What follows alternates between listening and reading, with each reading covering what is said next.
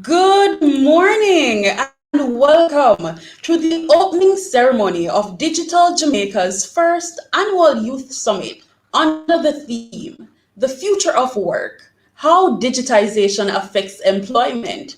My name is Aishiba Cornwall, the Energy Queen, and I'm a social advocate for youth empowerment and a lover of communication and all things digital.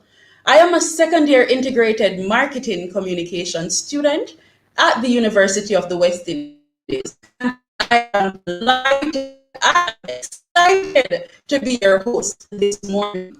Now, this cannot be possible without our partners, DIA Labs, Institute of Law and Economics, Trust for Americas, the City Foundation, OAS, Jamaica Union of Tertiary Students, National Youth Council, and University Caribbean Ambassadors. And for that, I say a hearty thank you on behalf of the Digital Jamaica family. Now, we'll be here from 10 a.m. to 4 p.m. So, guess what?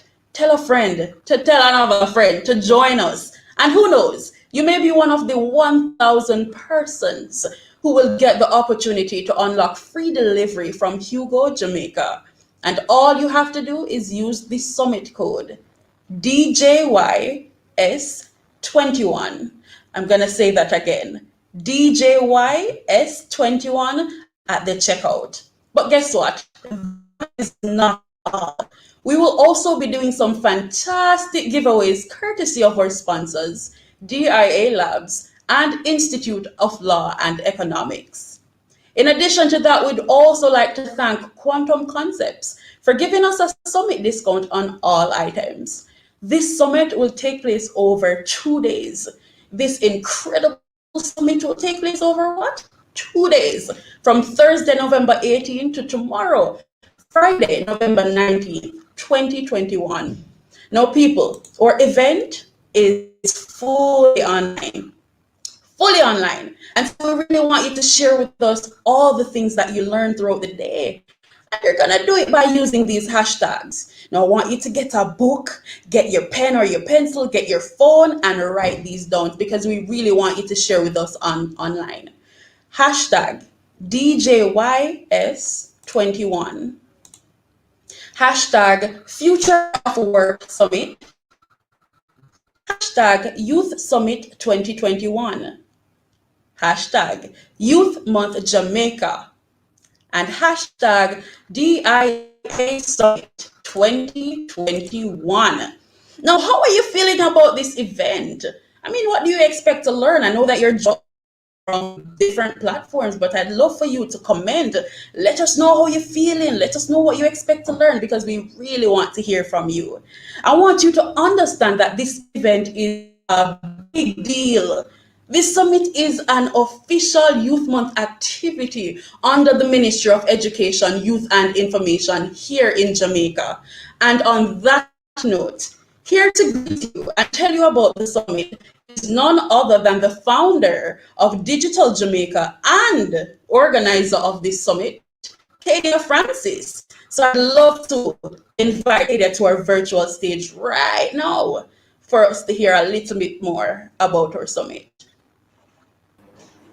Hi, Aishiba. Hi, Kadia. How are you doing? Good morning. I'm doing well. How are you? I'm amazing. First of all, I'm excited and I'd definitely love to hear from you about this summit. What's it all about? Why are we here today? All right. So first of all, I want to thank everybody for being a part of the summit. I want to thank everybody who's already here, everybody who's about to come. It's a real labor of love, and we're gonna have a great day. And thank you, Aishiba, for being here, and to our interpreters for being here. So, the Digital Jamaica, since its launch, the intention has always been to fill gaps, Aishiba. So gaps in information, gaps in knowledge, gaps where they exist in and around the tech and digital spaces in Jamaica and the Caribbean. Because when I started out, I realized that those gaps existed, and there was no space outside of like Silicon Carib where you could go to find information, and certainly not on a consistent basis. And so, because I was somebody who was looking for that information, couldn't find it, I said, okay, fine, let me be the one to create the space, right? Why not me? Was my thought. And so Digital Jamaica was born back in 2018, and since then we've been filling many spaces, guys. So through our programs, our podcasts, our blogs, our live shows, and just all the information that we crank out on a weekly basis, our effort is all to ensure that we are fully informed so we can make informed decisions about Jamaica and Jamaicans and our role in the digital and tech space, and how we can leverage these spaces for economic benefit. And that is why the DARE program was started, Aishiba, because we realized that there's a certain group of persons that were being left out of the conversation. Now, we do talk about our youths and digital and tech, but not in a way where we are making it make sense for them, not in a way where we are doing enough to prepare them for what we call a hyper digital, borderless global market. And what do we mean by this? We mean that with the proliferation of artificial intelligence, automation, machine learning, we're going to see that the jobs of the future have already begun to change, and they will continue to change. So physical and manual labor will no longer be in demand. But and the funny thing is, the more technology advances, is the more there's a need for high cognitive skills. So we're talking about communication and problem solving. So these are skills that are emotion based and social based.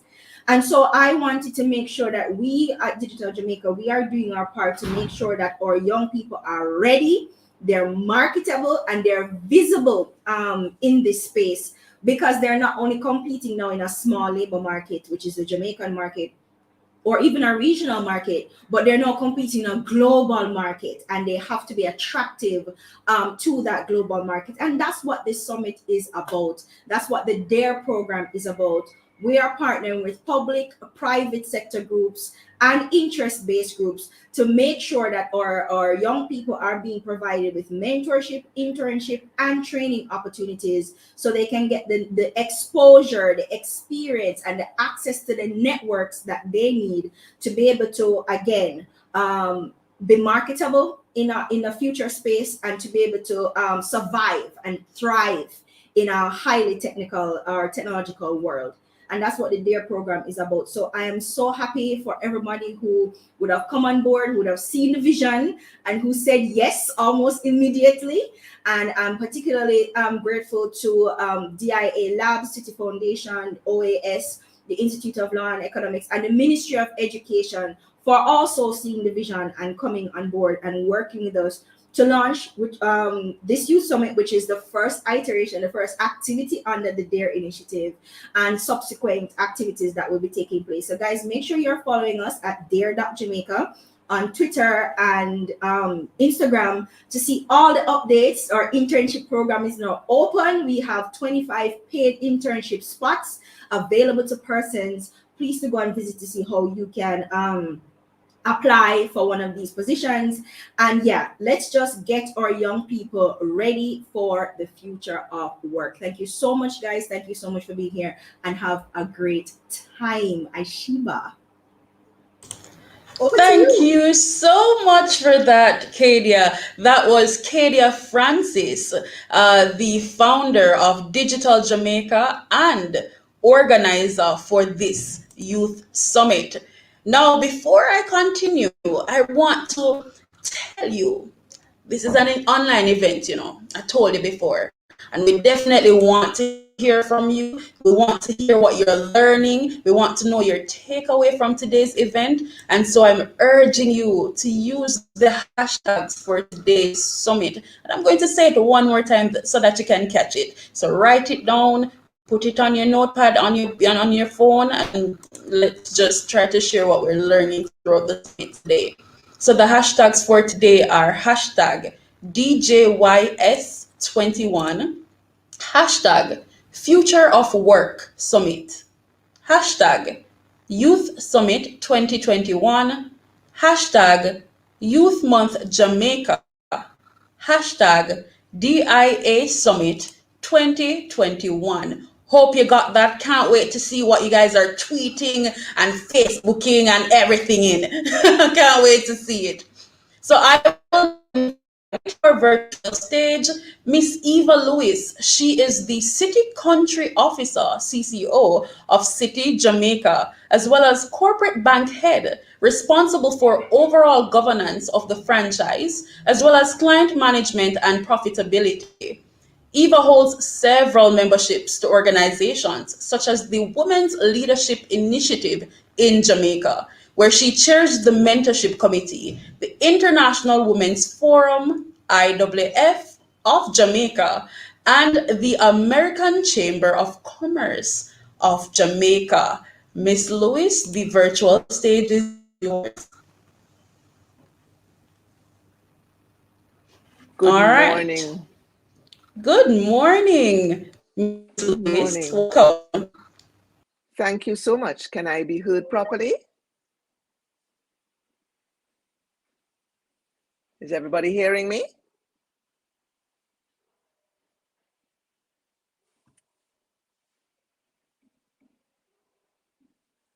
Okay, wonderful. I'm glad. So good morning, and thank you very much for that warm welcome. I'm very pleased and honored to be here with you this morning, and I know that we're going to have some special guests this morning as well. And of course, recognizing the Minister of State, the Honorable Robert Morgan, in the Ministry of Education, Youth and Information, and our partners from the ILE and hosts from the Trust of the Americas. City, through our City Foundation, supports the DIA Lab in Jamaica as part of the Trust of the Americas, DIA, Democratizing Innovation in the Americas Institute. This is our 5th year supporting the DIA project in Jamaica, and more recently, our City Trinidad colleagues launched their own DIA Lab in Trinidad as an expansion of our original pilot in Kingston, Jamaica.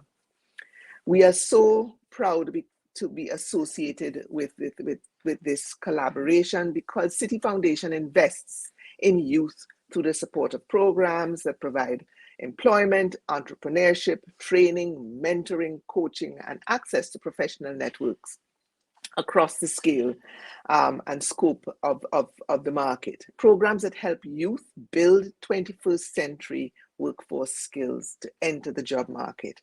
The DIA initiative and the regional initiative is committed to fostering innovation and empowering youth to access state-of-the-art technology, collaboration spaces, specialized curriculum, mentorship, and financial resources for social and economic ventures, in essence, to help build better communities and to help our own nation building. The DIA Lab in Kingston has done a tremendous job in fostering innovation with our youth, and many important and exciting innovations that have come out of the Jamaica DIA Lab. And every time I'm in the space with respect to the DIA Lab, I really and truly become so much more hopeful and optimistic about the opportunities that we can help foster for our young people. It really is a very exciting part of my job to see this kind of collaboration. The DIA Summit, therefore, is a celebration of the DIA Lab and the DIA project in Jamaica and Trinidad. And especially we want to say happy anniversary and to, of course, commit to our ongoing support for this wonderful, wonderful strategy. We are living in exciting times, one of digitization and innovation that has been accelerated by the pandemic.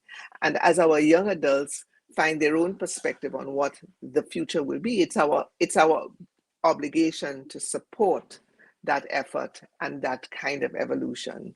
An investment in our youth is also an investment in our own future. And the more that we inspire and facilitate their innovative ideas, the better our communities and by extension our nations become.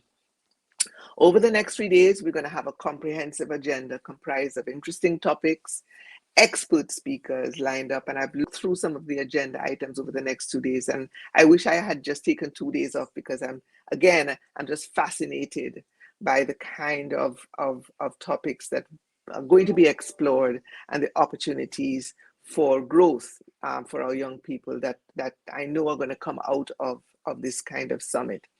I'm sure that it's going to be beneficial to all. And I just want to just say thank you very much to all of the supporters of this summit. I think the 5 years that the City Foundation has been supporting the DEAR Lab has been enriching, rewarding, and completely aligned with what City, and by extension the City Foundation, stands for in Jamaica and by extension across the region, empowering future generations through education, innovation, and entrepreneurship, and building building bridges, building networks for them to succeed. This is going to be, I think, an inspiring 2 days, and I really want to thank everyone for their perseverance. It cannot be easy to do this in a virtual space, but I'm sure this is going to be an exciting time. So again, on behalf of City, on behalf of City Foundation, it is our honor and it is our privilege to actually be associated with this wonderful initiative. And I congratulate the DEAR Lab on its 5th anniversary. And thank you very much for your ongoing support and efforts in helping the growth of our youth in Jamaica. I bid you good morning and welcome again. Amazing. Thank you so much for that warm welcome and your remarks, Miss Lewis. That was Miss Lewis, Miss Eva Lewis, country officer at Citibank. You know, one of the most important things Miss Lewis said when giving her remarks is that an investment in youth is an investment in our future. And here at Digital Jamaica, here at this Youth Summit, this is what we're selling. And it is so true. And I hope that you or young people believe this as well. And to all the stakeholders who are watching and who are listening, that you believe this as well. And so that we can just work together as much as we can to help our young people. Now, let me tell you this. I told you earlier, that this event is a big deal. I'm wondering if you're hearing me. This event is a big deal. So don't forget it. And to show you just how large it will be, I will now invite the Minister of State in the Ministry of Education, Youth and Information, the Honorable Robert Nesta Morgan, MP, to do his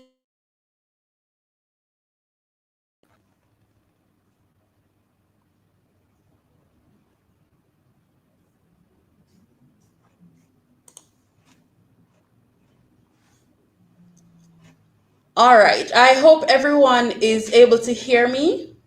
And if you are able to hear me, you can let me know in the comments. Amazing. So I told you that this event is going to be it's going to be a big deal. And to show you just how serious we be, and to show you just how large we be, I will now invite the Minister of State in the Ministry of Education, Youth and Information, the Honorable Robert Nesta Morgan, MP, to do his official welcome and address. Thank you very much. Thank you for having me. I want to, first of all, thank you, Miss Cornwall, Miss Ziscadia Francis, founder of Digital Jamaica and creator of DEAR Initiative, Youth Summit organizer, Eva Lewis, City Country Officer, City Jamaica, Dwayne Gottsma, Chief Executive Officer of the Institute of Law and Economics, Alexander Figueroa of Trust for Americans, distinguished panelists, specially invited guests. Thank you very much. I want to welcome you to the first ever virtual Youth Summit held under the theme, The Future of Work, How Digitization Affects Employment. I believe the conversations to be had here today are much needed and will prove especially useful for young people as they seek to find their place in a dynamic job market. Before I go any further, though, I would like to thank the organizer of the summit, Digital Jamaica, for the invitation. And I must also commend Kadia Francis and her team for their dedication to the promotion and growth of Jamaicans, especially Jamaicans youth in the digital space, as well as Mr. Gottsma and his team at DIA Lab for their partnership to make this possible under the auspices of Youth Month 2021, led by Jamie Chevans of the Youth Division.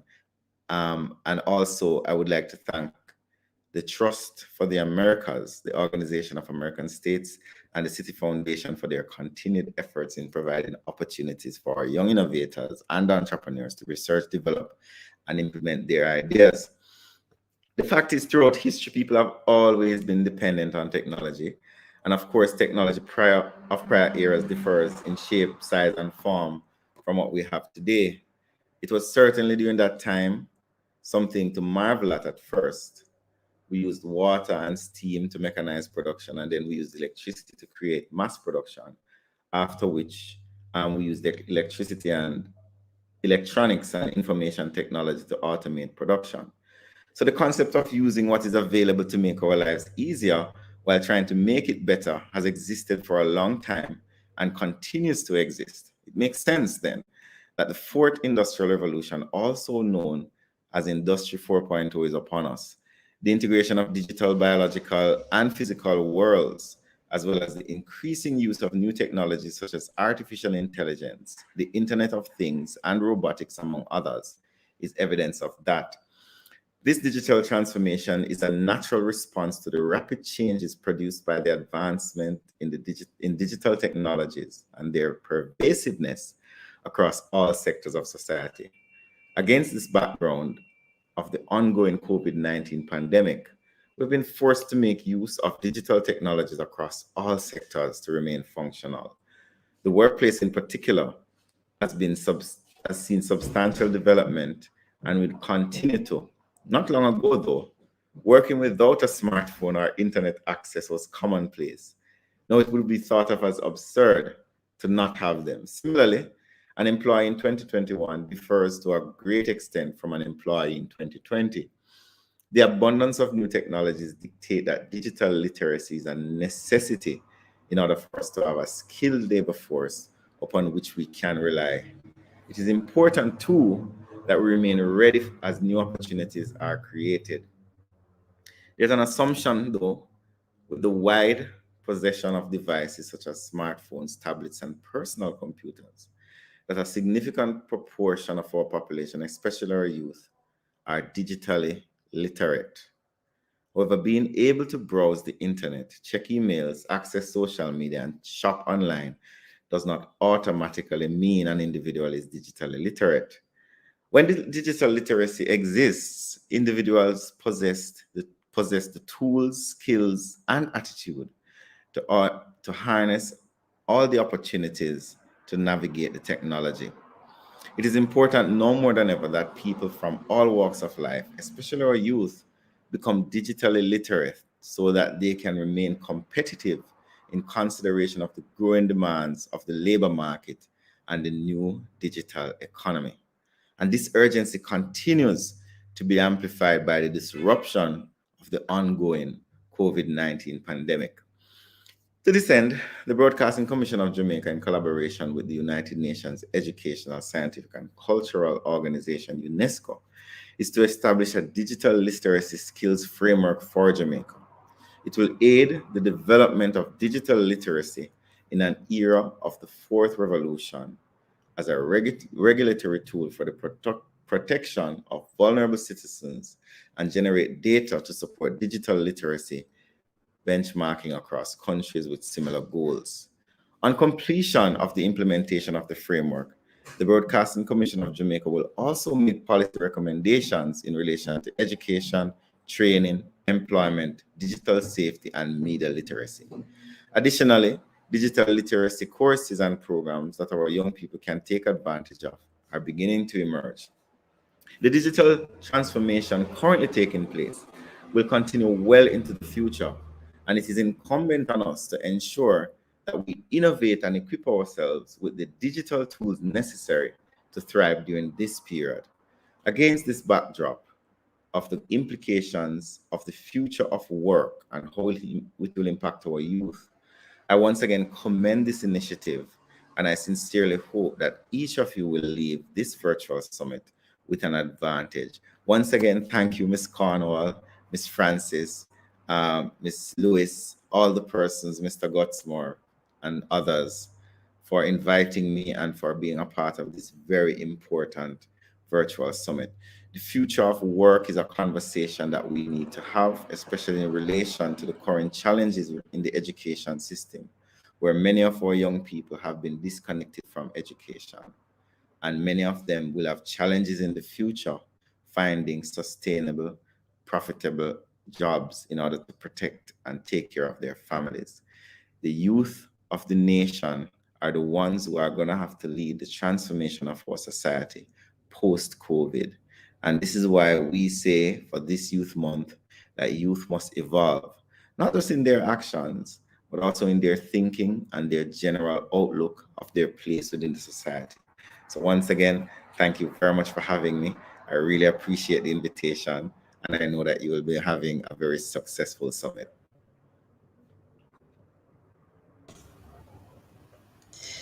Wow, just wow. Now, that was the Minister of State in the Ministry of Education, Youth, and Information, the Honorable Robert Nesta Morgan. Thank you very much for being here with us. I'm so happy that the State Minister was here today. I really am.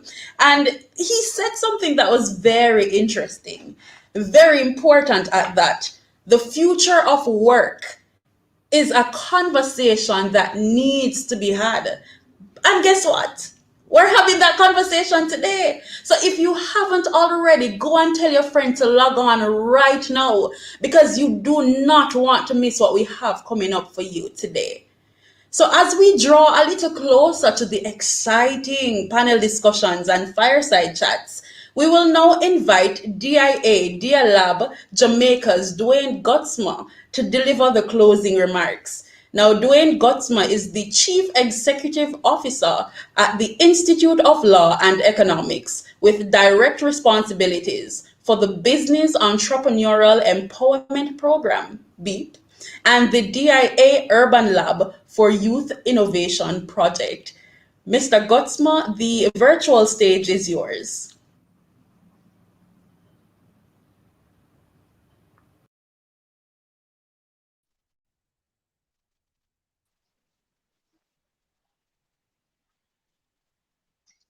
Hi, good morning, everyone, and certainly thanks so much for having me. Carol, hi, I see you on my screen, and I'm really happy that our interpreters are here with us because we want this event to be very inclusive.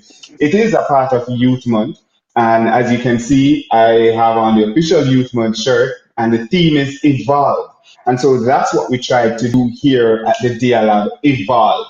Evolve our thinking, evolve our processes, evolve our partnership, evolve our activities. And so it's my esteemed pleasure to be with you this morning, collaborating with Kadia and her fantastic team at Digital Jamaica to bring you this event. Last year, we did it alone, and yeah, we got some successes, we got some leads and so on, but we realized coming out of that we are stronger together. And so right away we realized that we have to forge the linkage with the ministry, we have to forge a linkage with other players in the market, and Digital Jamaica and their message was a right fit. And so we're so happy to be bringing you this summit today. You will hear interchangeably, and as we go through the program, you'll hear DS Summit, Future of Work Summit, and so on. The Future of Work Summit, I would want to say, situates in the DIA Summit because the DIA Summit runs from November 18th, which is today, right down to December 3. Lots of activities that's planned here in Jamaica, also with our counterparts in Trinidad and Tobago, and then our Washington colleagues also have some things up their sleeves that we will be rolling out right down to the 3rd of December. So it's really an exciting time for us here at the DIA Lab. And of course, once it's exciting for us, it's also excitement for our partners. So you might want to know a little bit about the trust and DIA. So I'm going to turn over now to a video presentation from Alex, who will walk us through what that is. So I'm asking technical team, please cue up Alex's video. Good morning. My name is Alex Figueroa. I'm the COO at the Trust for the Americas. Just a little about myself. Before joining the Trust in 2018, I worked for over 17 years at the OAS. My last capacity was as the Chief of Financial Operations. More personally, I was born in Cuba and immigrated at the age of 3 months with my dad and my maternal grandmother. Some of you might find it interesting to know that my wife is from Arima, Trinidad. So these kind of initiatives are very personal to me. Thank you very much for joining us today to celebrate our beneficiaries and partners' efforts in the region. The Trust for the Americas is a nonprofit affiliated with the Organization of American States, the OAS. For 24 years, we've been promoting public and private partnerships in 24 countries. We have worked with over 1,000 organizations in the region to promote educational and economic opportunities, as well as our work in government accountability and transparency. Hence, contributing to building a peaceful and just region where everyone finds a chance to succeed and thrive. On behalf of the Trust, I would like to acknowledge the continued support from the City Foundation, the Organization of American States, ILE, the Institute of Law and Economics, CARIRI, the Caribbean Industrial Research Institute, the NCB Foundation, the Jamaica Ministry of Education, Youth, and Information, Digital Jamaica, the Caribbean School of Data, the Mona School of Business, the MICO University College, and all the partners, along with local talent and service providers. DIA stands for Democratizing Innovation in the Americas, a Trust for the Americas initiative that seeks to foster innovation and empower youth from vulnerable communities by providing access to technology, training, collaboration spaces, mentorship, and financial support for their startups. The overall goal is to tap into youth's potential for innovation and entrepreneurship, while also providing the tools, techniques, and knowledge to adapt to the quickly shifting labor landscape by presenting them with opportunities to reskill and upskill their current activities. Today, I'm happy to say that DIA has grown into a regional network of labs in Kingston, Jamaica, St. Augustine, Trinidad, and soon in Belmopan, Belize, and Santo Domingo, Dominican Republic. DIA has impacted over 6,400 young people and representatives from diverse sectors of society. Over 1,100 participants have developed innovation projects, of which 142 have received seed funding.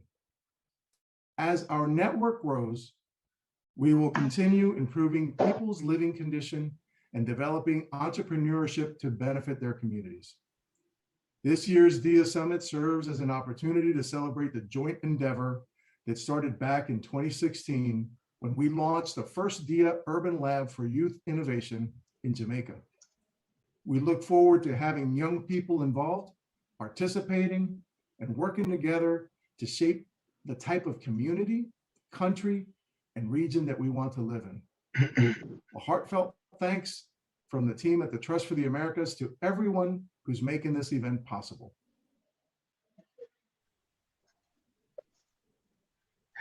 Great. And thanks, Alex, for those words. And as you heard Alex speaking, you will realize that partnership is big. He listed a number of partners, and the saying always goes, if you want to go fast, go alone. But if you want to go further, go together. And we're certainly realizing that yesterday when we were doing some analysis of the numbers of persons who are already engaging with the space. Kadia was there telling us that we have had almost 1,000 persons who have gone to the spaces and checked it out. And I think by the time we sit afterwards and look at the numbers, we'll be well over 1,000 young persons who have been engaged with this summit. So it's really, really, really and truly an honor to be a part of this event. It's an exciting 2 days, and we're hoping that our young people are ready for all the excitement. I will let you also know that we have an express pitch. Yep. an express pitch that one lucky person can win $1,000 towards their innovative idea. Yes, $1,000 towards your innovative idea. How do I get that? This is how. You will head on over to ILE's Instagram page. That's ILE_JA. Yeah, ILE_JA. And then find the link in the bio to express pitch. And then once you complete the application that's there, give us your information. We will send details on how to enter. You'll have to do, it's very simple, a 2 minutes video telling us a little bit about what's that project idea that you have and why should we fund it. So you have to do an express pitch, and then our team will sit and go through the presentations and make an announcement on December 2nd. So we'll send you all the information that you need. Jump on over to ILE_JA. Find the link in the link tree that's on the Instagram page and select Express Pitch. And then once you've done that, we've got your information. We'll send you all the details. You send us that fancy video telling us about the project or the initiative that you have that can change persons' lives here in Jamaica. And we will certainly be going through that and awarding one lucky person $1,000. So lots of excitement we have for the entire summit. It promises to be great. And I turn over now to our energy lady. I'll compliment you. I'll be the energy man while you be the energy woman. So we're bringing lots of energy over the next 2 days. And we in white, Aishiba. I mean, come on. And we have our white glasses, Aishiba. Come on. I mean, Hey! it's just pure excitement that we have going on over here. And that's why, we just love working with persons who have similar vision to us, whose programming is similar to that of ours. And we just want to say commendations to the entire team working behind the scenes to make this all possible. I'm excited, Aishiba. Are you? I am excited, and I'll go as far as to Yeah? ask you what are you most excited about for this youth summit? Oh, geez. Well, let me tell you, I'm super excited to make, the whole thing come together. I mean, for weeks, we've been laboring and saying, how we're going to get this going, how this is going to happen, and so on. And I'm also very excited about the panel discussion tomorrow with the parents.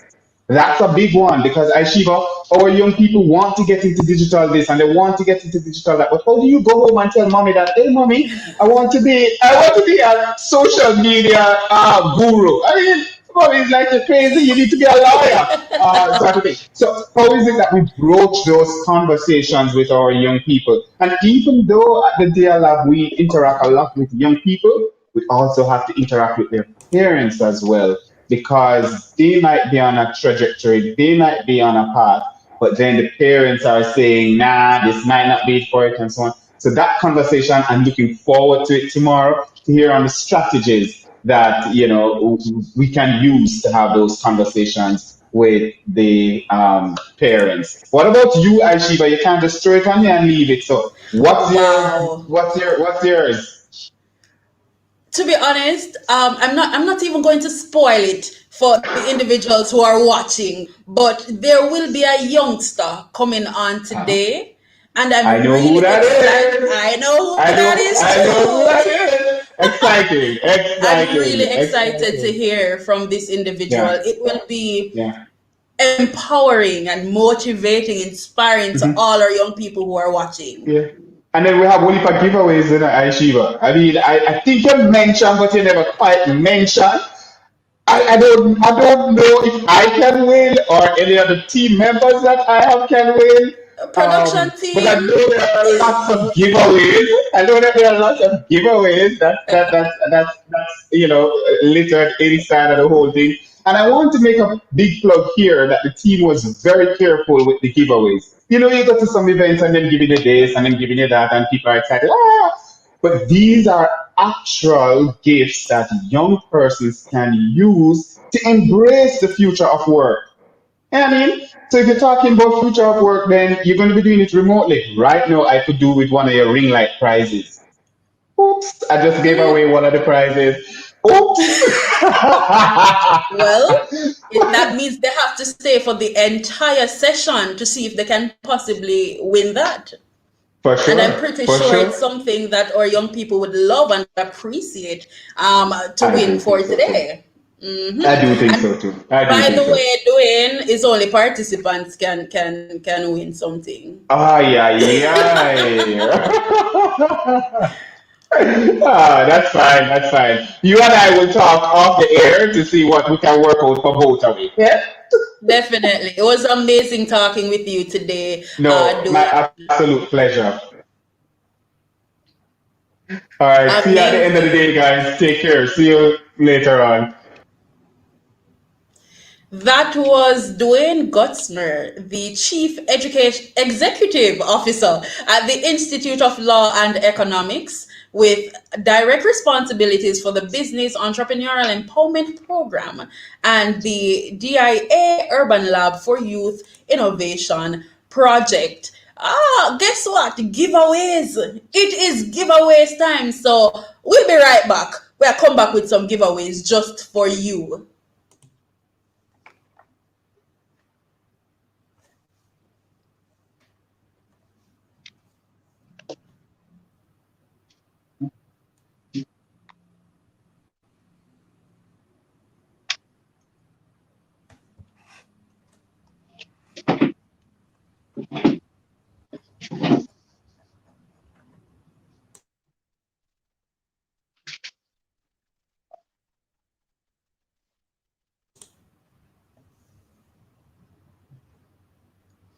All right, welcome back. So, as you would have heard earlier, this is the giveaway section segment. We are, look, let me tell you this. It is a Digital Jamaica event, and it would not be a Digital Jamaica event if we did not have amazing giveaways that I think our young people will enjoy. And it's gonna be giveaways that can actually help you with your personal brand as well. I should probably put that out there because we need to start investing in ourselves, young people. And whoever win this giveaway today, you're gonna love it. I'm leaving it right at that. You're going to love it. So I'm going to invite Shadena Riley, representative from UCA, to come on screen and to tell us about the giveaway. What's up, Shadena? Shadena, Good what's up? morning. Good morning. Hi. So, my name is Shade Narelli, and I am a member of UC, that is Caribbean Youth Marketing. And it's my honor for being a part of Youth Summit 2020. I've been looking so forward for this day. Now, enough of me, and it's your time to win a giveaway, and it is from Digital Jamaica goodie bags. A very good goodie bag. So, yes. So I know there are lots of bright sparks here, and the question for today or this moment is, when was the first DI lab was launched in Jamaica?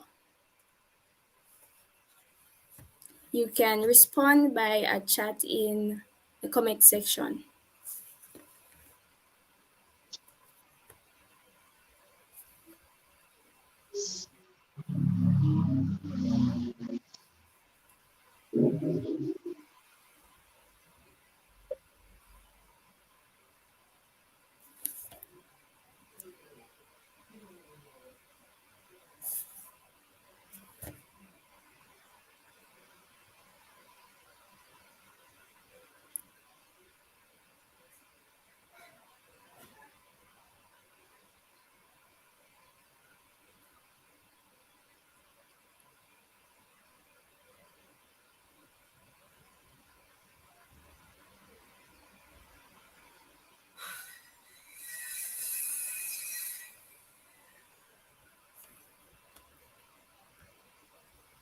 So guys, you can drop the code in the comment. All right, Shadena, are you able to hear me? Yes, I'm hearing you. All right, awesome. So what we're going to do for this giveaway section, we're going to have everybody that's listening, everyone that's hearing us now, to win this gift or for to win this giveaway. What we're going to ask you to do is to drop a certain code in the comment section wherever you're listening or watching from. So I'm going to say the code right now. I'm going to say the entire sentence, and you're going to just drop that in the comment section for a chance to win. Ready? Let's go. So the question is, when was the first day lab was launched in Jamaica? All right, so the code would be hashtag DJYS21 in my bag. So type that in the comment section. Quick fingers, people. Hashtag DJYS21 in my bag. One more time. Hashtag DJYS21 in my bag. Let's go. It's right on the screen. Hashtag DJYS21 in my bag for a chance to win. All right. Let me look if I see any comments coming in. All right. It's on the screen, so I hope everybody's seeing that. Hashtag DJYS21 in my bag. I am seeing some individuals commenting it. I can see that you want to win. I love to see it. Free things are given over here, you know, everybody. Me love free things. Me don't know about you, but me love free things. All right. So, do we have enough comments? Come on. You don't want to win? Hashtag DJYS21 in my bag for a chance to win this amazing prize that Shadena Riley had spoken about. Shadena, can you remind us of the prize that they'll be winning for this giveaway section? Yes, this giveaway is brought to you by Digital Jamaica Goodie Bags. All right. Watch nice, but me don't know about Unu, you know. But I have a bag right now and it needs to change. And that laptop backpack is looking real nice. So if you don't want it, you know, I know that Kadia said that only participants, but if you don't want it, I'll gladly take it. All right, so ensure that you comment hashtag DJYS21 in my bag. Love it. I'm seeing the comments coming in. Can sister everybody want to win something? So how we do it? Have we gotten enough persons for this giveaway so we can start now to see who would win? I'm waiting on the go ahead. All right, so we're going on for a couple more minutes. All right, so people, type it in one more time. Hashtag DJYS21 in my bag for the opportunity to win a nice looking laptop backpack. All right, amazing. So I see the comments coming in. Love to see it. And remember, you know, everybody, while we're here, remember, we want you to tweet, we want you to Facebook, WhatsApp, all kind of things, but we want you to use social media to tell us what you're enjoying about this session today, the Youth Summit today, by using the hashtags. Hashtag DJYS21, hashtag Future of Work Summit, hashtag Youth Summit 2021, hashtag Youth Month Jamaica, and hashtag Dear Summit 2021. Ensure that you tag us on all platforms so that we can see what you're learning and see how you're enjoying this session so far. So I'm looking in the comments and I'm still seeing persons. Look here, guys. You have to type it. You see what you're seeing on the screen now? You have to type it exactly how you see it on the screen. Exactly as you see it for a chance to win the laptop bag. So I'm trying to ask again, are we ready to see who the winner will be for this giveaway? Asking that question to see if we can continue right now. All right, people, we're giving you like 30 seconds. So if you haven't done it, you still have a chance to win an incredibly nice quality laptop bag from this giveaway section. I'm seeing the comments coming in and I'm loving it. 30 seconds. Look here, I'm seeing Shamika Taylor over YouTube saying this is fun. It is fun. And if I don't see anybody put it there, me I go take the laptop back because me want it. You have 20 seconds. Hashtag DJYS21 in my bag. Exactly like how you see it on the screen, people. 10 seconds.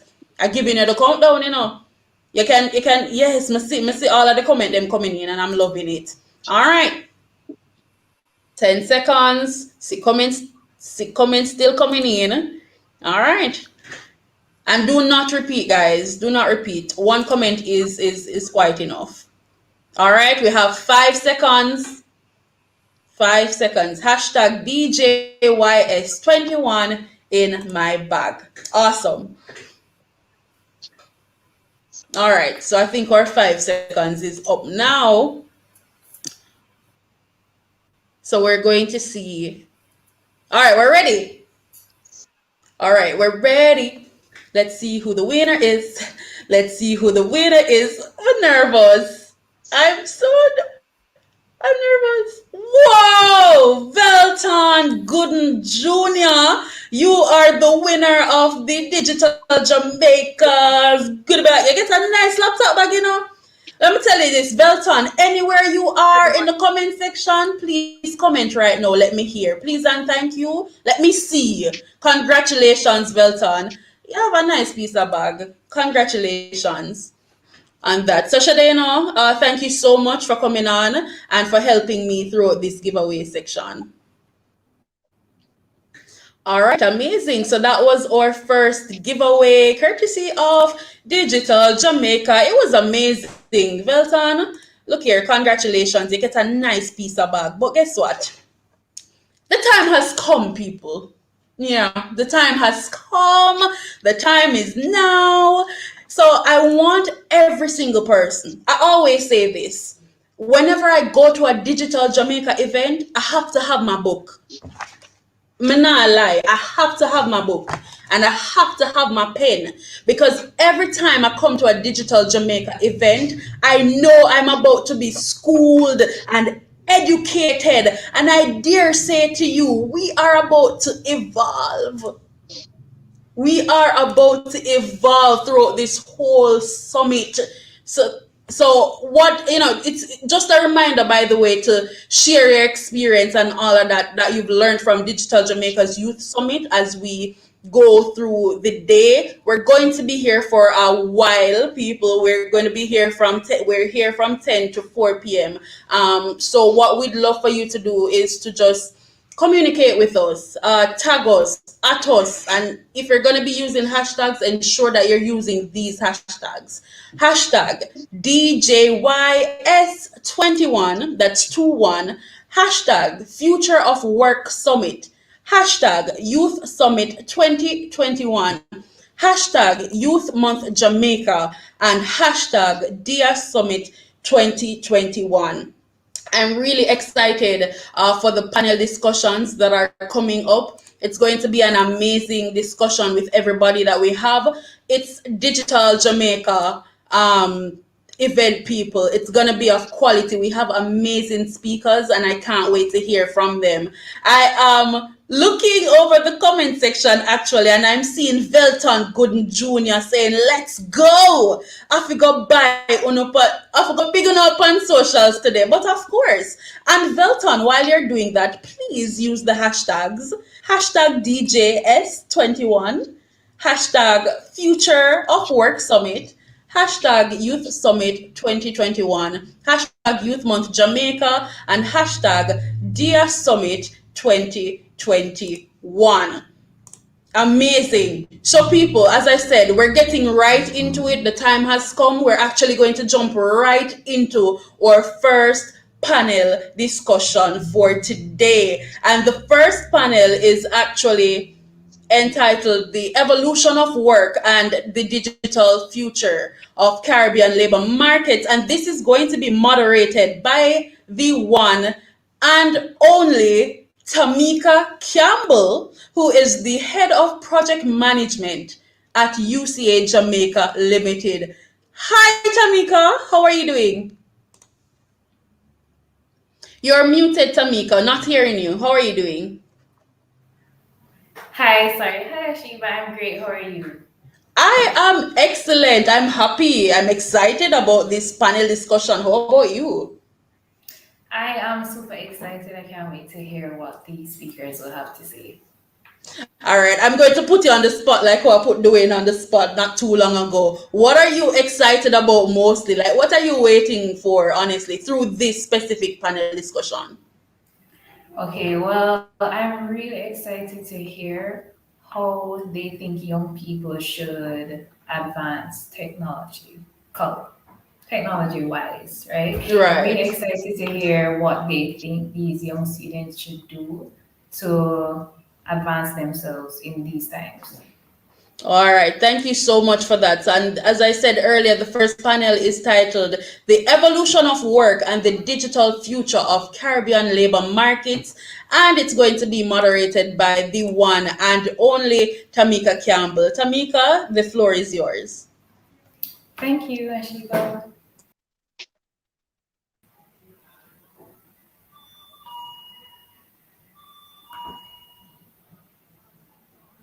Okay, everyone. So we have four speakers for this panel discussion. The first one,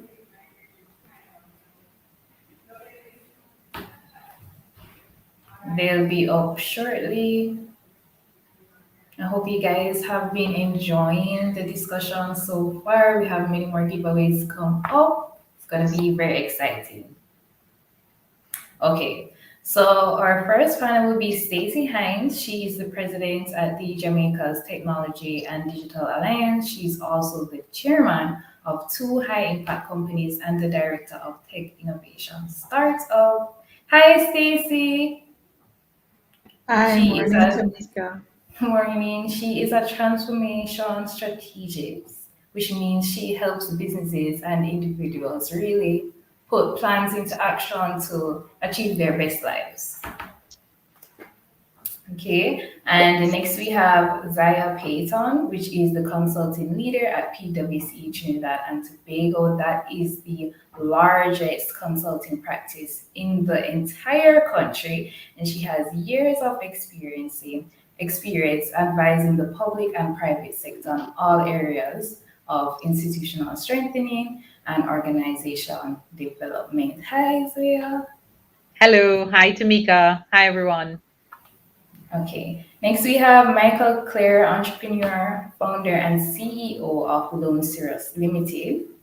It has been around for over 5 years and it has helped businesses globally develop products and transform financially, digitally, of course. Hi, Michael.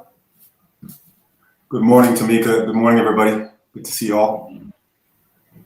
Okay, and then we have Mr. Wayne Chen. He's the president of Caribbean Employers Confederation, where he has been present for over 12 years. He's also the chairman of Super Plus Food Stores, which is a family-owned business that has been around for decades. Hi, Mr. Chen. Morning, everyone. Pleasure to be here. Okay, and Ingrid Riley, which she won't be on this morning. She is an award-winning blogger and entrepreneur from Silicon Valley. She sends her apologies. Okay, now that we have all our speakers here, let's dive in. Okay, everyone. So the world has shifted greatly since last year due to COVID-19.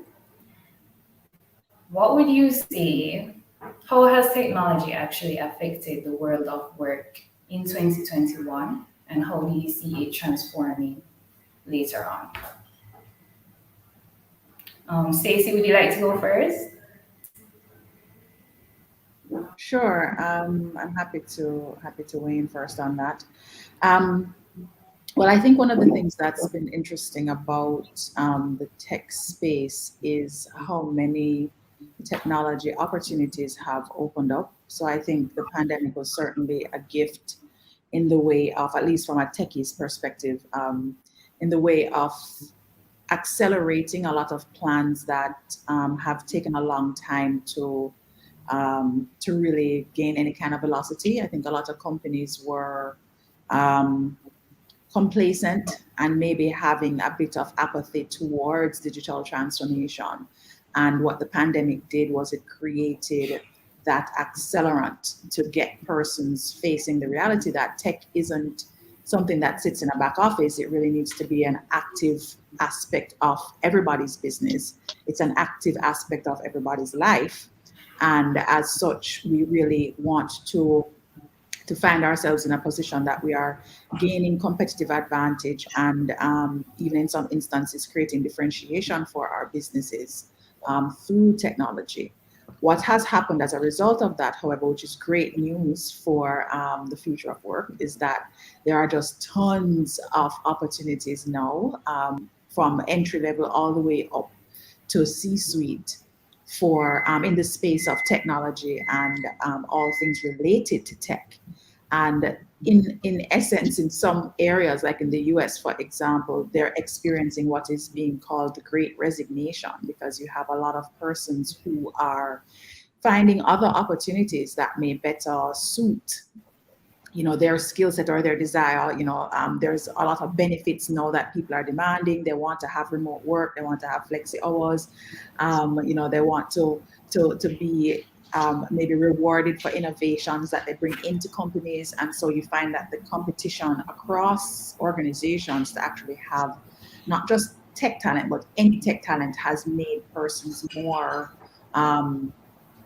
I suppose, assertive in their search for opportunities that better align with what they want to do. So it's great news for all the persons who are interested in STEM, and I'm looking forward to seeing how it evolves. Okay, thank you, Stacey. So the next topic I want to dive in is how technology has impacted the Caribbean economically. So, Mr. Chen, I would like to dive into that with you. How would you say that digitization has impacted the Caribbean's economy, business-wise? I wouldn't get into the nitty-gritty of the impact on technology so far, but to say that the pandemic has brought into focus several themes that we have been working on for decades. You mentioned the future of work. We mentioned the digital, well, I don't think you've mentioned, but the digital transformation. And I want to start with a famous quote by Rahm Emanuel, who said, "We must never let a good crisis go to waste." What the pandemic has done, it has accelerated the acceptance of things that we have talked about for a long time. We have talked a long time about remote work. We have talked a long time about the threats and the challenges that face us as small island developing states, of globalization, of the competitiveness of our traditional sectors. And we have seen, and Jamaica is perhaps the epicenter of it in the Caribbean, where remote work in the form of business process outsourcing, nearshoring, has opened up. I mean, just prior to the pandemic, we were just under 40,000 jobs in the BPO sector. There was a dip during the pandemic, but it has bounced back and adapted to the COVID protocols and offers a sort of research base as to where we can go in terms of jobs for the Caribbean. So technology has been incorporated. I mean, of course, you can work online. In the old days, it was call centers. Even before the internet, we had call centers that you could work by telephone. But now with broadband access, we have a tremendous opportunity before us to find jobs for our young people. Youth unemployment has been a thorny issue right through the region. We have the opportunity to upskill our workforce. We have the opportunity to incorporate it into education and training to make it more relevant and more deliverable. But of course, it poses other challenges of access, of the robustness of the system that we can see. I can tell you, if we are on this 11, we're going to get a dip in flow rate where I am, because all the kids will be on, and we just haven't built out enough bandwidth to support everything that's being done. So it offers a glimpse and has offered a glimpse of where we can be with the correct balance of policies going forward. But the fact is that we don't have to settle for incremental growth. If we make the right decisions now, we put the resources in the right areas, we can have exponential growth in Jamaica and the wider region. On an individual basis, I soon give you two anecdotes quickly, but we also have to be mindful that we have to keep moving up the ladder, because even as we are talking, AI, artificial intelligence, new software developments are making certain jobs obsolete. So the lower you're down on the skills chain tree, the more at threat you are, more vulnerable you are to be replaced by software. So even as we are mindful of the opportunities, we have to realize so that once we put our running shoes on, we don't stop running. So that is a broad overview of where we are, the threat, and the opportunities. I want to say one other thing. We tend to think of the technology in a sort of narrow silo. The fact is the technology and the tools are one aspect of it, but there's also the ecosystem and the support and the mindsets that support the ecosystem, and the fact that the technology can be incorporated also into traditional sectors. When I tell people that we talk about, say, food security, or we talk about renewable energy, or we talk about how we're going to improve environmental management, or whatever, all the different challenges that we face as small island developing states, all of them can be enhanced by technological solutions. Spare a thought for this. The world's second largest food exporting country in the world is the Netherlands, which is a small country, a high income country, but they have incorporated technology into food production.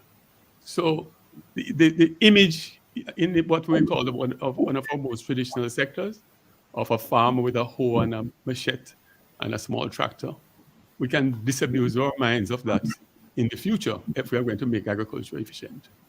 So I'll leave it there for further discussion. Thank you, Mr. Chen. That's so true. Right now we have Plant Grow Jamaica, and they have a whole farm of growing agriculture with using technology. That's in Jamaica. So thank you. All right, Mr. Clear, I would like you to continue on the same topic. How did you think that businesses were prepared to be digitized right now in the Caribbean? Were they prepared for this? Yeah, good morning again, everybody. Before I get into that specific topic, let's just sort of set the table and what we need to be really addressing here. So if I were 20 years old again, even though I feel quite youthful, if I were a young person participating in this session, what would I care about and what would I be feeling? There's a lot of trepidation out there right now for young people, I think, a lot of fear, because there's a lot of change. And whenever there's a lot of change, it always breeds fear, doesn't it? So the timing of this is really great. It's good that we're having this discussion. My perspective on the discussion is really centered around three things. First, technology hates work. Wherever technology sees work, it kills it. That's always been the case. Technology kills work. And that's a good thing. And if you go back in the history of the world, you will find that every time technology appears, regardless of how you define the technology, it always does the one thing that it has to do, which is it decreases work. So when the ox appeared to help plow the fields, we talked about food production. Maybe one could argue that the first technological innovation was when humans said, I need an ox, I need an animal to help me do something that I was doing with my hands, yes? And when that appeared, it did what? It stopped the physical work that the human was doing. Later on, when we started using horses to draw the buggies, that also helped us to solve some work that we were doing. We were walking, going places by foot. And later on, we actually built engines that did what the horses were doing. We put the horses, so to speak, in the engines. And then that helped us to get around more efficiently. And at every point where the technology appeared, what happened was the work died. That gives us a trajectory into what will happen in the future with work. Where if we take notice to what has happened in the past with work, we will see clearly what is going to happen in the future. Now, I'm going to talk about the fear, the natural fear that happens with all of us when we think of change, right? For many of us, we can only envision a worst case outcome to the technological transformation that's happening. One of the things I think we need to talk about today is how not to do that, how not to get ourselves in a space where we're imagining only the worst possible outcomes from this transformation that's happening. So the first thing to remember is that technology hates work. It kills work on site. Anytime it comes up on work, it engages with work, it kills it. And it will always do that. And we can talk more about that and understand what that means in terms of, as Wayne said, some jobs are actually becoming obsolete in front of our very eyes, right? So what does that mean? The second point I think we ought to touch on is the labor market. So part of the description of the event deals with labor markets. And when I think of labor markets, I automatically think of friction and inefficiencies that operate in that market today. Our labor markets are full of friction. Our labor markets do not work properly for people. That's why we're here. People can't find the things they're looking for in that market. They can't find the right jobs. They find that there's mismatching between their skill sets and the jobs that are available. They find that employers sometimes are going through this transitory period where they're not even sure how to describe some of the things they need. Yeah, that's also a part of it. So the labor markets are not functioning right. But before we look at the symptoms of what's causing the labor markets to malfunction, we ought to look at the root cause. So the root cause of a malfunctioning labor market is the educational system, because the purpose of the educational system is to prepare people for the labor market. Yeah. So we need to start talking about, as we talk about this transition and this evolution of work, we have to talk about how are we preparing people for this new world? And do we need an education system that looks like the one we have and have had for many decades? Or do we need to actually reimagine how people, and listen to this word, how people learn, and not focus so much on how we teach? Because the idea of teaching comes out of a world where information was rationed. Yes, a world where you had to empower some people with some information to teach others. But in a world where information is no longer rationed, where it's no longer scarce, where it's everywhere, then you can't have the same model for how people get information. Yes, instead of teaching, we have to develop learning models and learning structures so persons are able to learn the things they need to learn in this new world. And then what we have as teachers are really facilitators of learning. It's a different model. We can talk about that somewhere. I think we have to talk about that, frankly, if we're going to be serious about fixing malfunctioning labor markets.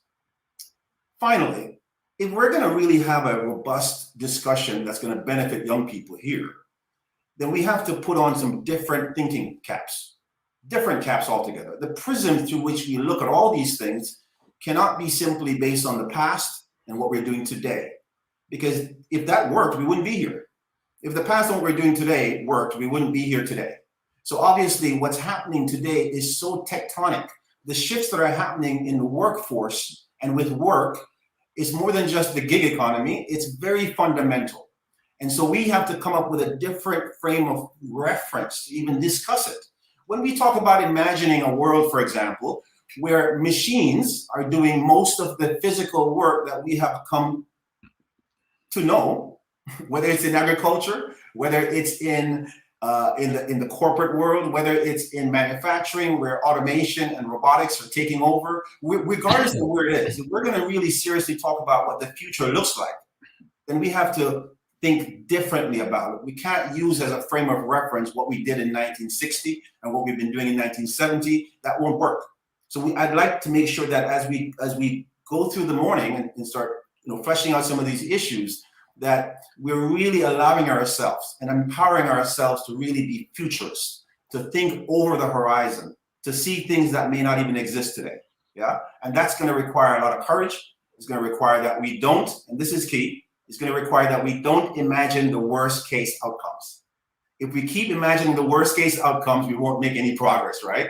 So those three things are the themes I'd like to really touch on. One, technology hates work. If you love technology, you must hate work.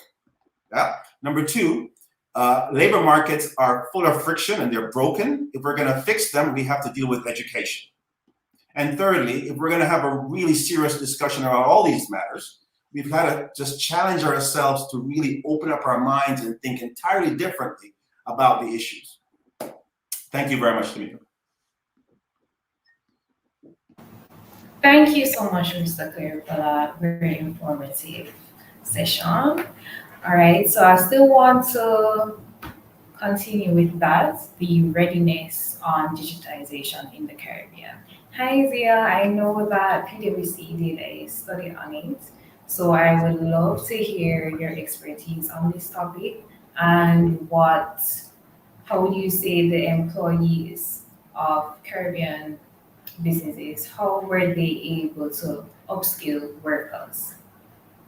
Yeah, absolutely. Thank you, Tamika. So if I were to specifically reference the digital readiness survey that was done, and maybe just a little bit of background as to what was driving that is, the panelists spoke to, we see digital and digital transformation as really just an imperative, particularly for us here in the Caribbean, because you think about the scale of our operations, the scale of our countries, and the enablement of technology with the tremendous talent that exists in the Caribbean, we can really be a force to contend with.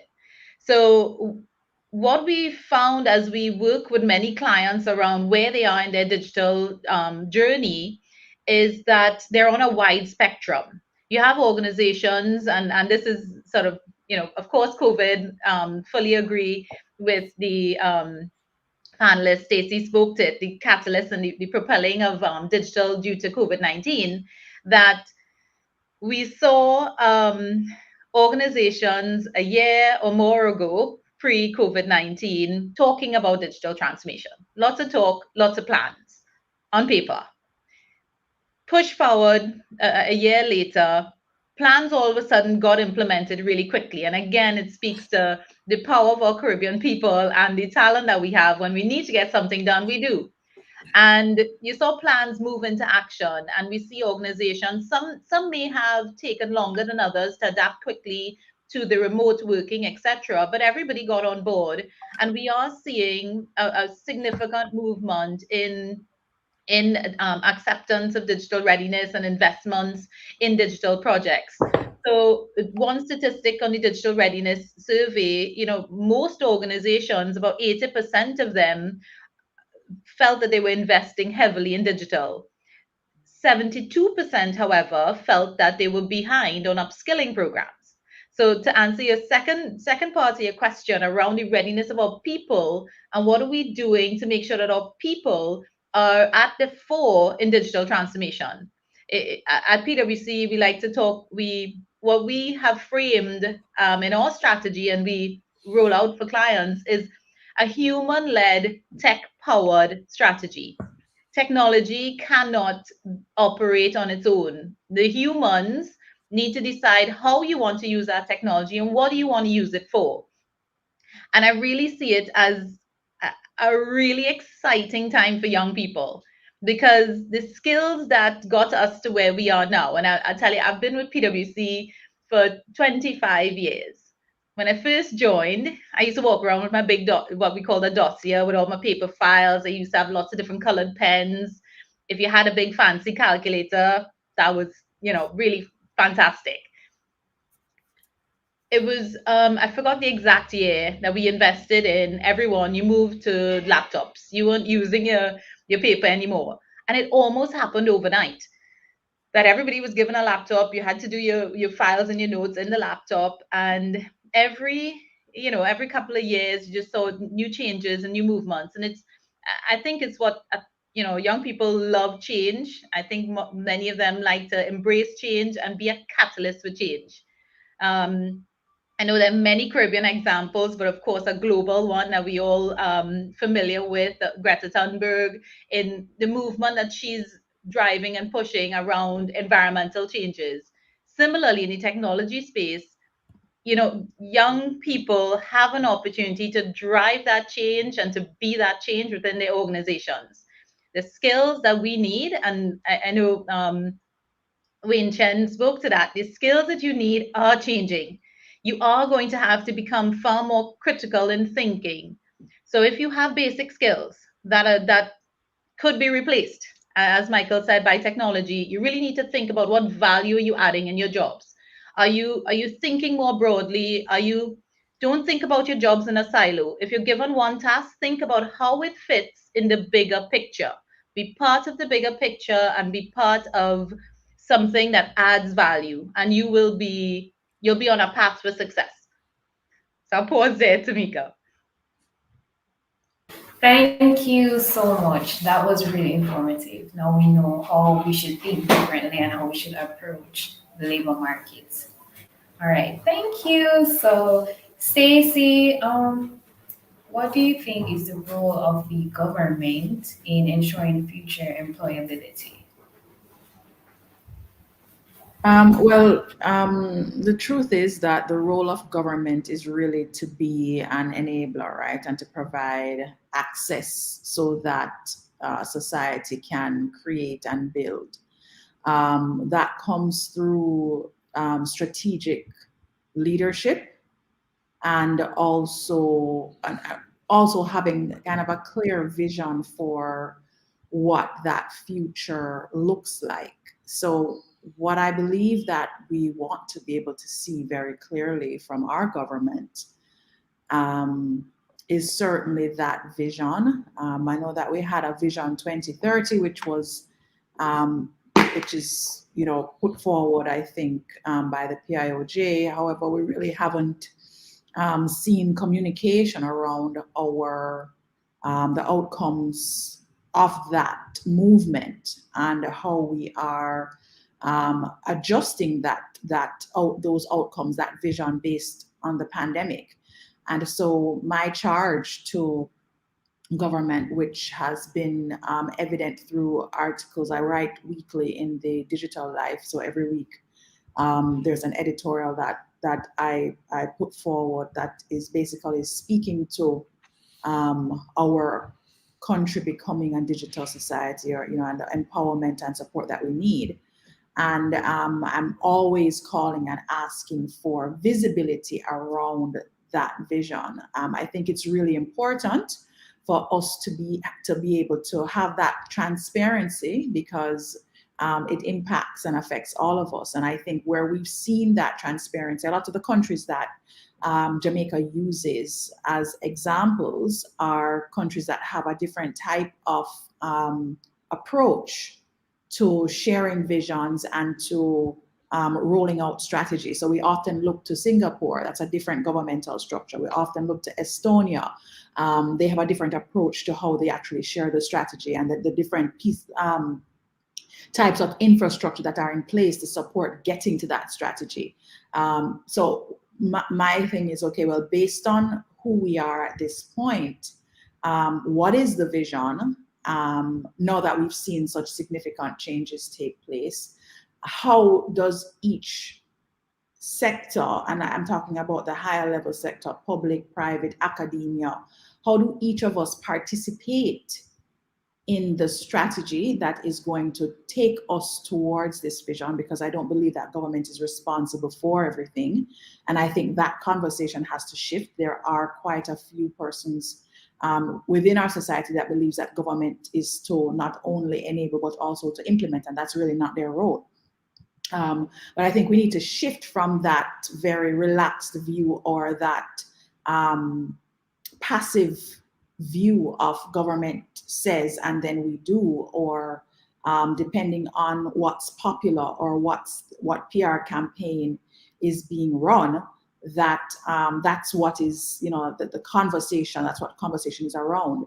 I think we need to shift from that and really have a very clear strategy, a very clear vision, in particular as it relates to education, which of course is underlying foundation for any of this realization to take place, so that all of us can know our roles and actively participate, actively advocate, and look towards being, how you'd say, agitators for ensuring that that vision is being realized. You know, so while I believe that the government does have a key role in articulating that vision and to some extent that strategy, I do think that as citizens, we have an even greater responsibility in being at demand for change. I don't think that we are at demand enough. I think we complain, and then I think we get into the cascas about what is hot and current, and then I think we accept the norm. I think we really have to shift that. And it comes with a mindset shift. It comes with not just using these poster countries as examples for what we think we should be doing, but actually doing it. And I think that our young persons, especially the ones that may be tuning into this live or those that will watch it after, you are the future. This is your world that is being created for you. And you can look at your experience that you're having today, and you can see whether or not the vision and the strategy and the leadership of the government is delivering for you the future that you want to live into. And then you can choose what you're going to do about that, as opposed to taking a passive approach about it. So that's what I'll say where that's concerned. Thank you so much, Ms. Hines. Okay, so Mr. Chen, everyone is talking about digitization. What does that mean for businesses? How does that look for a business? Well, people are really talking about two things that are not necessarily the same thing. You mentioned digitization, but what we're really talking about is digitalization. And there is a distinction, but I won't get into the differences today. The fact is that business, and it's you touched on the public sector earlier, and I tend to think of everything, because we have to execute the digital transformation of the society, public and private sectors. And it means a change in mindset. It starts with a change in mindsets. Stacey touched on training. The content and delivery of training and education is going to be critical for students who are in school and for workers who are already in the workforce and need to be upskilled to take advantage of the digitalization of the society. So it's about processes. I mean, 18 months, 2 years into the pandemic, we should not still be seeing long lines outside the tax office, even though it has been proven time and time again in the past that making taxes easier to pay without changing the rates have always made you overshoot your projection in taxes. And that's a whole other discussion. We have had a long time to sit down and think about online learning, but in Jamaica, I can tell you that the surveys say 40%, but this number is significantly higher when you look at the students who are actually able to access consistently online learning during the suspension of face-to-face classes. What does digitalization mean for businesses? It means straight up the changing in processes. And you can see the best-in-class businesses in Jamaica have gone a long way towards digitalizing many of their processes. And you'll see this primarily in the banking sector. I mean, those, I think, the big and competitive banks. In fact, to stay in the banking sector now, if you're not a small credit union, if you're not digitalizing your processes, you're getting left behind. So there are individual companies in Jamaica that I say are world-class. They have run as fast as they can within the context of Jamaica. In terms of smaller businesses, you would have seen one of the things I noticed. I come to Kingston not so often anymore, but I notice that every time I come to Kingston, I see more motorcycles on the road with the little boxes on the back. So a simple thing has been the plethora of delivery services, and restaurants who were not able to take diners into the physical space have resorted to deliveries. And in the space of 18 months, not only have the services become more competitive, but the pricing has become more competitive in terms of Now that restaurants can compete just by the click of an app. You can sit at home and you can order from 4 different restaurants, and within an hour or two, everything is arrived on your doorstep. So small innovations, which would seem like small, but in a way revolutionary, have changed the whole nature of how people eat in or get home delivery of groceries, something that we couldn't unlock for a long time. Delivery services I can speak to the grocery business. Home delivery services have tried and failed in the past. But what has saved them now is software. The ability to pick, choose, and everything online, press a button, pay, and it's delivered, and has changed that landscape. But to come back to the point, I want to probably cheat a bit and jump back to the earlier question. There are things that the government can do right away to create an enabling environment. I was predicting that every day at around this time, because I do a lot of remote meetings and webinars and conferences, that broadband quality dips at around 11 every day. And my friends at Flow said it's like Flow unplugs, they pulls out the plug in the massive router in the sky somewhere and plugs it back in, because too many people have jumped on and they realize that they have hit their capacity limit.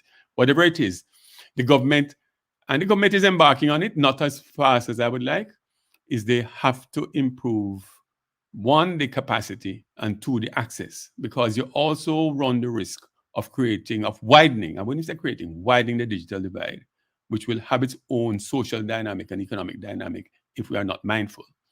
So coming back, training, and not just in school, but everybody, the entire workforce has to be continuously trained.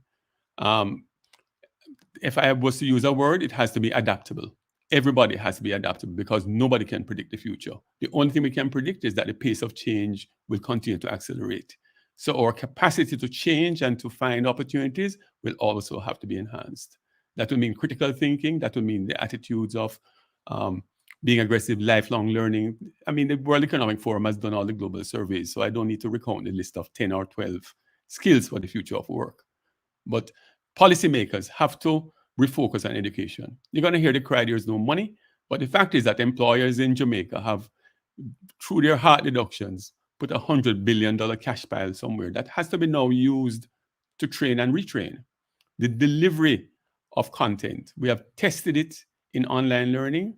We need to refine it and we need to step it up. But not just step it up for the few who have parents hovering in the room to make sure that the kids are not on Roblox, but also to ensure that the teachers understand how to facilitate an online classroom, how to have blended learning, how to mix it face-to-face, the content delivery. The kids are ready, but the kids need a physical interaction.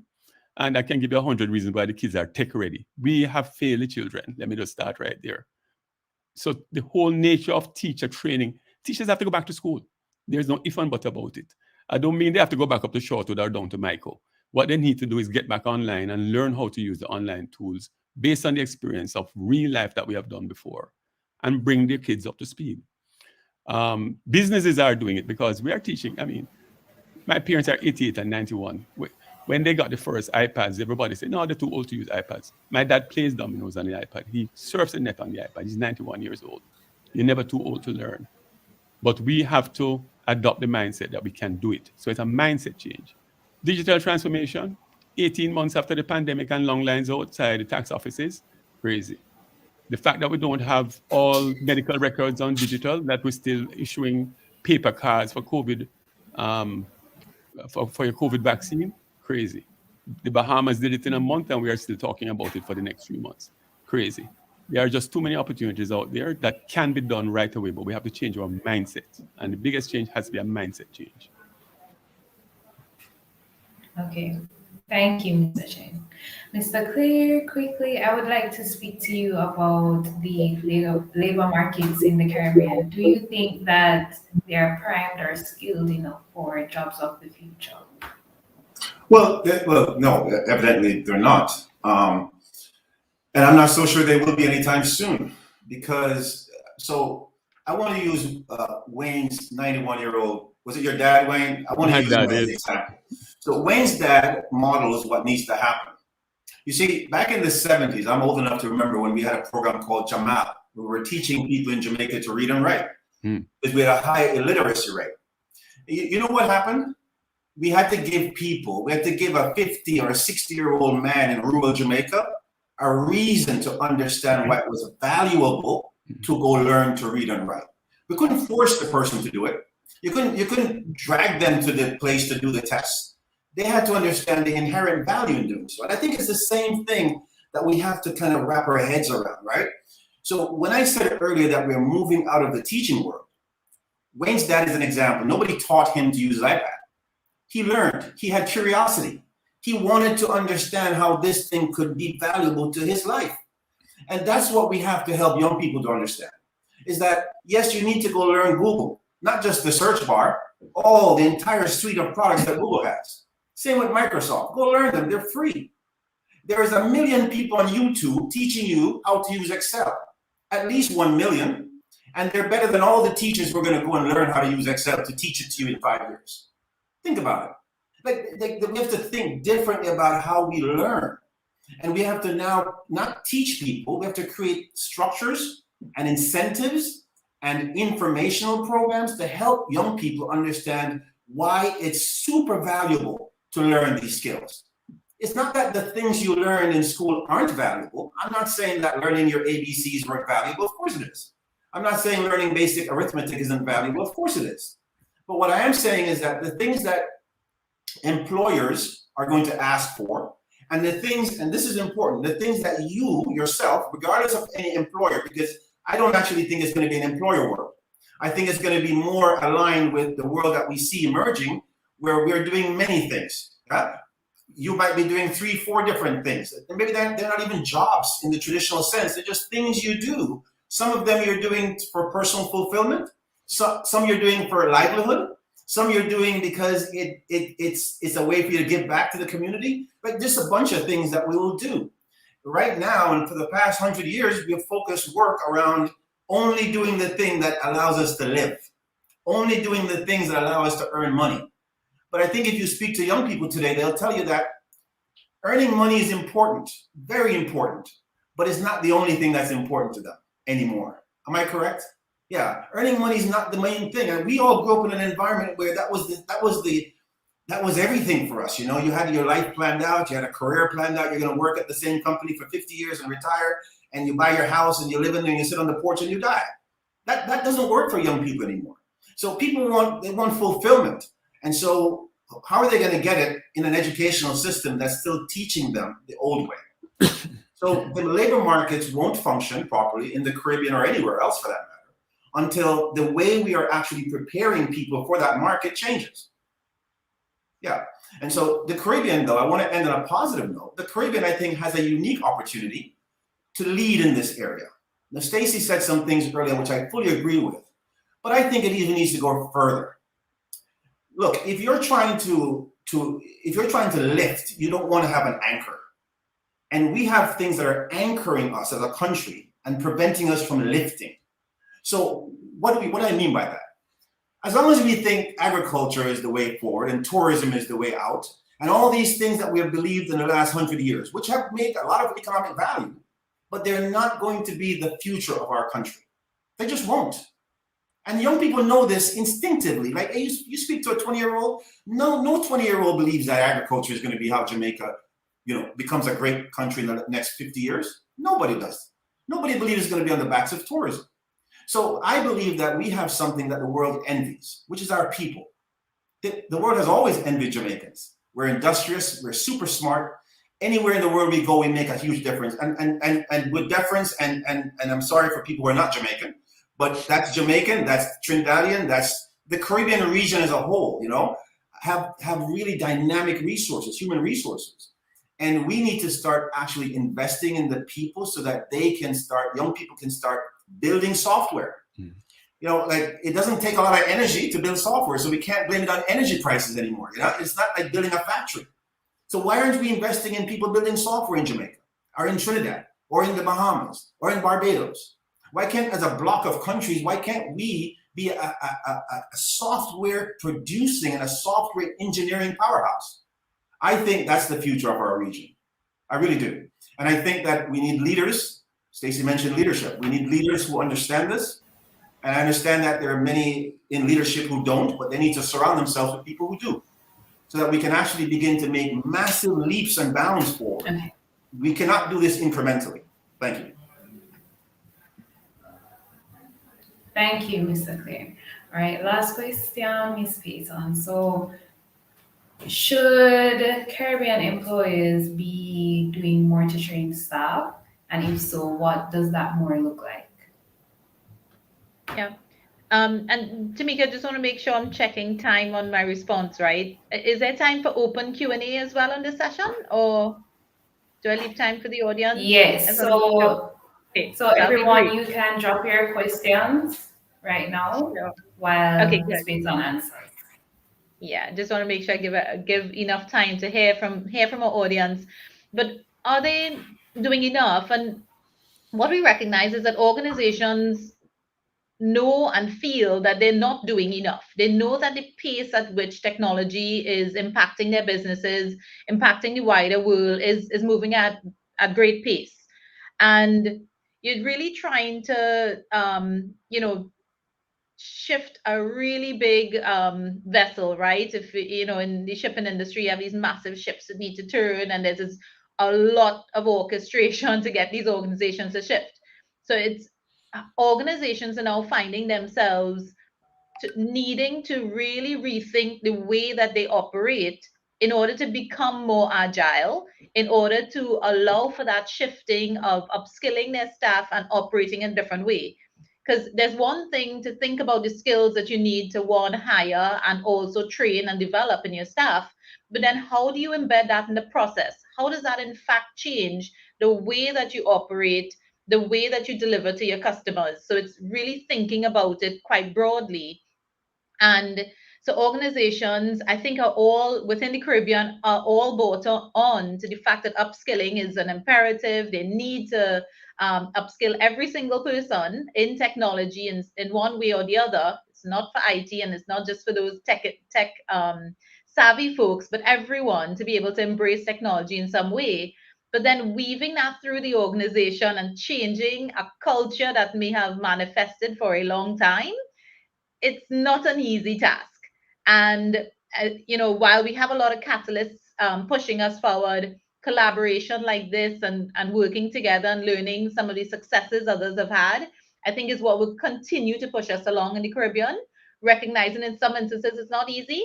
In some instances it is. Some businesses can move faster, but upskilling is we still are behind, and really need organizations continue to think through how they solve it and how they see it in the results as well. Okay, thank you so much. Do we have any questions from the audience? Okay. Should we force our country to comply within a possible digital Jamaica, similar to what the pandemic has brought about, to effect the changes that we want to implement, educate our people, basically?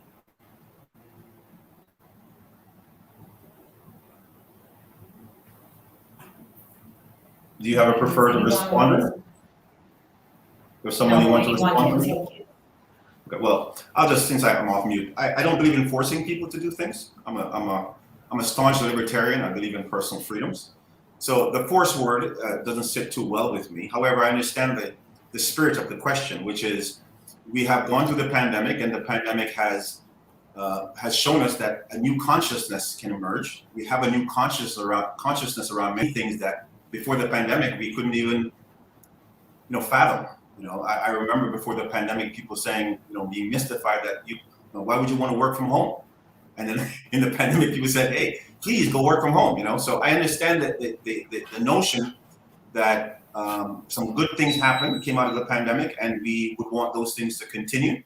And there are many other things that we would like to advance even further, right? And we see, and one of the things that many of us are concerned about coming out of the pandemic is retrenchment.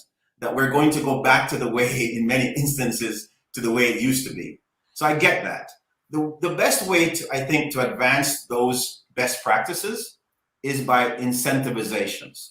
We need to incentivize the practices we want people to have. Those could be tax incentives for businesses, as Zia talked about, making the transition procedurally, making the transition in terms of giving tax credits to do certain things. That's always been a good way to incentivize behaviors. For people, right? Businesses, you can use tax incentives. For people, you can use various incentives as well. If we can incentivize people to take a vaccine, we can incentivize them to learn Google. If we can incentivize you to take a vaccine, we can incentivize you to do lots of things.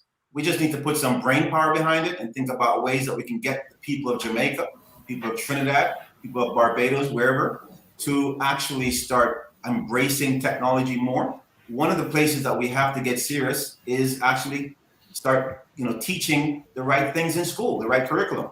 And that doesn't require forcing, but it does require a change in the mindset of the educational governmental agencies. Okay, thank you. Olivia on Hopkins says, yes? Sorry, I just wanted to add, just around the perspective of forcing. I think about e-services, that you see in the public service. So, continuous digitization of certain services, getting your passport, getting your ID, driver's permit, some of those services, tax filings, etc. And then even in the private domain, I mentioned overnight, I had to use a laptop to do my I started off in audit. So to do my audits, nobody was taking my dossier and my paper anymore. So there was a bit of forcing when you think of it. And I absolutely agree, Michael, change needs to come gradually and people need to understand that change. So there is going to be an element of digital sometimes is just getting pushed at you, but be prepared for that, right? Recognize the world that you're a part of now. Recognize how digital is enabling things. And don't see it as being forced, but rather seeing it as being part of the change, part of what we're all driving towards this, growth and sustainability. Just wanted to share that perspective. Thank you. All right, we have time for one more question. Okay, Olivia Hopkins says, do you think the Caribbean will regress back into the stage of pre-COVID digital-wise due to stubborn mindset of the fear of technology replacing some human workforce? Anyone can take this. Can I put my hand up? There is a danger of us regressing, but I don't think it will happen. I think the people are actually ahead of certainly our policymakers on this matter. We talk a lot about innovation, but what we have never acknowledged is that Jamaica and the region is a hotbed of innovation. If you were to use the development of our music in the region developed outside of state intervention. It developed outside of state policy. If you look at the granular detail of how, say, reggae music developed in Jamaica, one of the influential producers, King Tubby, who is credited as the forefather of dub, actually ran a radio station in Waterhouse in the inner city, outside of at a time when these things were restricted. And if you look at how Jamaicans have adapted, I was talking to somebody the other day. This year marks the 30th anniversary of the introduction of mobile phones into Jamaica. Jamaica was perhaps the only country in the world where we had cloning of phones.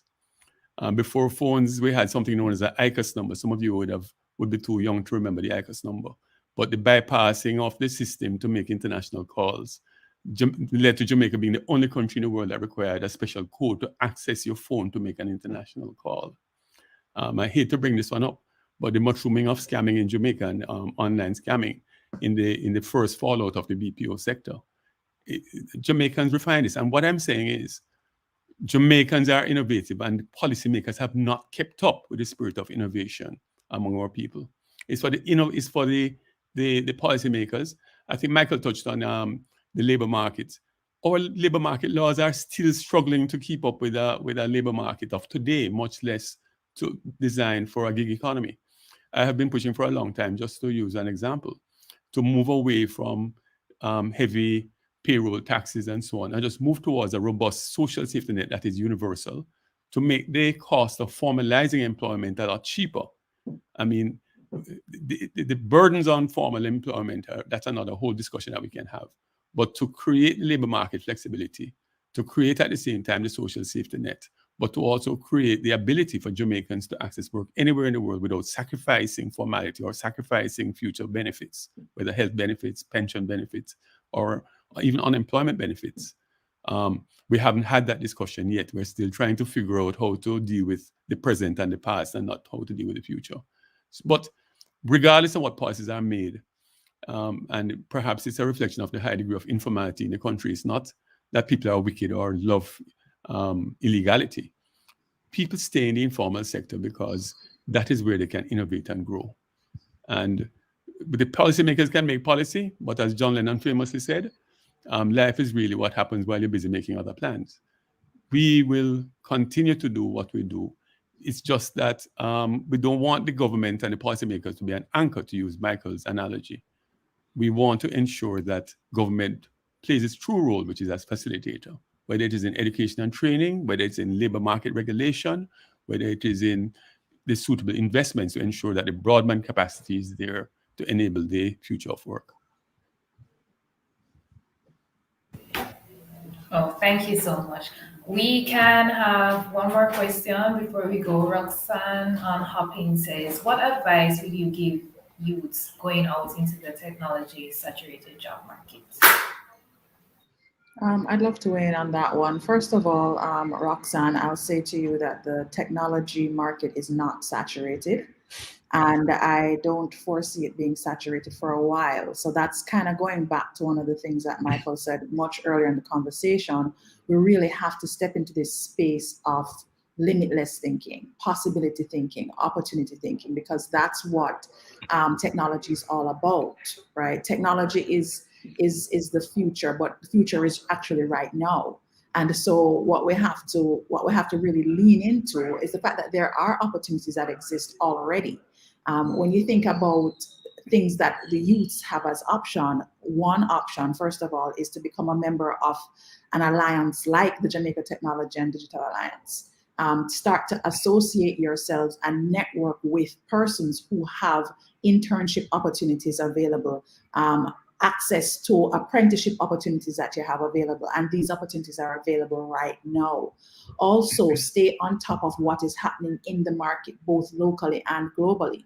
There are tons, thousands of jobs internationally on an entry-level basis. And the difference that the pandemic has created is, once upon a time, persons were looking for experienced people to come into these roles. There is so much training that's happening now, in many instances for free. So utilize what's available to you. We have the internet, which is the world at your fingertips. At any point in time, you can decide that you're going to take on learning a particular discipline, using what you have learned to know, expand your abilities so that you can step into that market. So the market is there, it is ripe, it is thriving, and it will continue that way for the foreseeable future. So shift the mindset towards there is always opportunity available, and think now, how can I attract, how can I seek out, how can I network, lean into, what can I do to become a part of the stream that is flowing and that is available, in particular to students, and especially women in the STEM space. There's not enough of you. So if for the ladies that are on this, are watching this now or later, you definitely want to now step forward and take your place in the technology space, because there is room, lots of room. Thank you so much, Ms. Hyde. Ms. Payson, would you like to add to that quickly? I'd like to hear your thoughts on that. I feel Stacey said it so perfectly. I don't think that there's anything else to add except to echo everything that she said. Tremendous opportunity and exciting times. I think once you have the will, there are lots of doors that are going to open up. You just need to seek those opportunities and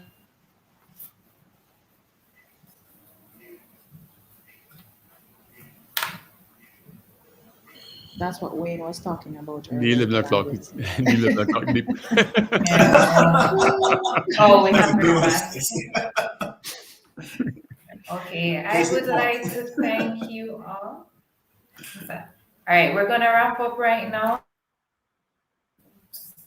I'd like to thank Ms. Stacey, President of the Jamaica's Technology and Digital Consulting Leader at PwC Trinidad and Tobago, Michael, entrepreneur, founder, and CEO of Loan Cirrus Limited, and Wayne Chen, President of Caribbean Employers Confederation. Thank you very much. It was a pleasure. Thanks, everybody. Bye-bye. Thank you, guys.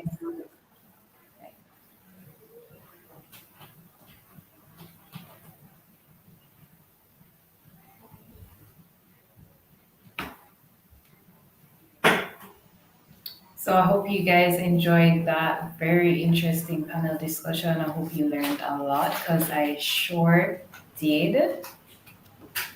That was completely amazing, Tamika. I definitely enjoyed it. I was just here taking notes all around. I really want to thank you as well, Tamika, for moderating. You did an excellent job. Stacey Hines, Zia Payton, Michael Clare, Wayne Chen, an amazing conversation on the evolution of work and the digital future of Caribbean labor markets. Once again, we'd love to thank the guests for coming on for this first panel. We jumped into the world of work in 2021 and beyond, the economical impact of digitization in the Caribbean in terms of business, how tech has shifted the way we think about work on a whole, and the technological readiness of Caribbean labor markets, among many other things. Once again, thank you, Tamika, and thank you to our wonderful panelists for the first session. Let me tell you this was an amazing session, and as we jump right into it and we get along in the program, I want to remind you that you all or the young people that are listening and everyone that is tuning in, you can unlock free delivery, people. You can unlock free delivery from Hugo, Jamaica. All you have to do is to use the summit code DJYS21 at the checkout. And on the same spectrum of freeness, we're gonna get into a giveaway now, because free things are giveaway at Digital Jamaica's event. So we'll be right back right now with the giveaways. Don't go nowhere. We soon come back.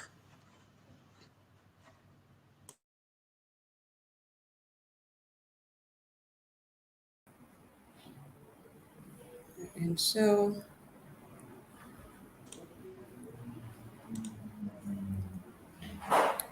all right, Shauna, you're with us. Welcome.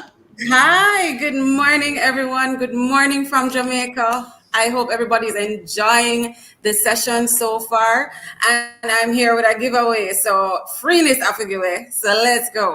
So do you want to update your resume or your portfolio or your socials with a stunning professional photo from Brian Smith Photography? All right. So to enter, come on, guys, let's put it in the chat. So you have to put in hashtag Dear Summit 2021 and the words picture perfect. So go ahead, put it in the chat. Let me see. I want to see who will win. Hashtag Dear Summit 2021 and the words picture perfect. So let's see. Drum roll for it. All right, guys, come on. Let's put it in. Put it in. Want to see who will win? I would love to. You see my picture perfect already? Perfect already. All right, guys. And also just putting in there, remember to head over to ILE_JA so you can enter for the Dia Express pitch 2021. So go ahead, go over to our ILE Instagram page, Dia Express pitch at ILE_JA. All right, let us see who won. Let us see who won. Again, put in the chat, Dear Summit 2021, picture perfect. All right, let's go. And do it exactly as you see it on the screen, everyone. So right. Exactly as you see it. All right. Go ahead, Amazing. guys. I'm so excited for you. And trust me, Brian Smith is an amazing photographer. I myself have worked with him before. So you would love for your upgrade on your social or an upgrade on your resume with a good picture. So go ahead. Hashtag Dear Summit 2021 picture perfect. All right. Let's go. Let's see. Let's see who did it. Who got it? Couple seconds to go. All right, let us see who got this one. Oh God, I know me, I'm feel so excited. Same.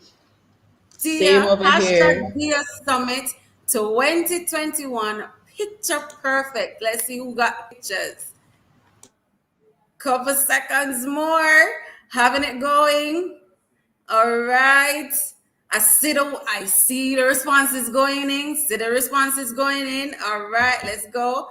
Hashtag Dear Summit 2021. Picture perfect. All right. Couple more seconds. Couple more seconds. All right, here we go. Here we go. And let's see who is our winner. Oh, my heart. I'm nervous. Well nervous. We're well nervous. Let's go. Oh, Anne. congratulations, Wow. Anne. Amazing. You're going to be picture perfect, girl. All right. Thank you, guys. Enjoy the rest of this summit. Thank you so much, Shauna. Amazing. Congratulations. And you see why only need to type the things in the chat box so that you can win something. Congratulations. And we're jumping right into the session. Just a reminder, you had an amazing first session, first panel discussion a while ago. And I really am urging you to share on your socials. What have you learned so far throughout this whole youth summit? Try to use this using our hashtags, hashtag DJYS21, hashtag Future of Work Summit, hashtag Youth Summit 2021, hashtag Youth Month Jamaica, and hashtag DIA Summit 2021. We're getting right into it. So we're going right into our first fireside chat for the day. And this will be on Caribbean women in tech. Under the topic, Caribbean women, wait there, hold on. Technopreneurs, I need to get it right, and emerging technologies. And this will be hosted by none other than Delissa McLean. Do we have you here, Delissa?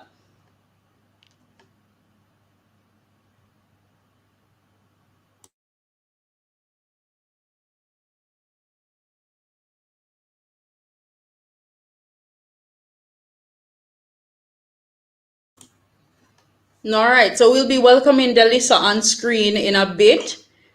Delissa, are you here with us? All right, so while we wait for Delissa to Yes, set. I am here. Can you see me? Can you hear me? All right, we're hearing a little feedback from you, Delissa. Are you able to hear us fine? Or hear myself fine?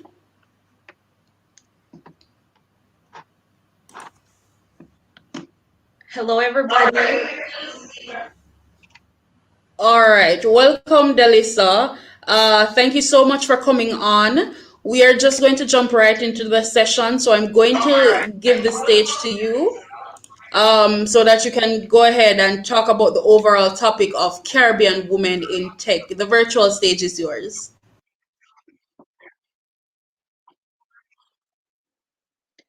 Thank you very much, Aishiba. We have been enjoying our and we're getting to another set interesting. Now, our topic for today is Caribbean women technopreneurs and emerging technology. And today we have a very special guest with us, none other than Bethel. Now, before we welcome her, just a very short bio. So, Kelly Bethel, fondly called Kels, is a with over 4 years in the days, a tech passion for for solving social challenges. She has founded and ran 3 businesses, and they are skedonline.com, Shopper Wyatt, and the most recent one is Recess. She also sits as a consultant with several startups across the Caribbean region. In 2020, fueled by her passions for psychology, tech, and entrepreneurship, she led a neurotech mobile app for Flow State. So Recess digitizes trauma-informed psychology through VR and AR and mental fitness scale. So we at this time, Bethel will be sharing some information about Caribbean women technopreneurs and emerging technologies. Hey, hi everyone. Hi, Delisa.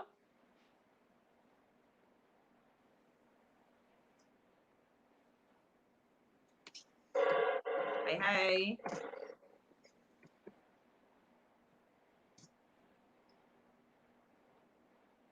Hi.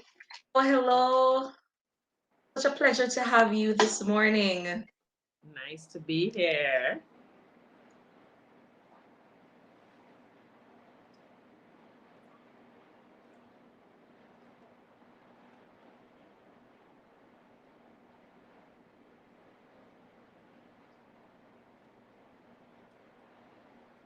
So we'll be discussing.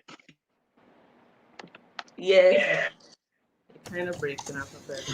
All right. Hi, welcome, Kels from Reese's.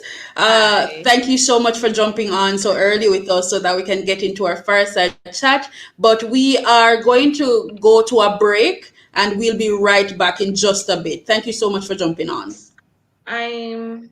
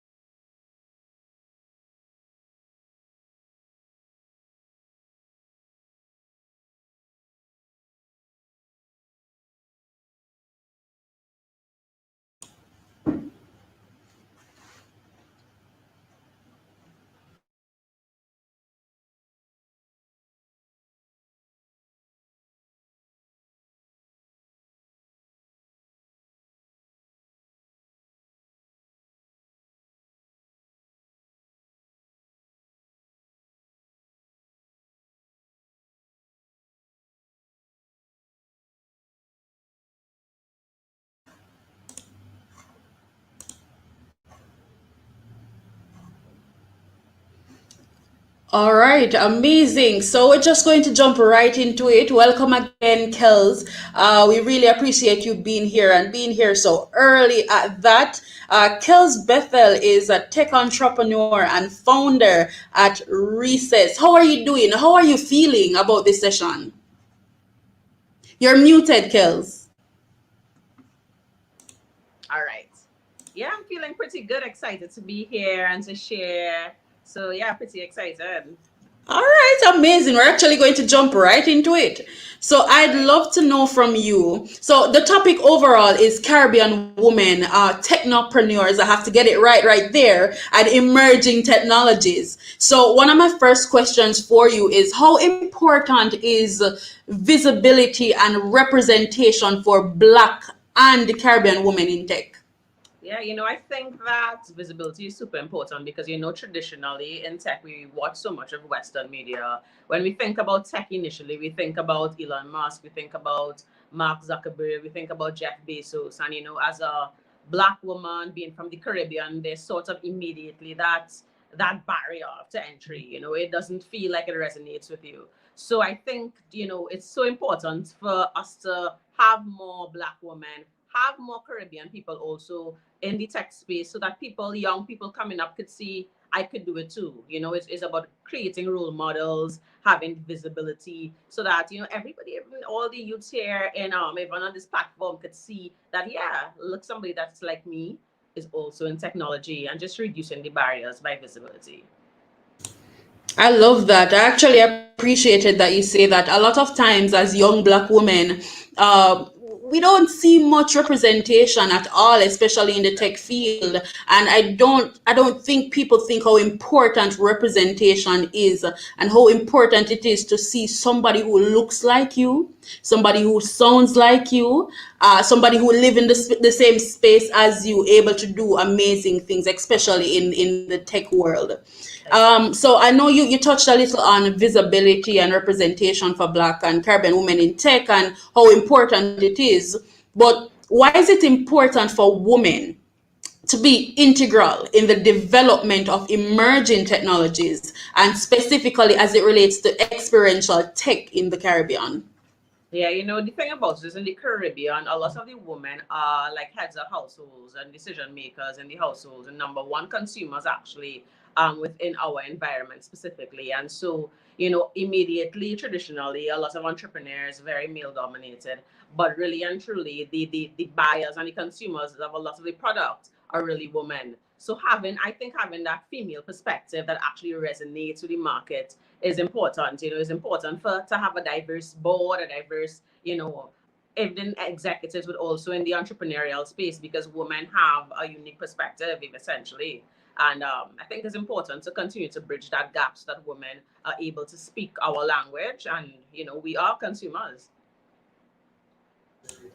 Thank you so much for that. And definitely agree out here. And for you, like, how have you transitioned your master's in psychology? This is a very interesting one, to the tech space. And it's something that I've seen, especially as a university student. Now I'm in my second year, and I have a lot of friends. Especially, you're gonna see one of them come on today, actually, and he's doing law, but he loves the digital. He loves media, and how do you switch from something like law to jump into media, to jump into digital? So I'd love to know from you how you transitioned your master's in psychology at that to the tech space, specifically as it relates to Reese's.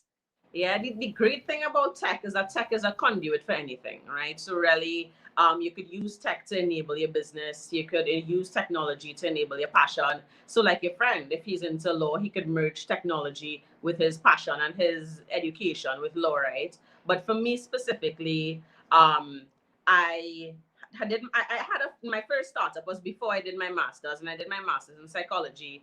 And I didn't really work in psychology, honestly. I did like a few internships and I went straight into tech entrepreneurship, right? So as soon as I finished, I, went straight into tech entrepreneurship. I ran two tech, well, my main tech startup, Sked, for about 6 years. And, in the middle of the pandemic, I know that I always had this passion for psychology. That's why I did it in the first place, for mental health. And so I wanted to do something that I was passionate about, which is psychology and making an impact in mental health, and merging it with my experience and the scalability of technology.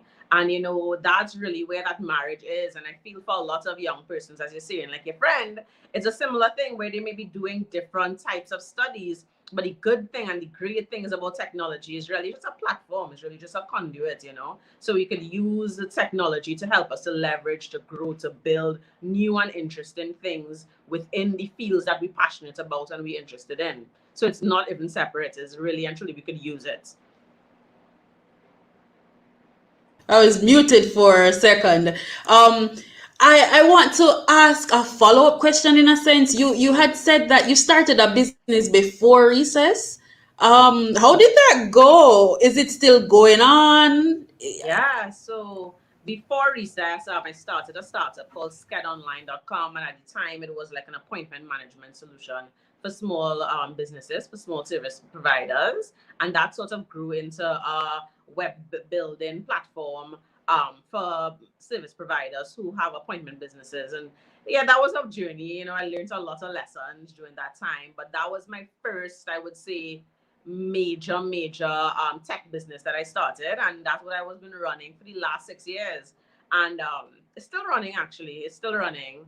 And it's just that within my passion, I just made like a personal pivot and decided to work on things that I'm super passionate about. And recess is just like taken over in terms of passion. But Scale is what I have been running for the last 6 years. A lot of people in the tech space know me for my previous startup, which is Scale. Awesome. So as you said, you started Sked and you're doing recess now. What is recess all about? First of all, that is one. We want to understand what that is all about. And what is the importance of an app like recess to the Caribbean as a whole? Yeah. All right. So recess is basically, I mean, I can tell you what is birthed from. It's birthed in a space where, you know, a lot of us performers, entrepreneurs, and so forth, when we think about mental health, we automatically think about, you know, something is wrong. We think about diagnosis. We think about all the things that brings up stigma. But what we don't think about is our positive parts of our mental health, such as performing well, imposter syndrome, perfectionism, and all these sorts of things. So what we done with the Recess app is that we created a mobile application within a VR space that helps us to focus more, to perform better, just by doing 10 minutes in this space a day. And it's super important, you know, for the Caribbean region, as you asked, just going into that next question, because for us, there's still this big stigma with mental health. And for me, I noticed that, you know, we don't like to talk about therapy. We don't like to, you know, if as long as you automatically think that you're crazy or something's wrong.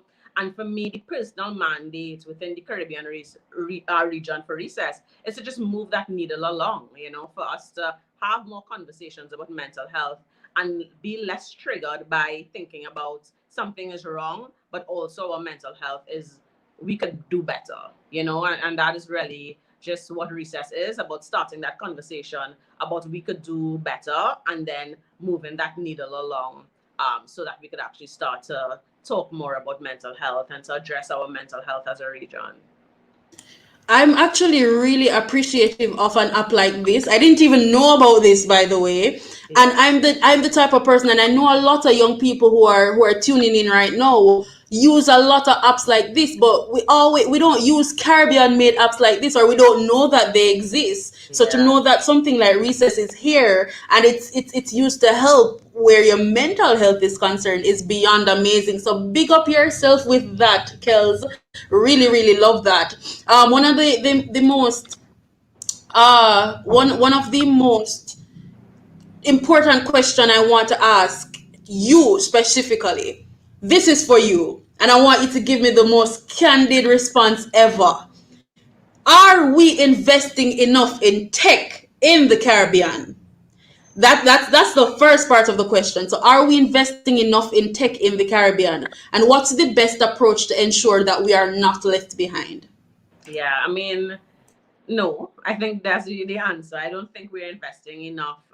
But I think that during the pandemic, though, what I would say is that there's definitely a recognition by, you know, corporate and larger bodies that they need to invest more in tech. But we are still sort of behind. But, you know, I think it's really good that some platforms, like Digital Jamaica and a lot of other platforms, are starting to make some investments in terms of working with the young people.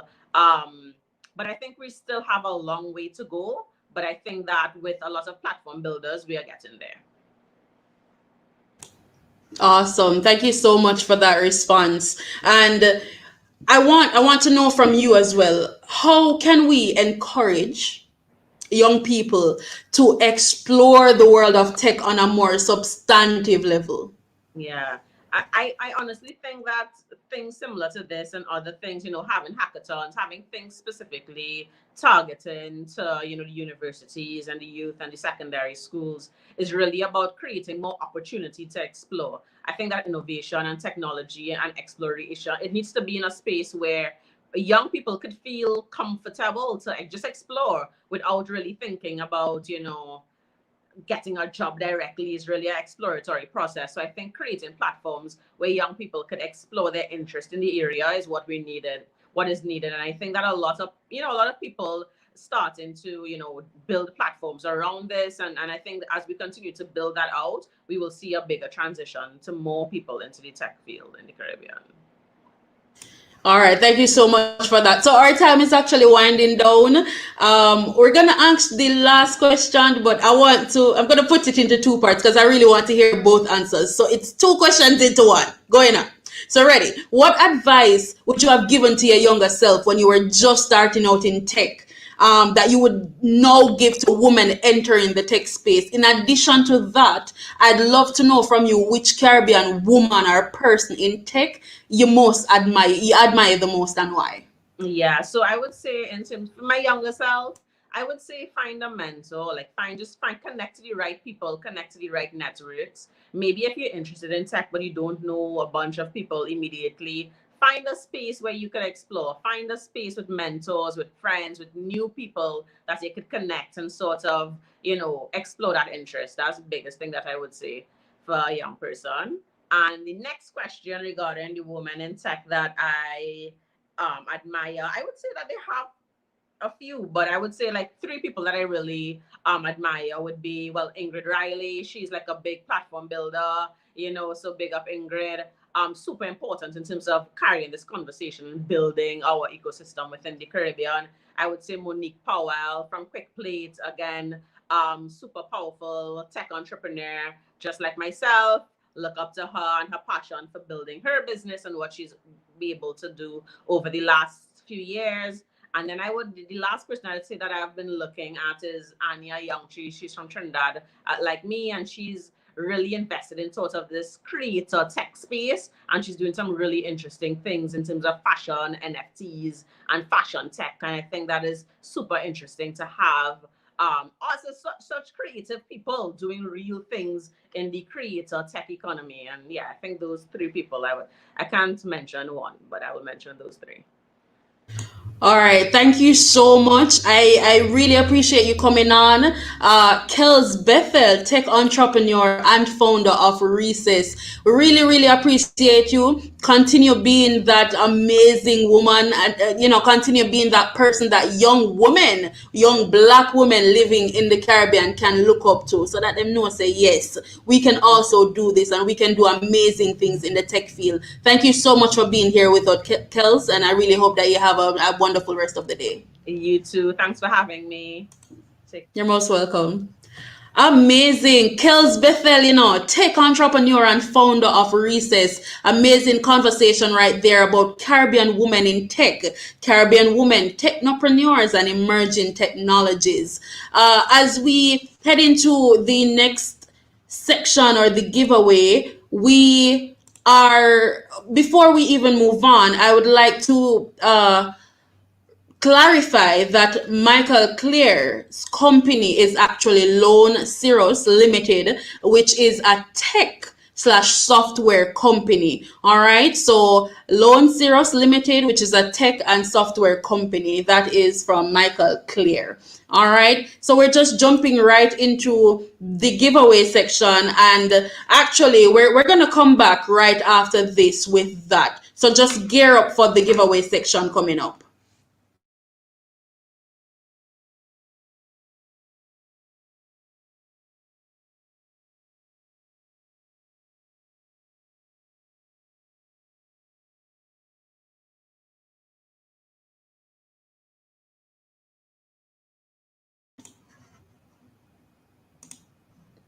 All right, awesome. So thank you for staying with us. We are going right into our next giveaway section. Yes, and our next giveaway will help you with the next level as it relates to your content. I'm sure you're seeing what you're gonna win on the screen. This is a 10-inch ring light with 50-inch extendable tripod stand, flexible phone holder, dimmable lights. You have to listen carefully to win this amazing prize. So if you are a content creator, you love creating content, this one is for you. So you will need to enter. So type hashtag DJYS21 and the words lights, camera, action in the chat for a chance to win. So you're going to type hashtag DJYS21 lights, camera, action, and you're doing this exactly how you see it on the screen. I don't understand why I don't see any comments coming in. We don't have any content creators who want ring lights. So it's hashtag DJYS21 lights, camera, action. So we're waiting on the individuals in the comment section to comment to win this incredible prize. It is a 10-inch ring light with 50-inch extendable tripod stand, flexible phone holder with dimmable lights. All you have to do is type hashtag DJYS21 lights, camera, action. We ready? Let us know if we're ready to see who the winner is, because free things are given over Digital Jamaica Youth Summit. I'm seeing the comments coming in and I'm loving it. I am loving it. It's such a bummer that only participants can win these things. Oh, if Dwayne was here. Dwayne, we need to talk to production because these gifts seem so nice. And I feel like I do really well with a nice ring light right about now. All right. So we see the comments coming in. All right, so are we going to go or are we giving them a few more seconds? All right, so you have 30 more seconds to type in hashtag DJYS21 lights, camera, action. 30 seconds, let's go. 30 seconds and the time is going. Hashtag DJYS21 lights, camera, action. Me all a makeup song. You have 5 seconds. 5 seconds remaining. I see the comments coming in for a chance to win an amazing ring light for all the content creators out there. So hashtag DJYS21 lights, camera, action. All right. All right. All right. I see comments still coming in. Are we ready to go? Production team, let me know if we're ready to go. We're ready. Let's go. And we're going to choose a winner for the ring light. Wow, the winner is Symphony Walters. You are the winner of a nice 10-inch ring light with 50-inch extendable tripod stand, flexible phone holder, dimmable lights. Congratulations. That was amazing. All right. So stay tuned, by the way, everyone, because we're jumping right now into our next panel for the day. And please do not leave us because we have a lot more gifts to give away. And we love free things over here.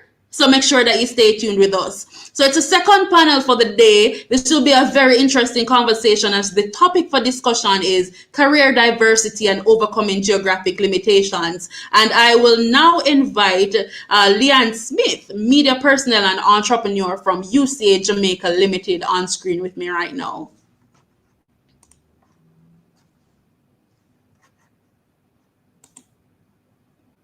All right, Leanne. Hey, Leanne, you're muted.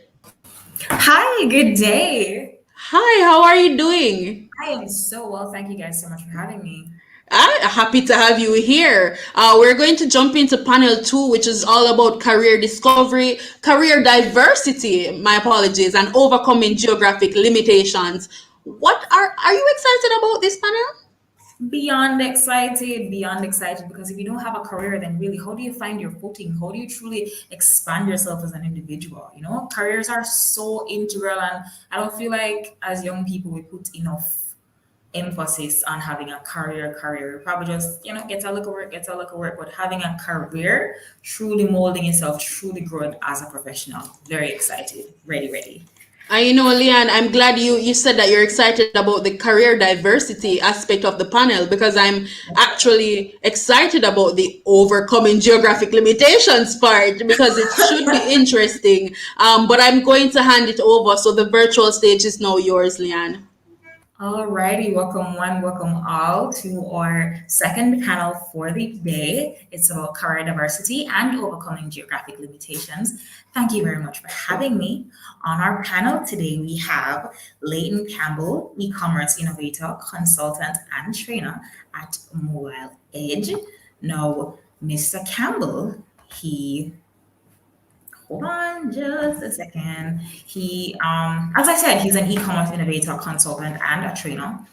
Over the years, he has been pioneering in innovation within the digital transformation space, and he now helps companies across all major industries with clients in Jamaica, the Caribbean, North America, and Europe.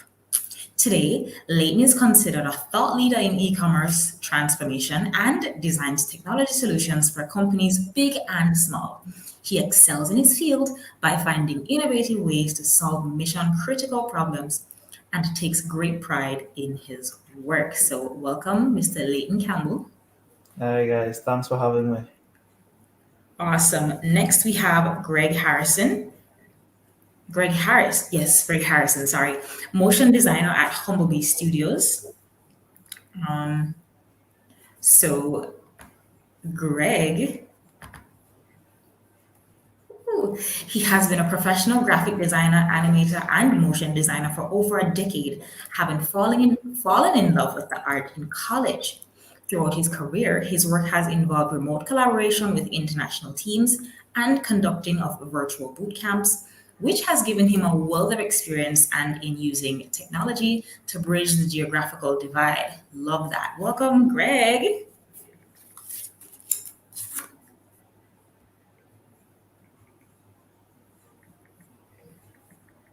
Hi, Greg. All right, checking again. Can you hear me now? Yes, we can hear you now. Awesome. Wonderful. Welcome, Greg. Next on our panel for this morning this afternoon, it's Twain Richardson, finishing editor at Frame of Reference Production. Twain Richardson has worked in the post-production industry for over 10 years as an editor and colorist. He has been instrumental in the post-production of award-winning television shows, short films, commercials, music videos, and documentaries. Right? So with his extensive years of involvement in post-production, Twain has gained a wealth of experience and built a global network, which awarded him the opportunity to demo softwares like DaVinci Resolve for Blackmagic, and he's also a member of the Post New York Alliance, and he sits on their Education Committee and Diversity Committee, and has planned a few key events for the PNYA over the years. Welcome, Mr. Twain Richardson.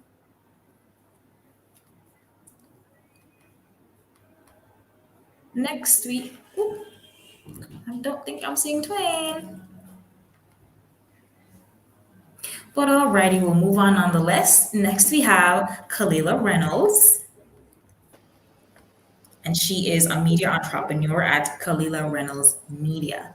Now, Kalila is Jamaica's leading and most influential business and finance journalist, receiving the highest award from the Press Association of Jamaica in that category in 2017, 2018, and 2019. After serving 20 years at several traditional media organizations in Jamaica and in her native Belize, Kalila launched her own, launching Kalila Reynolds Media, KRM, and KalilaReynolds.com. KRM is the Caribbean's first fully digital multimedia business news organization with a vision to help Caribbean people create and maintain personal wealth and prosperous economies by showing that business and finance is easy to understand. Please welcome Kalila Reynolds. Hey. The beauty queen wave. Hi, Kalila. Next, we have Donald Porter, blockchain developer, online marketer, and entrepreneur at Beachfront Crypto. Now, Donald O'Brien Porter, he is a Jamaican father, husband, entrepreneur, web developer, and longtime supporter of blockchain technology, right? As one of the early influencers in blockchain, Bitcoin, and cryptocurrency, Donald has vast knowledge and connections within the crypto sphere. Welcome, Donald. How you doing? Glad to be here. Can you hear me? Yes, we can hear you fine. Thank you. And lastly, we have Ms. Taisha Williams, corporate entrepreneur at Moving Home Consultancy. Now, Ms. Williams is a creative, a multi-potentialite who is energized by the journey and benefit of cross-functional collaborations that leverage diverse thinking styles and include leadership behaviors. With close to 15 years of combined experience within the areas of employee experience, internal communication, brand PR and corporate communications, digital marketing, content development, event conceptualization and execution, and project management. This self-proclaimed multi-potentialite uses her academic background that spans media, communication, law, and digital marketing, to deliver executions rooted in strategic planning by combining vision, creativity, and business priorities. Welcome, Ms. Williams. Thank you so much for having me. Hi, everyone. Hey, Ty. Hi. Alrighty. Thank you so much for being here today. Now, what I wanted to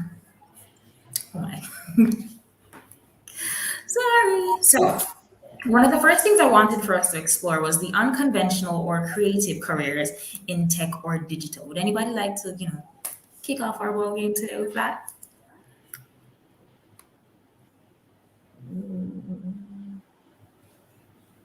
Anyone? Can you guys hear me? Yes, Yes, we're hearing yes, you. we're hearing you. We're hearing you. I Can hear you just you repeat now. the question? Say again? Was it the first question?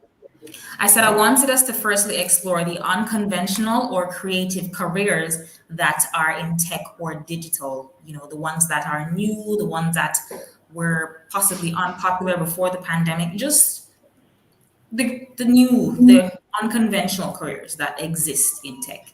Okay. Well, I can go first.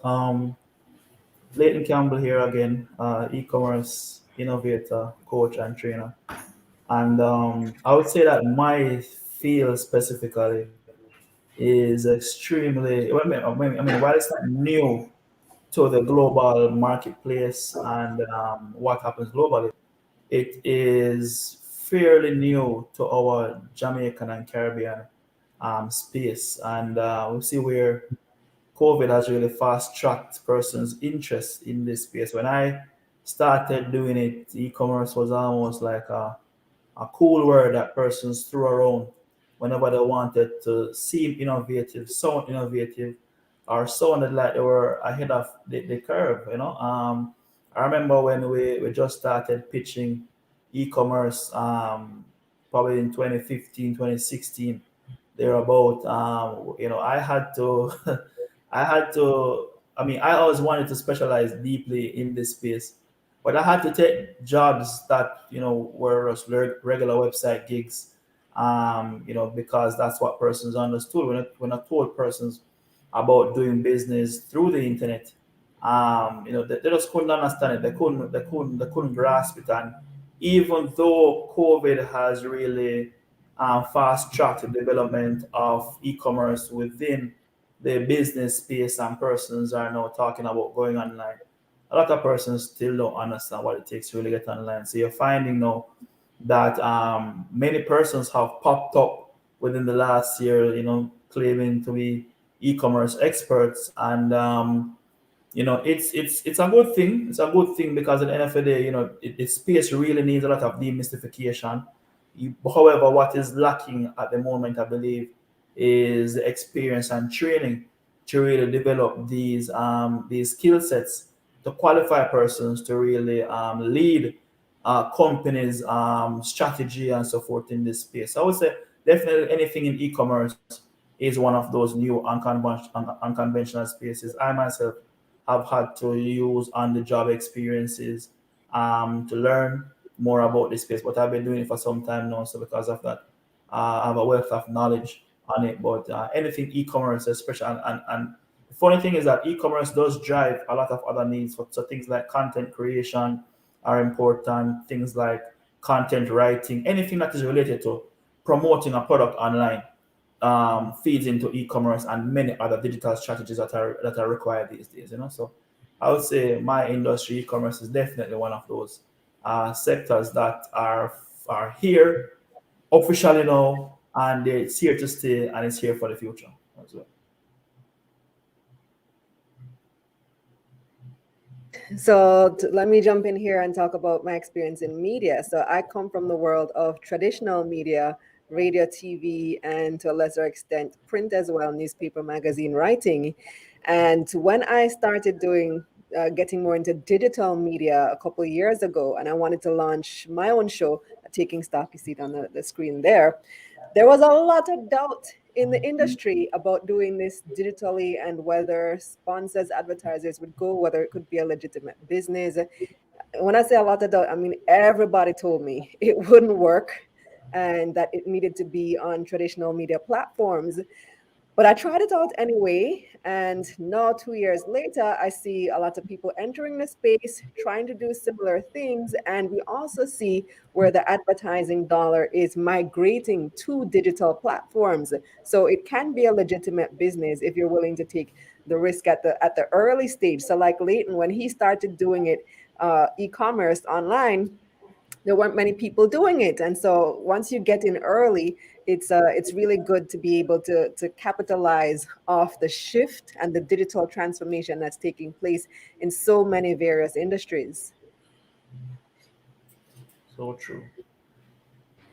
I think that for me, my business has actually benefited more from tech, though it's not a tech-based service that I provide. So I started a company last year in the height of the pandemic, Moving Home Consultancy, which is really geared towards human resource professionals who work in multinational organizations that bring in expats to Jamaica. So when you think about the world of work and how it's evolving and how a lot of roles can be done remotely, but there are still some things that you need the actual physical person in the space. And I provide a boutique service that helps to immerse them into the country, into Jamaica. And I've had to rely heavily on tech. I would say that I am more on the digital marketing side. I'm more of a content strategist, more so than a techie behind the scenes, knowing which platforms to use in terms of driving e-commerce and how clients will engage with my website and so on. And so I really had to lean in to the techies to get things up and running and to kind of leverage that, because a lot of the consultations and things that are happening now are no longer face-to-face because of COVID. So everything has to be done virtually for the most part. And so I have to rely heavily on technology and the advancement of technology and ensuring that I'm up to date with the new platforms that are available that will help to make a seamless kind of transition for my clients. So it's an exciting new world, and I know that we have a lot of benefits to be had from it. But to Leighton's point, it's really about, getting the right skill sets and also the right mentality. Because a lot of times we have the tools, but we don't necessarily apply them in the way that we should, and we don't have the work ethic that would allow us to leverage those tools, and then really how we just collaborate with each other to get the best outcome that we possibly want. All right, thank you so very much. It's been really informative thus far. It's like you guys just start off and just it hot, my word, loving it so far. Now, I do have a question. By identifying and building their brand, how does a young person with like zero experience truly tap into the creative space? By identifying and what? By identifying and building their brand. Lots of lots of people are building, starting brands now, especially in the pandemic. So by doing this, how does a young person with like no experience truly tap into the creative space? It's for anybody. I think Greg wanted to take it. Yeah, man. As I was saying, for young people now, anybody can really. Hold on. You hearing me? Yeah, man, we are. Okay. What I was saying is, for young folks now, most people think of your brand as being like a logo and so on, but it's a lot more than that. You have to essentially look at you and then present the voice that you want your audience to see. So, sorry. Your experience, so to speak, you might not have much of it now. However, you just need to start to get yourself out there and figure out where you want to, and then position yourself, because that will be your brand for now, as to what you want to develop with your passions. So whatever it is that you're passionate about, start with that. Build up some sort of audience, and if you're passionate about it, your passion will come through in the work that you do. And then as you get more experience, gain a bigger audience, you can start to specialize, because when you're just starting out, more than likely you don't know where to go as yet. So you will find that you have all these great ideas and you want to do everything at once, but it doesn't matter how hard you try, you won't be able to do all these things at once. So you do need to start narrowing down to either the things that you can focus on for whatever reason it is to you, and build your voice and your direction, speak to those people, right? So one point I want to get across, though, is it's very tempting to try to speak to everybody at once, but you do have to try not to fall into the trap of spreading your message too thin. It's better to have one very strong message than a very wide, weak message. Okay, thank you very much, Greg. A follow-up of what you just said. You mentioned young people just starting, right? And one very popular place for young people to start is the gig economy. Now, this gig economy, it's like booming and bubbling, and it seems exciting and a good prospect for persons to start. But do you think it's the way to go for Jamaican people? Jamaican young people? Definitely. Personally, I think that gone are the days where the aim, excuse me, 1 second. Where the aim is to find full-time employment in its traditional sense, because what I think is more important now is finding a sense of fulfillment. And more and more, you find people are looking for freelance work, these sort of things, because it does offer a lot of freedom, even though it does come with a few disadvantages as well, because you give up some sense of security for that freedom, but the freedom that you have to do that, and there really is no limitation. Me, for example, I have been fortunate enough to work with some of the biggest brands in the region, some of the biggest IPs worldwide, all from my little nook right here I'm sitting right now. So the gig economy is the way to go, because it just offers so much freedom to do what you want to do, as opposed to, and this comes with a change in mindset as well in terms of employers being, for lack of a better term, bogged down by all the restrictions you have with the traditional full-time employment that we have now. Granted, there has been a shift due to what's happened globally in the last 2 years, in terms of people now with full-time employment being allowed to work remotely. But I do think that the sense of fulfillment that you get with freelancing, nothing can really match that right now. Yeah, there's a lot going on with the gig economy, and let me tell you, I've been in a position where I actually hire people to work on a contract basis, on freelance basis. So we have 4 or 5 freelancers who write for the company right now. We also have a videographer who's freelance as well. A graphic artist is freelance. So we have a lot of part-time and contract workers, and they're basically taking advantage of the gig economy. So it's a great opportunity for a side hustle. It could be your full-time, but like Greg said, there are disadvantages to it, because you don't have the same stability. You don't know how much you're gonna get this month, and you still have to build up your reputation online. If you're gonna be using websites like I forget some of the names of the popular ones. Is Upwork one of them? Upwork. There are a few places, right? There are a few websites that you can sign into, but so if I'm going on an Upwork to find a graphic designer, I'm going to look at the recommendations of people who've used them in the past, and I want to find somebody who's going to do a good job. So you do have to take some time to build up your reputation there. You may need to start out by probably offering a lower price so that you can get more clients in the beginning, and then you can raise your price as you go along and get a higher rating. And then locally as well, because I actually didn't hire from those sites because I wanted to give local people an opportunity.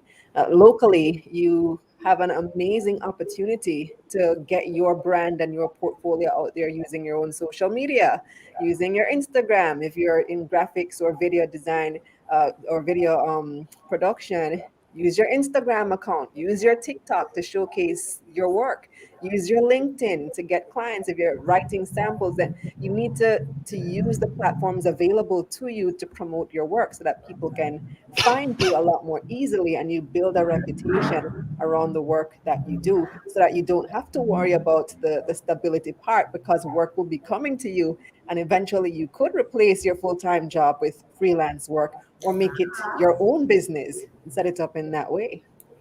Awesome. Thank you very much. But if not the gig economy, where else can they start?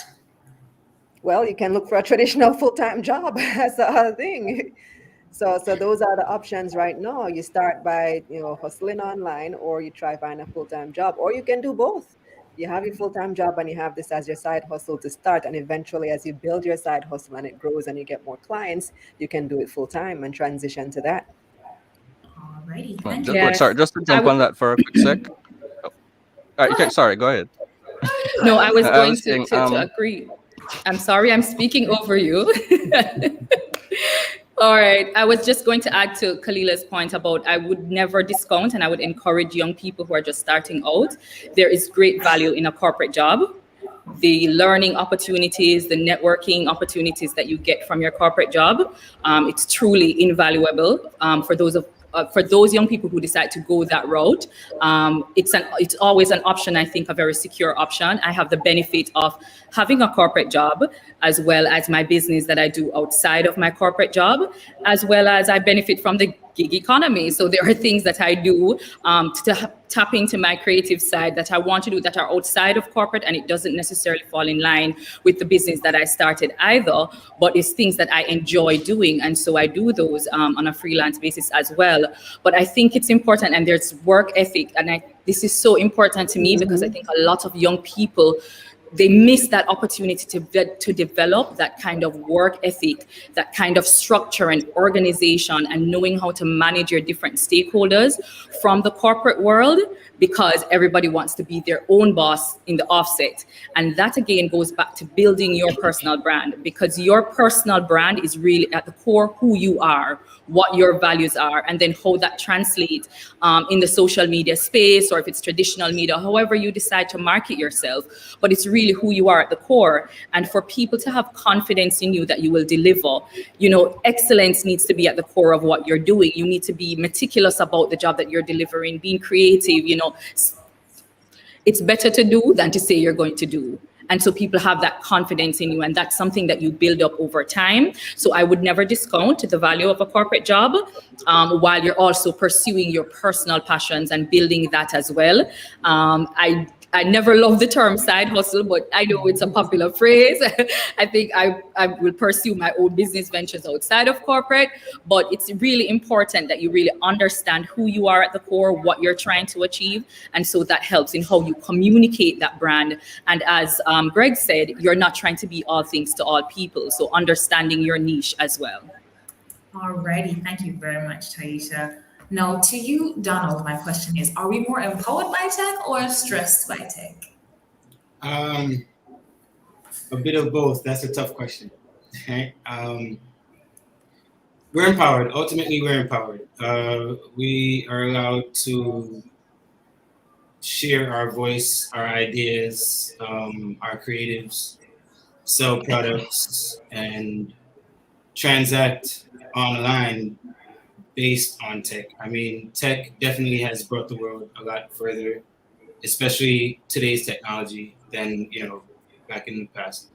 What the small part of why I say it does cause a bit of stress is the amount of information that we consume every day. right? So today we take as many photos in one day as we did for maybe like the first 100 years, right? So the amount of information everyone's consuming creates a ton of confusion. No one knows where to go, right? It's hard to see through the fuss. If social media is trying to drag you and distract you one way, and if you can't focus enough to build your business and your brand and navigate your way through that cloud that social media is trying to distract you with, then it definitely becomes a stressor, right? So it really comes down to the person. But I think ultimately tech definitely helps us. And now we're going into like a whole new space of technology. I haven't heard anyone mention blockchain or the metaverse or anything like that, but that's a whole new world for our youth to jump in and start earning money from, and not just traditional money, you know, cryptocurrencies, Bitcoin, Ethereum, everything down the line. And they really don't need much more than the same things that they do already on Facebook, Instagram, Twitter, etc. So if our youth spent maybe a quarter of their time on social media pursuing their brand and like consciously blocking everything else out, then the stress is leveraged. I mean, the stress is just like dissipated. There's no stress involved. But that's where the stress comes in, and yeah. Thank you very much, Donald. You're welcome. You're welcome. Can I just jump in on that? Sure, go right ahead. So in e-commerce, the reality is that one of the things that I see every day, and since the pandemic, I can tell you that I've spoken to hundreds of entrepreneurs. Well, not just entrepreneurs, but even persons who have their 9 to 5s. And because of the instability, they wanted to create additional opportunities for themselves. And I will tell you that tech is the first place that they turn to create these opportunities. When you are able to set up an online business, it enables you to sell your products and services anywhere to anybody at any time in this world. And with technologies like these coming to the fore, you're finding that persons are becoming entrepreneurs from a much younger age.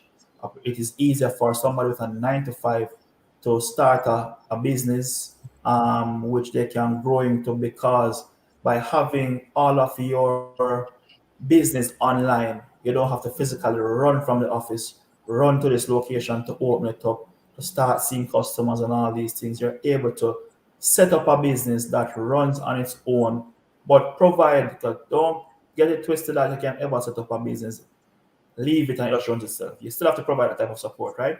But you can manage the way how the support is given to that business. So let's say, for instance, you have a 9 to 5.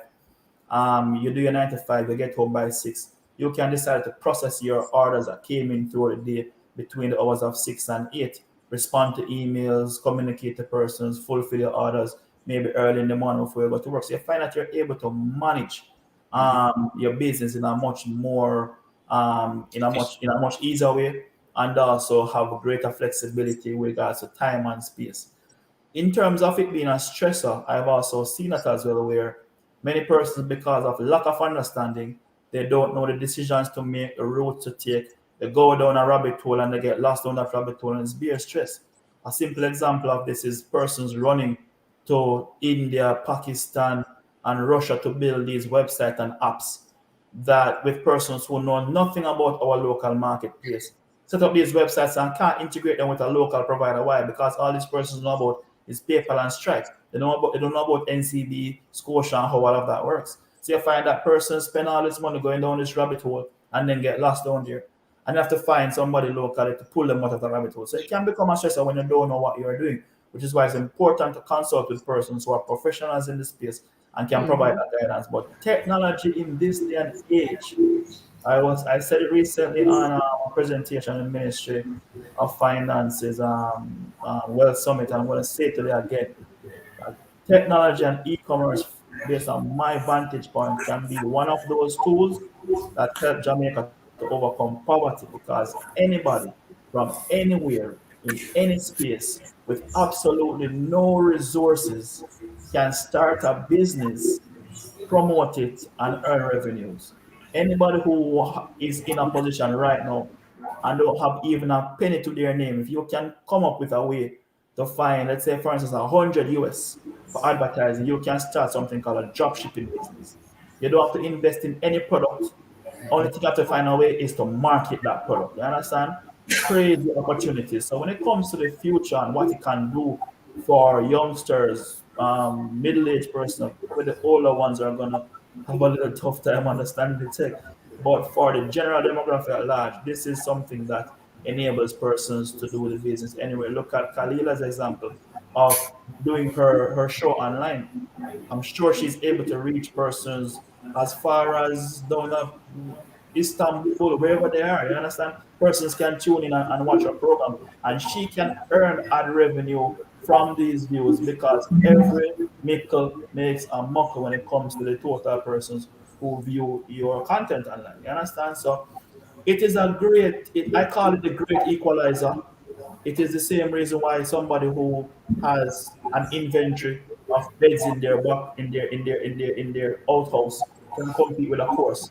With a course. All I want to do is take some nice pics and make it look big. Jamaicans love things that look big. Present yourself in a professional manner, do the business professionally, and nobody will ever know that you're operating from a back room. That's literally the opportunity that's in front of persons. All right, thank you so very much, Leighton. Now for you, Taisha, I'd like to know, how can small creators leverage technical or digital spaces to become more visible and attractive to bigger brands? Taisa, sorry. Thai is fine, so you don't have to trip over it. That's why I always shorten it to Thai. It's easier to pronounce. And if you could just repeat the first part of the question. Okay. How can small creators leverage technical or digital spaces to allow themselves to be more visible and attractive to the bigger brands? Okay. That's a very good one, especially because from someone who works with a large corporation, I understand what we look for, generally speaking, with small creators. And I think it goes back to a point that I made about the level of excellence that people should aim to deliver. You can be small, but you can still deliver quality. And I think it's critical that you do your research, you understand what is available to you, and also be conscious of your resources and what you can afford to invest in terms of your equipment and your product to deliver quality content. Outside of that, it's around the creativity, what sets it apart. There is a myriad of content out there now. Everywhere you turn, somebody's creating content. What is your unique selling point? What will make you more attractive to the brand? Making sure also that you know what your target market is. Which large corporation do you want to reach out to you? What are you selling? What is your brand positioning? You have to understand that, and you have to be consistent. So it's understanding what it is that you want to deliver, delivering that consistently, delivering it with excellence, and then networking and managing different stakeholders. So it's important to do your stakeholder mapping. Who do I need to be in touch with? What are the resources that are available to me? Who can I call on? Who are the decision makers within these organizations? So it's okay that you may know, yes, I went to school with somebody and they may be, but they are at a lower tier in the organization. They're not decision makers, or neither do they influence the decision makers. So you have to understand that. So there has to be some structure in how you go about what you do. And this is not to take away from your creativity, because you don't want to get into a space where you're now thinking corporate, but you're a creative, because it takes away from your creativity. You have to strike the balance with understanding which corporate clients you would want to go after. What are the brands that you would be interested in? Does it align with your personal brand? And I think that's very important. So you can't want to do everything and be a part of everything, but be very clear. And it will require you to think, spend some time and think about it. But I was actually having a conversation last night, and I said, one of the things with a lot of young people that we do them a disservice is that once we know what we know, we act as I would say, we're born big. So everybody did know everything already. And that's the position we take with young people versus saying to them, I actually went through this, and giving them real life examples and guiding them. And there are some things that you will never know until you experience it. You will never know until you know. So spend some time really thinking about your personal brand positioning, looking at the different brands that you would want to be aligned to. Look at your work ethic, what it is that you want to be remembered by. When somebody's referring you or your name comes up in a room, what will they say about you and say about your service? What will they say about the content? Also understand that the global space that we're operating in, that certain things that were important to brands in the past may not be so important now, and we're also evolving. So there's a lot around inclusion and diversity. There's a lot around discrimination. There's a lot about, hate messages, things that are antisocial behaviors that a brand may not want to align themselves with. So you have to be mindful of those things. So understanding the corporate brand positioning as well, so that when you reach out to that brand, you are in alignment already. And then tap into who are the decision makers. How do you get into the spaces where they are? How do you speak the language that they speak? A lot of them are data driven, so they want to see what the data is saying. A lot of them want to see your engagement. So all of that comes into play, and it's a lot of work. So you may think corporate is a lot of work, but also being a creator is a lot of work when you want to leverage those kinds of partnerships. And again, don't discount the networking. You have to know people have to know you, and people want to recommend you. It's a reality. I tell people I will never be somebody who will say I'm anti-nepotism. If you can do the job, and I know Kalila is good at the job, but Kalila is my friend, why would I recommend Leighton? I am going to recommend Kalila because I know no, that's what I'm saying. If Leighton is better, then I would recommend Leighton. Right. But if I know you as my friend and I know the quality of work that you can deliver, I think you should recommend your friend. You should recommend the people you know, and speak and testify to the work that they can deliver. And I that's something I strongly believe in. So it's really about your work ethic. Yes, I really do believe in that. I would never say you shouldn't recommend your friend for something. The final decision may not rest with you, but if you can testify to the work that they do, and it's in line with what that brand is looking for, I think you should most definitely recommend your friends or people They may not be a friend, they could just be an associate. You could recommend them as well. But critical, your work ethic, your standard of excellence, your consistency, the level of investment that you're willing to make in your tools, the technology that you will need to deliver, and making sure that you're really focusing and tapping into your creativity, so you give that unique selling point that is necessary. Awesome. Thank you very much, Ty. Now for you, Kalila, I would like for you to tell us how easy or difficult was it for you to go digital? Either transferring, like a holistic transfer of your skills into the digital space, or just to work remotely? So it wasn't that hard because I'd been using social media before. The difficulty was in transforming what I was already doing into an actual business. So making other people see the value of being in the digital space. But doing the actual work, the skills are easily transferable. So I've been in radio and TV for 20 years. So I know how to, and it's the same skill. If you're doing a YouTube live, it's the same thing as if you're on or almost the same thing with a few key differences, but it's very similar to doing live television. We're doing the show now, and it's the same skills of interviewing that you're gonna need, the same skills of interacting, the same skills of being personable. You still have to do the same research. The difference now is that you may be having to monitor the comments in the chat and knowing a little bit about the technological platform. So the skills are very transferable, and it's not that hard to transition from traditional to digital. But and I keep going back to Leighton's original point, the reluctance that has been there, especially in the beginning from the business community, to embrace the digital and not really seeing the value of that. In the beginning, for me, that was a challenge. It's becoming less and less so now. But there's still a lot of people who would rather give their money to TVJ or give their money to a radio station rather than supporting a YouTube show or something that is completely online, because they don't necessarily, or they're not as familiar with it. But the benefit of having your stuff online is that you are able to show marketers your numbers, your analytics, which traditional media can't do. I can tell them I had 1,000 viewers from a particular community in Kingston Mhm. 6, and marketers love Kingston 6 people, or I can tell them, and we can do surveys, and we can say, okay, where are you watching us from? What level of education do you have? I have my email list, and you're very engaged with your audience in a way that the traditional media might not be or has not been able to do. They are trying to reach out and build digital platforms as well, because they see the benefits of doing so. And I think slowly we are getting there, especially because of the changes that COVID has brought about. It's kind of accelerated the digital transformation and the digital embrace. So it wasn't as hard as it could have been, because, like I said, the skills are transferable. But the difficult part is getting the mass buy-in, because the viewers are there. It's just those old school minded people who needed to be convinced to come on this journey with us. Alrighty, thank you so much for answering that, Khalil, and thank you for being here with us today. It's been a pleasure.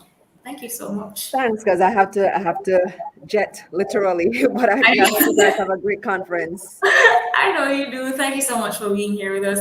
Have an amazing trip. Stay awesome. We're moving right into our next question, which is for Donald. Donald, how young is too young for tech? There's no too young for tech, right? I think it's more of the parents. It's there's no age too young, but parents must manage their children's screen time, metaverse time, and real world time, right? So I believe kids should be introduced to tech like as soon as possible due to the future that we're going into. They don't want to be left behind, right? So if your 2-year-old or 3-year-old, can't seem to put the phone down or the tablet, that's a good thing, right? It might seem like a bad thing at first, but trust me, it's a good thing, because when they get older, these things will become like second nature, right? I have a 9-year-old, and if you ask her anything about what's going on, like in dance hall or anything like that, she has no clue. But if you ask her about Roblox and Minecraft, right, she could tell you when the servers were down. She could tell you, how many players were on it. It's a different world we're going into now, and I think they must get it early on and as early as possible.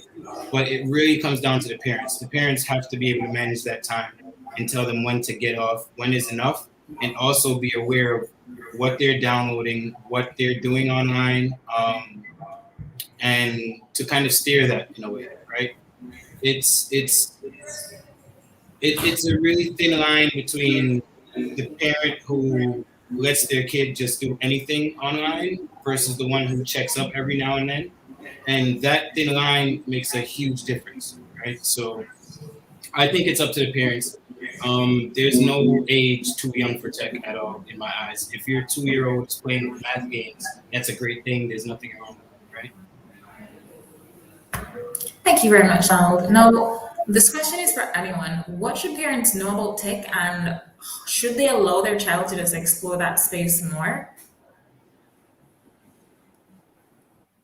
Most definitely. At the end of the day, I think there's a significant increase right now in training persons in coding. Because as a coder, you can truly create almost anything. You dream of something today, you can literally use code to create an experience, to create different types of things. So we definitely want to encourage persons to embrace technology, not just technology in being a technical person as well, because there are many other opportunities to participate in the tech space without being a techie. I myself don't consider myself a techie per se. I went to the university, I studied computer science, but hated it. So for me right now, you will never ever find me writing code. My aspect of my work mainly stems or surrounds analyzing the needs of the customers and designing the technology solution that the customer needs to get. It doesn't mean that I'm there writing the actual code, creating the actual product and so forth, but I manage how the implementation is done and how it is leveraged within the organization. So there are different opportunities to participate within the tech space. You don't need to be a techie per se to participate. So it's something that I highly encourage. At the end of the day, I think at the end of the day, what you're doing is empowering the person or the individual to be what they can be. Being open to tech allows you to be a true creative, not just a creative in the artsy form, where you're a graphic designer and so forth, but really to create something. And we're not downplaying the graphic stuff because that is very big in tech and very needed. You understand?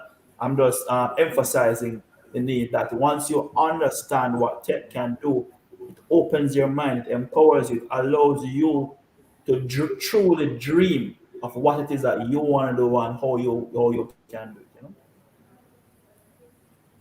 Okay, anyone else? No, that's it for us. Alrighty. Thank you all so much for being here today.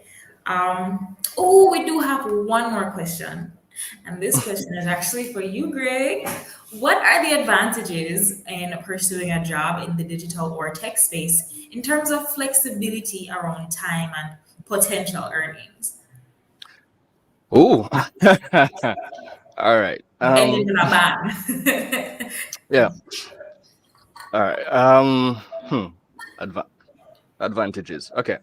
As far as you aren't limited per se to your specific time zone, so you get the opportunity to pick and choose when you would like to work, but you do have to keep in mind that depending on when you work, the potential earnings might differ, as well as you will also find that different geographical locations also view whatever it is that you're doing differently on a scale in terms of how much they're willing to pay for whatever it is you offer, be it programming, graphics, or whatever it is. So not having a bounding box to your physical location gives you an opportunity to, one, experience different cultures through what it is that they're asking for, and earn differently based on what you would be able to. And as I said, time, for me, that is the most enticing piece of it, because for the most part, for my freelance stuff, I can work when I choose to work. However, that's kind of a double-edged sword, because something that Ty said earlier, it boils down to work ethic. Yes. Now, I wouldn't say this about myself personally, but the term workaholic has been thrown around over the years. So I do tend to spend time working, and admittedly, my type of work is fun for me. So I'll be working for 5 minutes in my head, start at 8 a.m. when I look outside and it's 10 p.m. So a certain someone in the chat said you're a workaholic. A certain someone. I wouldn't say that, but I've heard the term before. So you do have to be mindful of that. So it's good to have the time to pick and choose, but be very careful, because you'll find that you become very stressed and you're not sure why, because you're not supposed to feel stressed because you don't have a stressful job, but you just have to be very careful. So all the advantages do come with disadvantages. That's the biggest one that I've seen so far. All right, thank you very, very much, Greg, and thank you all so much for being here, Leighton, Greg, Ty, Donald, and Carol, for all being here today. Truly appreciate your input, truly appreciate hearing from you, and I'm positive that those who are tuned in, they have learned, because I've learned, right? So I'm positive that those who are tuned in, they have learned and they have some kind of points to take away and to put into practice, things to implement. Thank you all so very much. I'm going to now throw back to Aishiba, our host. Take it away, Miss Cornwall. Thank you so much for that, Leanne. How was the session for you? Okay, so Leanne is off screen, but I'm pretty sure Leanne definitely enjoyed that session. That was panel 2 for today. Leighton Campbell, Kalila Reynolds, Greg Harrison, Taisha Williams, Donald Porter on career diversity and overcoming geographic limitations. And that was moderated by Leanne Smith, media personnel and entrepreneur from UCA Jamaica Limited. We're jumping right into it. Guess what time it is? It's another giveaway time. If you're ready for the giveaway, I want you to comment wherever you are and say ready, because we're getting right into it. So for this giveaway, listen very carefully. Kickstart your podcast in 2022 with vocal studio condenser mic with foam anti-wind cap, power cable, mic stand, and USB cord. Now listen carefully how you can win this today. So to win, you need to type hashtag DIA Summit 2021 and the words Talk Up Youth for chance to win. Hashtag DIA Summit 2021 Talk Up Youth. Remember to type it just as you see it. So I'm looking in the comment section, waiting for persons to type to see who will win this amazing vocal studio condenser.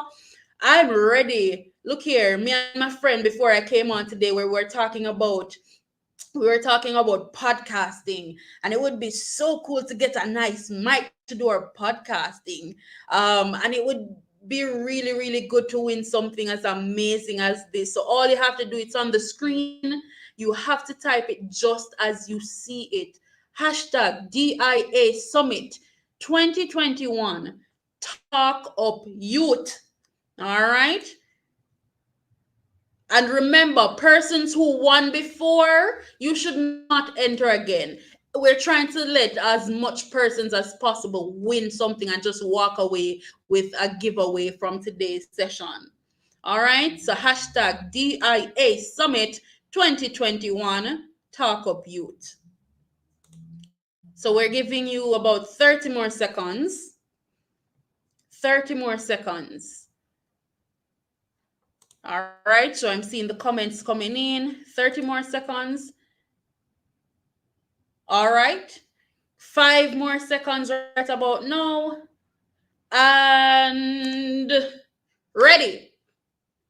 So we're ready to see who the winner of this vocal studio condenser mic is. Chevelle Reed. Woo! Congratulations, Chevelle Reed, on winning an amazing vocal studio condenser mic. Wow. Podcast I got up for 2022. Congratulations, Chevelle. And Chevelle, please DM Digital Jamaica on Instagram with your full name so that we can get in touch with you. All right, congratulations again. So you can DM on Instagram or Twitter, Digital Jamaica. All right, congratulations once again. So we're jumping right now into our second fireside chat, and it is really all about youth in tech. The topic is becoming a prodigy, balancing work and play, and this will be hosted by Teresa Taylor. Teresa, are you here with us? Oh, you're muted now. All right, so we're waiting on Teresa to get on so we can have an amazing conversation. Yes, I'm hearing you now. How are you doing? Good. I'm great. How are you? I'm happy. I'm excited. Look here, Dwayne and I were talking about the sessions we were excited about, and I hinted to this session, and it's about to start. So I'm ready. Well, keep your socks on. You're going to be blown away, because I certainly am blown away just listening to who I'm going to be interviewing.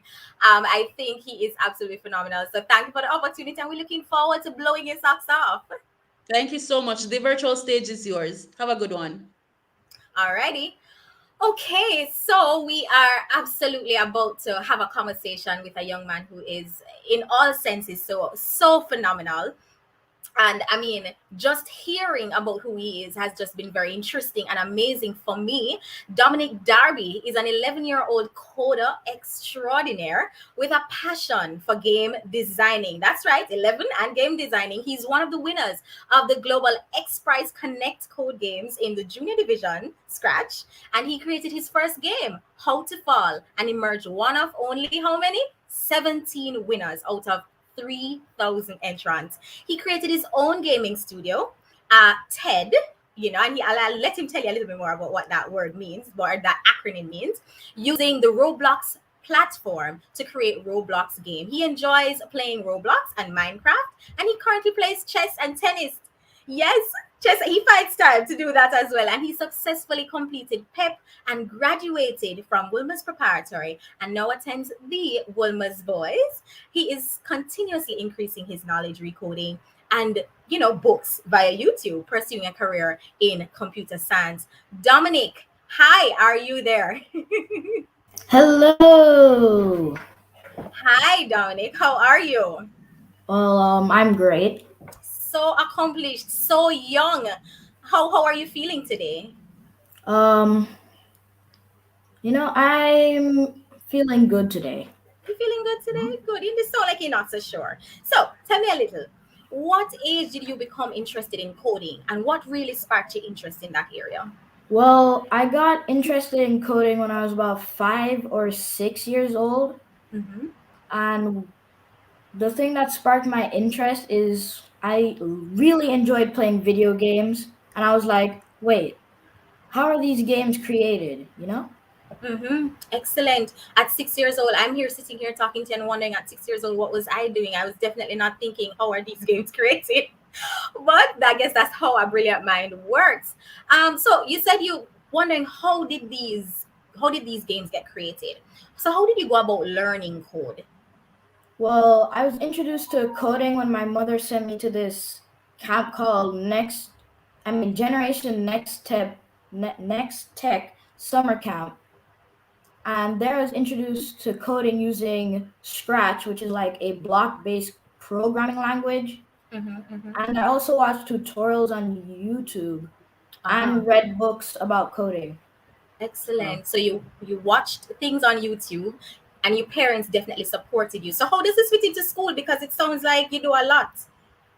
Well, I mostly code in the evenings after class and on summer and winter breaks. And I also usually have a schedule so that I make time for both studying and coding.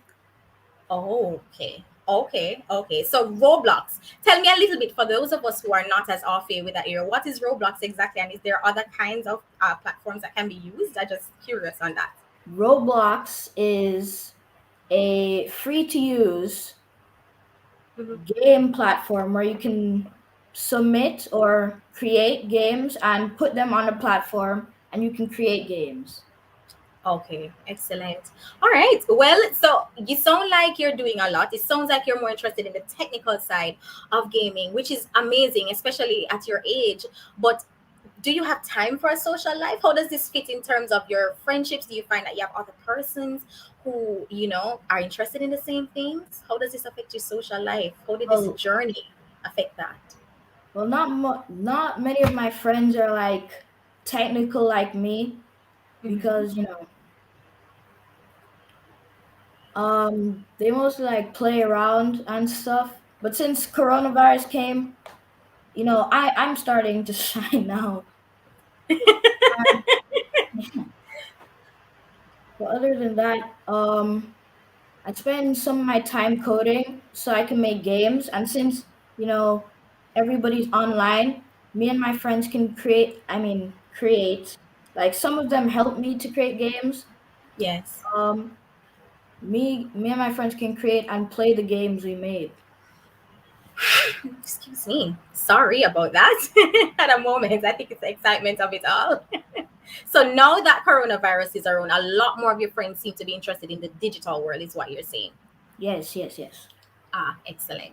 Tell me a little bit about the X Prize competition. How did it feel to win? Well, the And X Prize. 3,000 persons, I think, was in that competition. Oh yeah. And you So came out in one of the top 17. How did that feel? So the X Prize competition is like a global game making challenge.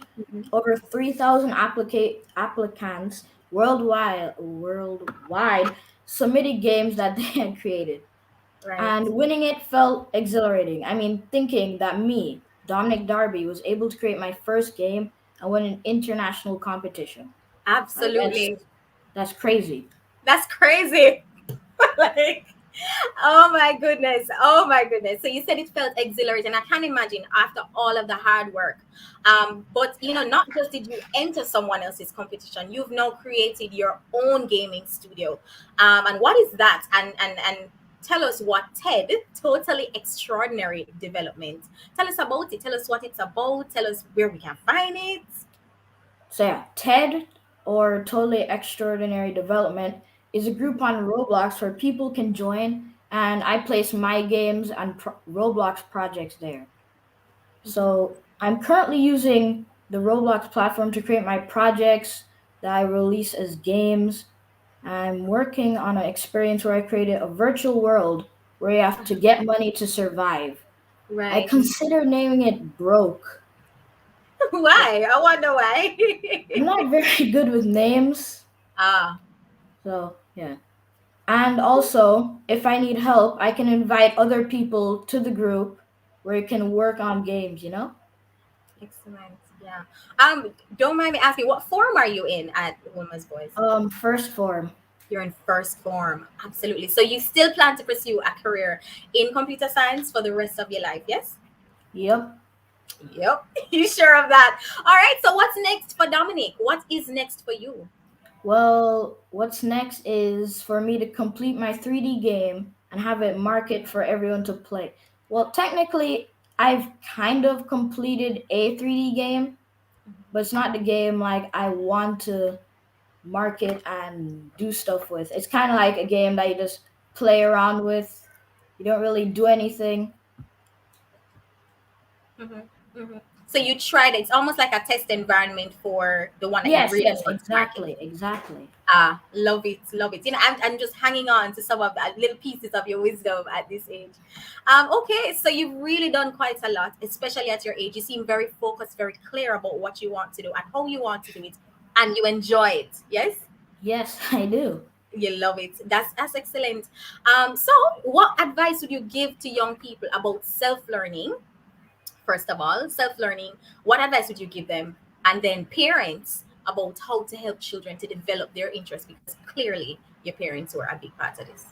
Yeah, it is important to find something you like and ask someone for help, or watch videos and read on that area. This will help, and there is no need to be afraid of doing it. And parents, make sure to have your children try new things, like sports, or try new hobbies, because you never know what they will excel at. And always remember, if you don't expect much, you get what you expect. But if you expect more, you will get it all. Okay. We have to stop for that one. Always remember that. I'm going to give you one more chance to say it again. If you don't expect much, you get what you expect. You get what you expect. But if you expect more, you will get it all. You will get it all. So your expectations is everything. If you expect nothing, that's exactly what you're gonna get. But if you expect more of yourself and of the world, you will definitely get that. Dominic Darby, oh my God, you are impressive. You are absolutely totally extraordinary, as your business name suggests. Thank you so much for joining us this afternoon. It really has been a pleasure to speak with you, a pleasure to just get to know you a little bit better, hear me, better. I'm so stoked by you. And really wishing you all the very best in all your endeavors. And I'm looking forward to trying out one of your games soon. It has been a pleasure talking with you too. Thank you. Okay. Thanks so much for having me. Bye. All right, guys. So that was Dominic Darby. For those of you who are available, head on over to the Institute of Law and Economics page and definitely go ahead and click that link in the bio to register for our pitch, the express pitch that will be coming up. He did it, so can you. Different competition. competition, but similar opportunity. Enjoy. I love it. Thank you so much for that, Teresa. Look here, Dominic, if you're still Listen up. hearing, big Listen up up. yourself because Oh, at 6 years trust old, what me. I was What playing was in I dirt doing? outside at 6 years old. I 6 years was old, I playing went in to. dirt. Oh my goodness, no, the kids these days, they are a completely different ballgame. But it really was a pleasure to talk with him. And I think I've learned so much. That last line that he left with us, if you expect a little, that's what you'll get. And if you expect a lot, you'll get it all. So just do it. Very, very wise young man for his age. We were just speaking about youth in tech becoming a prodigy and just balancing work and play. Dominic Darby, coder and entrepreneur. Wow. And he's Absolutely. actually in, I think, first format at He Wilma's said he's in Boys. first form at Wilma's first form. That's At first trust form, my me. biggest problem was whether my igloo was matching my school bag. Well, I guess not. All right. But thank you so much for having me, Aishimo. Really, really, really appreciate you coming on. And I hope you have an excellent rest of the day, Teresa. I plan to. Thank you. You too. Thank you. Bye bye. All right. So we are going to jump right into a giveaway. If you want another giveaway, please let me hear you say, or let me see you type giveaway in the comments. Because if you don't want the giveaway, we can pack up and go. We can pack up and go, but we want to give it the giveaway. So let us know how you're feeling in the chat. Are you excited? Do you want to know what you're gonna win next? Let me know, no man. I hope I'm not talking to myself. I'm watching the comment section right now to ensure that you want the giveaway. Annie's saying giveaway. Remember, if you want something before, you cannot enter to win something again. We want to ensure that everyone gets a chance to win. In addition to this, adults, I know that you're tuning in and we appreciate the support, but adults, you cannot enter. This is for young people. It's a youth summit. So we want our young people to walk away with a prize. A few persons would have won a ring light, a microphone, and stuff like this can help with persons who are interested in content creation. So this is a youth summit for young people ages 13 to 25, and we really want to see how best we can help them to push their content forward, to just invest in themselves. So we're trying to have these giveaways for young people only. Again, I will say 13 to 25 years old. And so we're going to jump right into the next giveaway for this section. So, ready? One more lucky participant can win a professional photo shoot with photographer Brian Smith. First of all, if you don't know Brian Smith, you need to go check out Brian Smith. You can win a professional photo shoot session with Brian Smith. And to enter, you need to type this: hashtag DIA Summit 2021 and the words picture perfect in the chat for a chance to win. I will repeat: hashtag DIA Summit 2021. All right, I'm getting some information behind the scenes, so I'm going to repeat that again. So for the persons who typed already in the comment section, I'm seeing you, but let's go again. All right, so scrap that. We're going to go again. So let me know if you're hearing me. I'm not going to continue until I hear that everybody is hearing me and that we're going to go again. All right, so I want to hear somebody say, yes, I am hearing you in the comment section. I'm watching it right now. So I'm watching it so that we can start again. All right, so one more lucky participant can win a professional photo shoot with photographer Brian Smith. And to enter, we're going to go. All right, so I'm seeing everybody saying definitely hearing you. Perfect. So we're going again. So it's hashtag DIA Summit 2021 headshot. So you're supposed to type in the comment section hashtag DIA Summit 2021 headshot. And remember to type it exactly as how you're seeing it on the screen. Remember, I'm still seeing persons typing what I had said earlier. We're changing it. So it's hashtag DIA Summit 2021 Headshot. And this is perfect. It is to see if you're really listening to us, if you're really tuning into the section, the segment, and you're hearing and you're listening. So hashtag DIA Summit 2021 Headshot. And so we are going to give you about 30 seconds. So if you want to win a professional photo shoot session with none other than Brian Smith, type hashtag DIA Summit 2021 headshot in the comment section. So we're giving you just about like 5 more seconds. I'm seeing persons typing in the chat and I'm loving it. Everybody really wants to have a photo shoot session with Brian. I'm loving it. He's an excellent photographer. All right, so 5 more seconds. We're going for a chance to win a professional photo shoot session with photographer Brian Smith. And we are ready. All right, let's go. Let's see who the winner will be. Let's see who the winner will be today.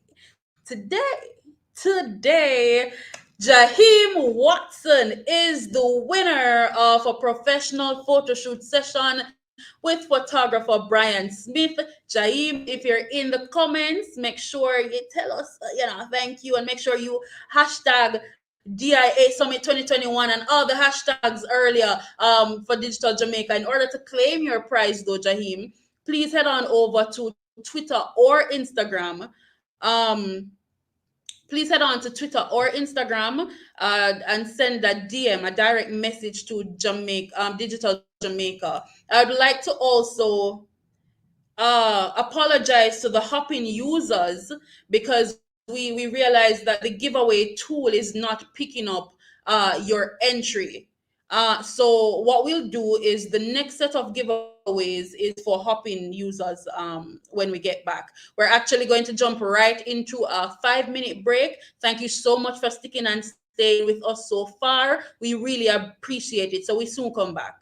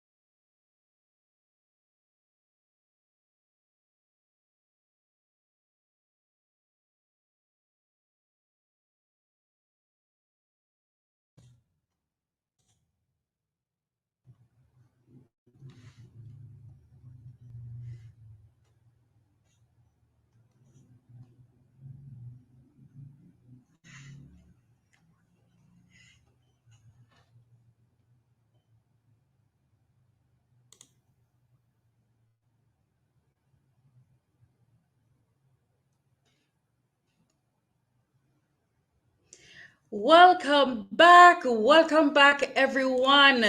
We are here at Digital Jamaica's first annual youth summit under the theme The Future of Work, How Digitization Affects Employment. My name is Aishiba Cornwall. I am a second year integrated marketing communication student at the University of the West Indies. Definitely a lover of communication and all things digital. So, you know, I had to be at this event. I've been learning a lot so far, and I'm really appreciative of Digital Jamaica for putting on such an incredible event. Now, one of the things that I want you to understand is that this event could not be possible without a few people.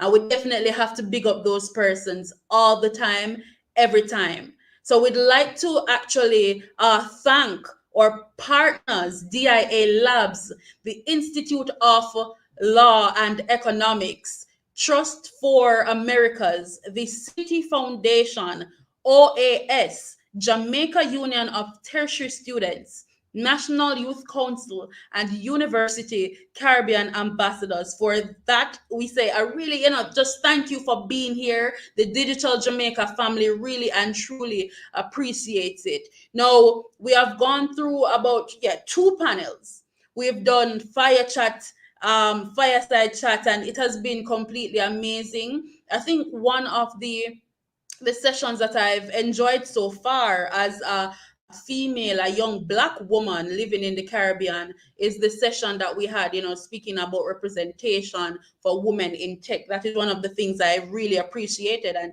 it's amazing that Digital Jamaica is giving us that opportunity to have these important conversations. What I actually want everyone here to do, if you're hearing me, if you're seeing me, and if you're listening, I'd love for you to put in the comment sections. Remember, I'm seeing your comments, Put in the comment section what you've enjoyed from this youth summit so far.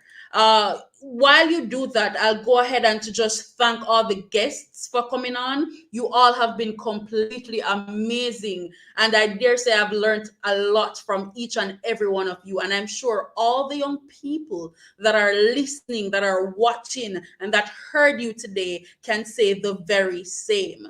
I want to also encourage you or remind you that you could be one of the 1,000 persons who will get the opportunity to unlock free delivery, Free delivery. We're talking about freeness over here. You'll get the opportunity to unlock free delivery from Hugo Jamaica. And all you have to do is use the summit code DJYS21 at the checkout. Now, I'm still looking in the comment section to see if there are persons who are typing and telling me what they've learned so far. Definitely waiting on that. Well, one of the other segments that I appreciated was with Dominic. Dominic is about 11 years old. I mean, he's in first form now at Wilma's Boys, and he's doing incredible things. And one of the things that push forward for me, and it's something that I believe in, is that youth is now.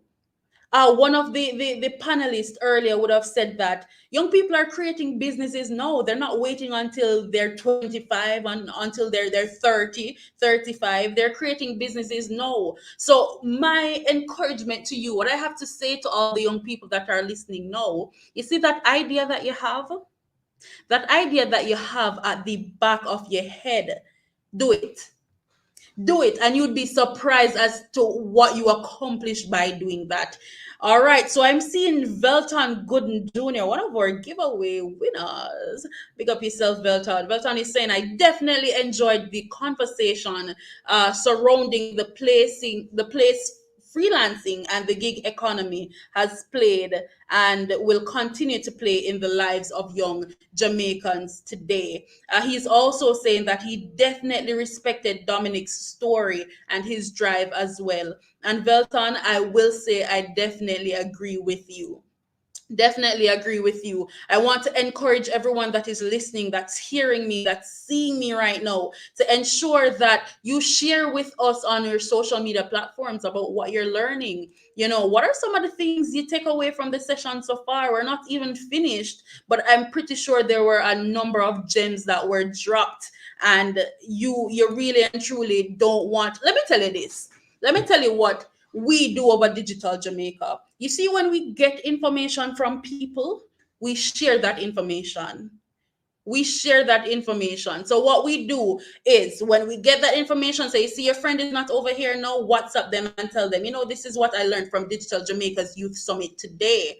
And if you know anybody you've met on the internet or so, you can just go ahead, type in the Twitter box, go on Instagram, tag Digital Jamaica, and tell them what you learned today. And you can do this by using the hashtags, hashtag DJYS21, hashtag Future of Work Summit, hashtag Youth Summit 2021, hashtag Youth Month Jamaica, hashtag DIA Summit 2021.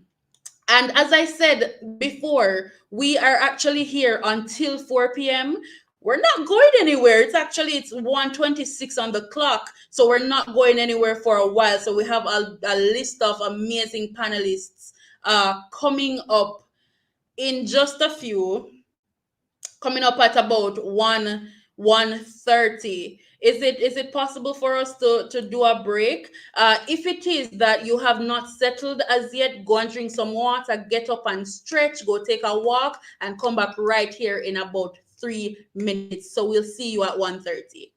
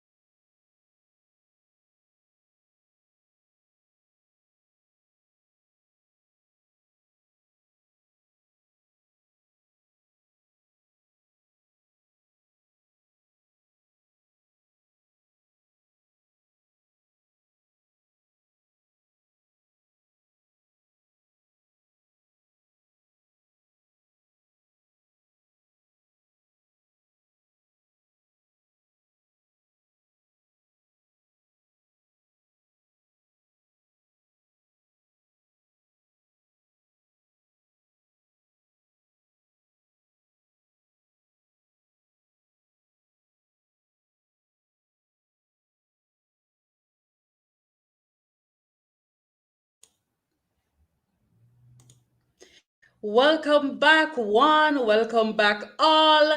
You are here at the Digital Jamaica's Youth Summit, the future of work, how digitization affects employment.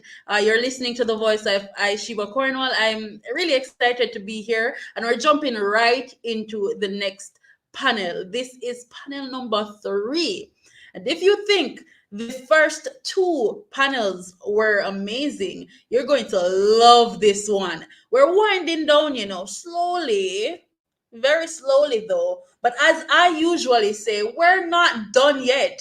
We're heading right into the third panel for today, which is under the topic positioning for opportunities. And this will be moderated by Stephanie Merville Green, who is a youth leader and entrepreneur representing the Jamaica Union of Tertiary Students and Lip Locked. Hello, Stephanie. Hello, everybody. How are we doing? I'm not bad at all. I'm enjoying it. I'm enjoying Digital Jamaica's Youth Summit. It's amazing. How are you feeling? How are you feeling as it relates to the panel coming up? I'm feeling pretty excited. This is somewhat an area of expertise for me. I'm always talking about stuff like this. So I'm excited, definitely looking forward to what our panelists have to say and how the viewers will react. It's the match made in heaven for me. Love to see it. It should be an interesting conversation then. So it's positioning for opportunities. And Stephanie, I'm going to give the stage to you. So the virtual stage is yours for now. All right. Thank you. All right. So hello, everybody. I hope you're all doing well. Let me just reintroduce myself. My name is Stephanie Green, and I am considered as a youth leader. I am a 4th-year international shipping student at the Caribbean Maritime University, the president for the CMU Student Union, and I am also representing the Jamaica Union of Tertiary Students. So let's get into the panelists for our discussion. So our first panelist is really a renowned guidance counselor at the Mannings High School. He's also the first deputy chairman for the National Youth Council of Jamaica. He's the founder of Ikula Pierce Grant a Wish Foundation and the counseling coordinator for Vineyard Camp in North Carolina, who is currently pursuing his Master's of Science degree in Development Studies at the University of the West Indies. Let me introduce to you Mr. Ikula Javon Pierce. Thank you. It's a pleasure to be here. Thank you so much. No problem. So next up is our quick cart entrepreneur, Miss Monique Powell. She prides herself on being an e-commerce and logistics provider based in the Caribbean. Prior to starting Quick Carts, formerly Quick Plate, she held senior tech and marketing related positions across various countries. She has also been passionate about web-based technology and the various ways businesses can use it to connect with customers and increase sales. Let's welcome again Miss Monique Powell. Thanks, Stephanie. Hi, everybody. Happy to be here. All right. So our third panelist comes in the form of a multi-hyphenate. He is the co-founder of Osobi, a startup venture studio aimed at creating frictionless products and services for the virtual economy. He's also the co-founder and the CEO of Key Farms, a regenerative ocean farm network focused on growing seaweed. And he was the co-founder and executive director of Next Gen Creators. He is an active technology community leader since the beginning of his career, and he has launched companies in the sectors of education, marketing, insurance, and 3D printing, and has also accomplished a vast majority of achievements during his youth. I present to you Mr. Nicholas Key. Oh, hi everyone. Thanks for the introduction. No problem. All right, so panelist number 4 goes by the name of Paul Allen and is CTO and co-founder of Edufocal Limited, a social learning and edtech company based in Jamaica. Paul has worked as a technologist in Jamaica and the USA. Paul has mentored many young engineers into thriving careers and is an active member of the local tech startup scene. Paul also has a Bachelor's of Science degree in Management Information Systems. Welcome, Paul. Hi, everybody. Thank you, Stephanie. Happy to be here. So last but definitely not least is Ms. Shanoy Johnson, who is currently serving as the Vocational Training Development Institute Student Union President. and also serves in many different capacities within youth-led spaces and/or groups. Welcome, Shanoy. Hi guys, thanks for having me. No problem. So, guys, let's really get into the meat of the matter. We know why we're here, we know what we are expecting from our discussions, and I'm hoping that we will be familiar with some of our panelists before our panel ends. All right, so let's get into it, guys. I hope we're excited, hope we're ready to have a fruitful discussion. So, the first question I'm going to throw to you guys is, what do you think, in your opinion, should young people do to prepare themselves for the world of work? All You right, want me to so start off? sure. I was just going to take someone, but you can go ahead. All right. Greetings, everyone. When it comes on to preparing our young males or young females for the world of work, the first thing that we have to understand is that they need assess.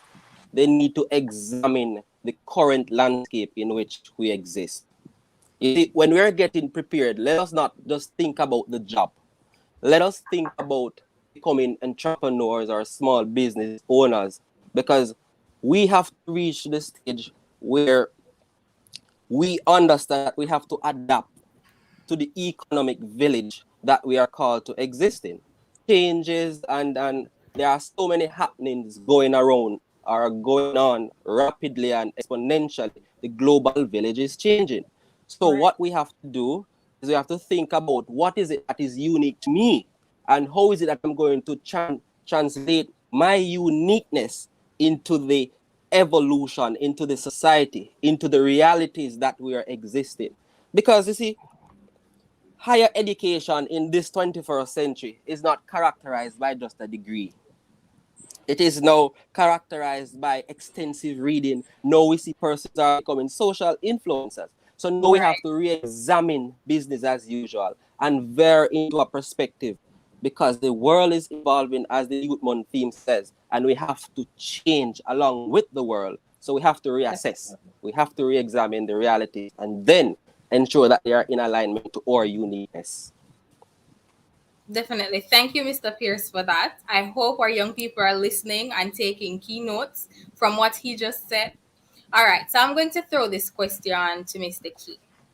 Why do you believe goal setting is important at an early or young age, and where should young people start? Yeah, I think coming with my background, it was goal setting kind of just fell into to place. It really didn't even start out at goal setting when I was thinking about my career. It really kind of just started out from a place of wanting to try something new, and then getting better at it. Before I even considered looking probably 20 to 50 years into the future. But I think once you hit that I guess that bridge, where you've probably found something that you're uniquely good at, and want to probably excel in, that is when you definitely start. So you of course look at a few data points. You look at what is going on in the world right now, where a particular field or sector is heading based on projections, and then conduct like a mental model evaluation. You can probably pick up something like reverse engineering, where you kind of examine what the world could look like, Right. and then from there you pick apart where exactly you need to be in order to achieve that, to be in that place.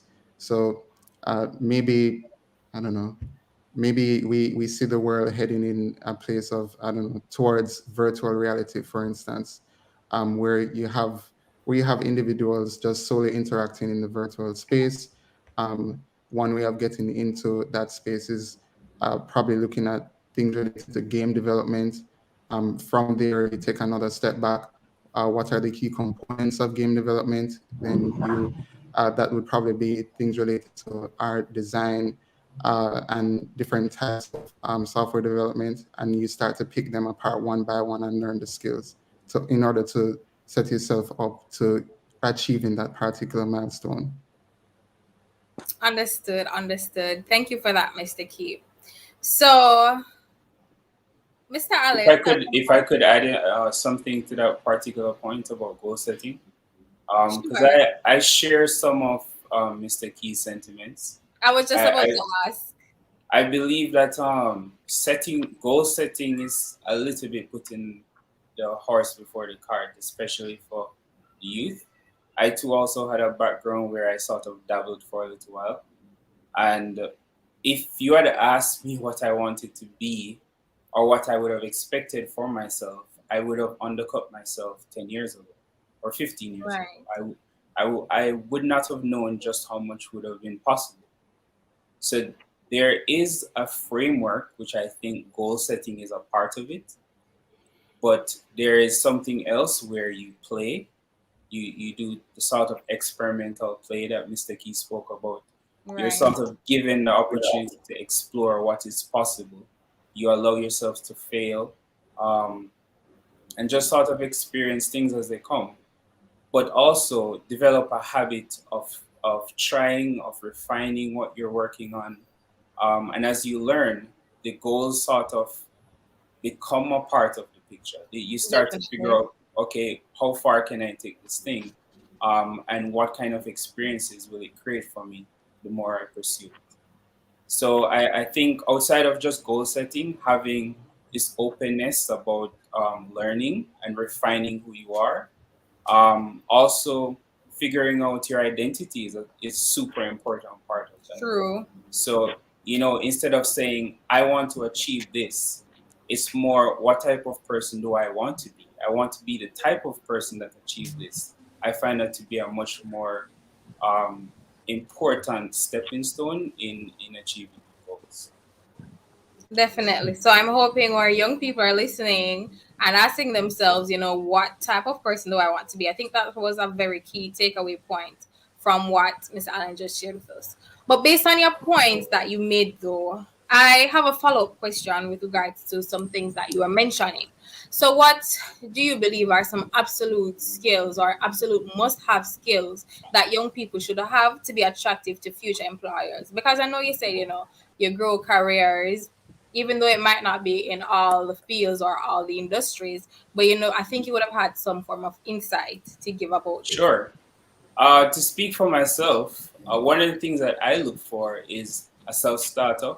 So someone who you might not know today, but you show up with an attitude of, I will figure it out. We are all sort of knowledge workers in today's day and age, and no one knows everything. But one of the better skills you can have is knowing how to find out, right? So being a self-starter, also being the type of person that will take ownership of what you do.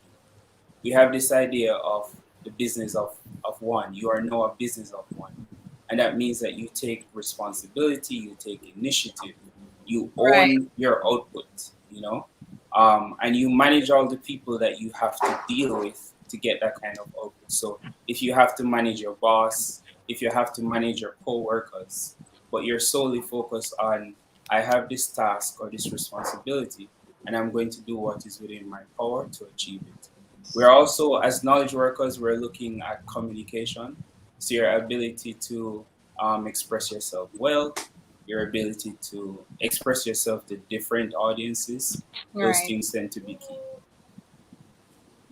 Definitely. So, Shanoy, considering that you're actively in spaces with youth that are now going to go out there and seek jobs and seek any form of employment, something to do after university, right? What do you think generally youth need to work on to ensure that they hone the skills that they need to be marketable? Okay, so thanks for that question. I would say first thing I would tell youths are every opportunity that comes their way, they should take it. They should take it. Right. Repeat. No, I was just saying right. Okay. And also be very digital literacy. I would say they should be digital I'm getting a feedback. Is somebody saying something? No.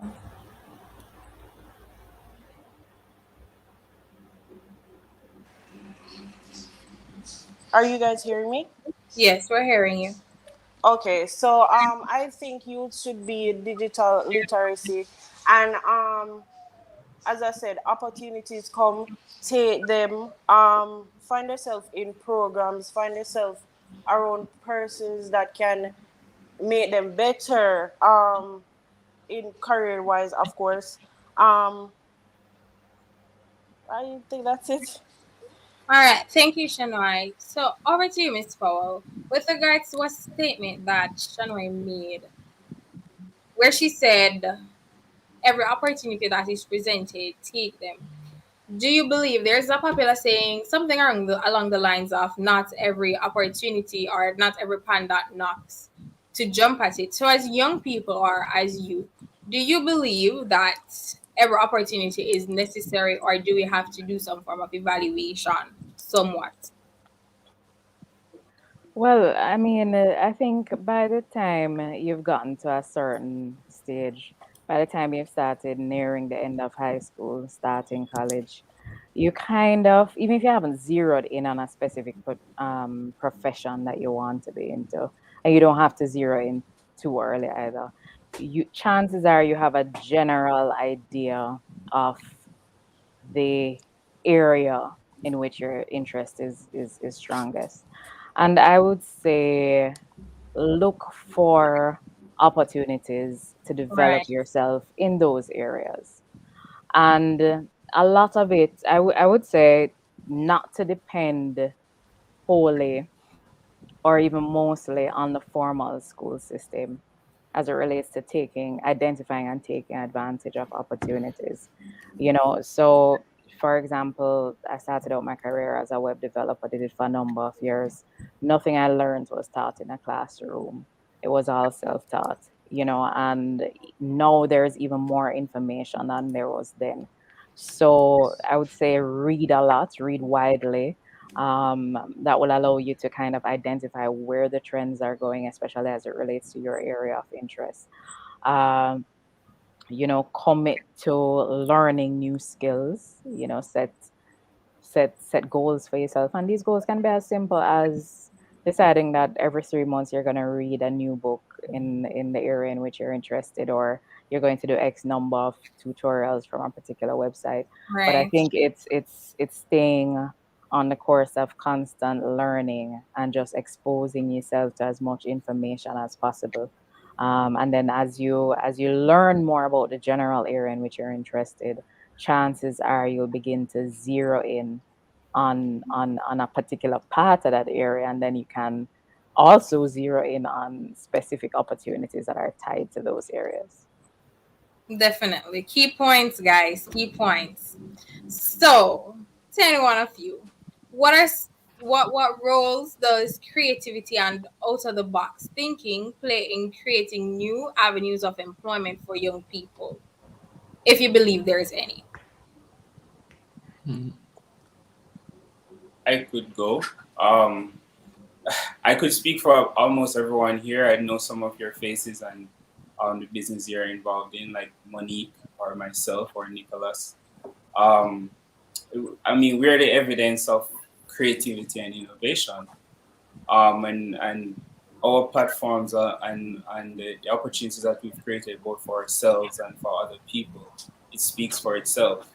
I think we're sort of in a fourth wave of the digital economy, and what that means for us now is a lot of the framework has been laid, by people like Monique and myself, who are software engineers. And we're now at a point where you can create content for a living. You can be a YouTuber for a living. If you ask a young person today, being a YouTube vlogger is one of the top career choices.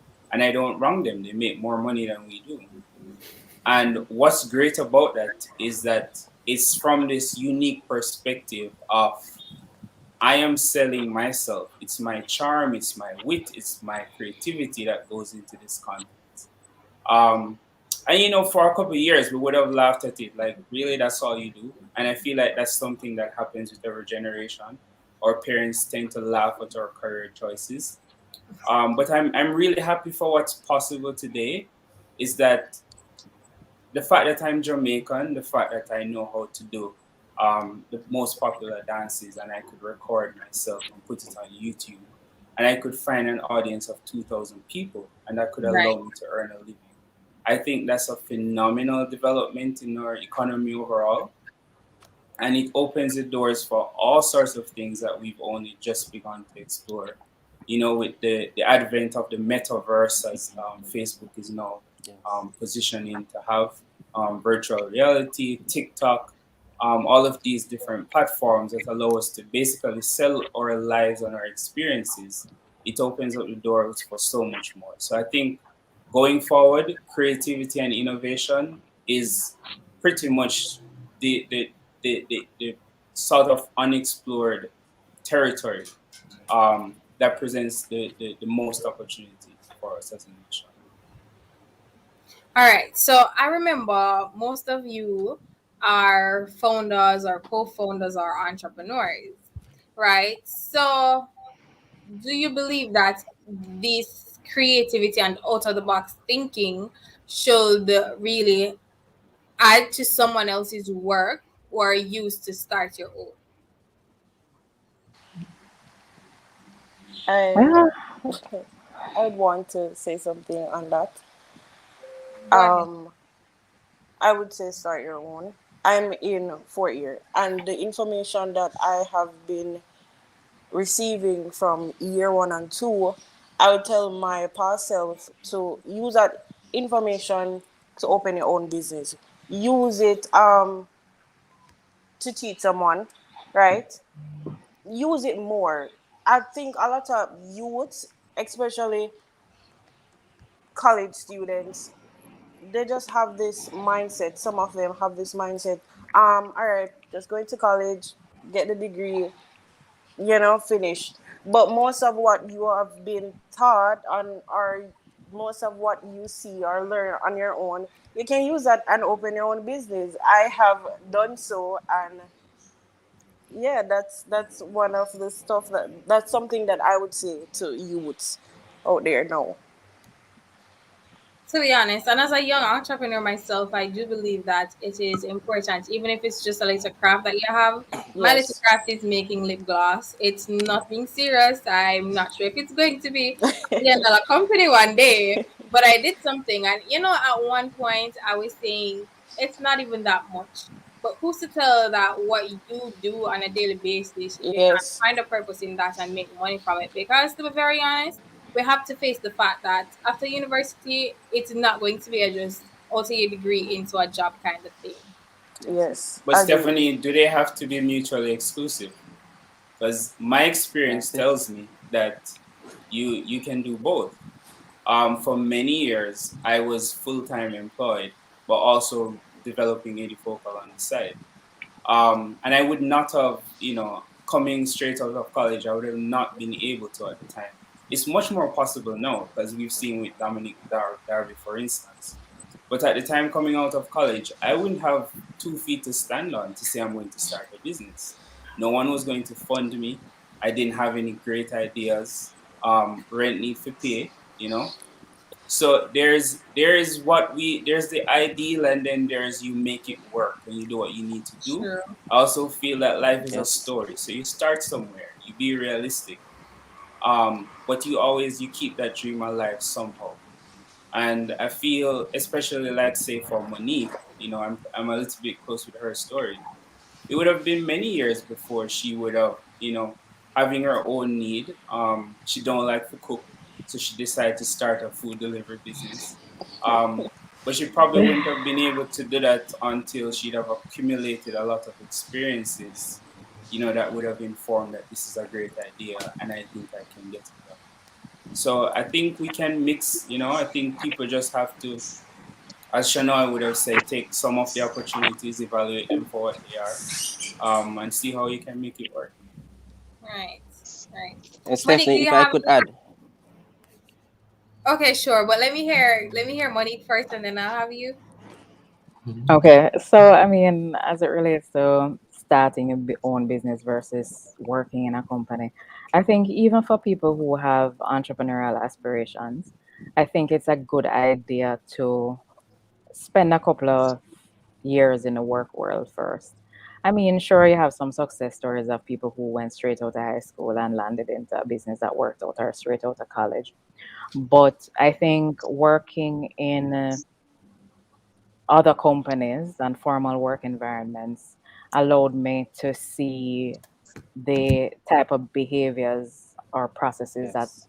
I wanted to emulate when it was time to start a business, and also to identify things that I didn't want to be a part of my Right. business when I were to start, whenever I get the opportunity to start.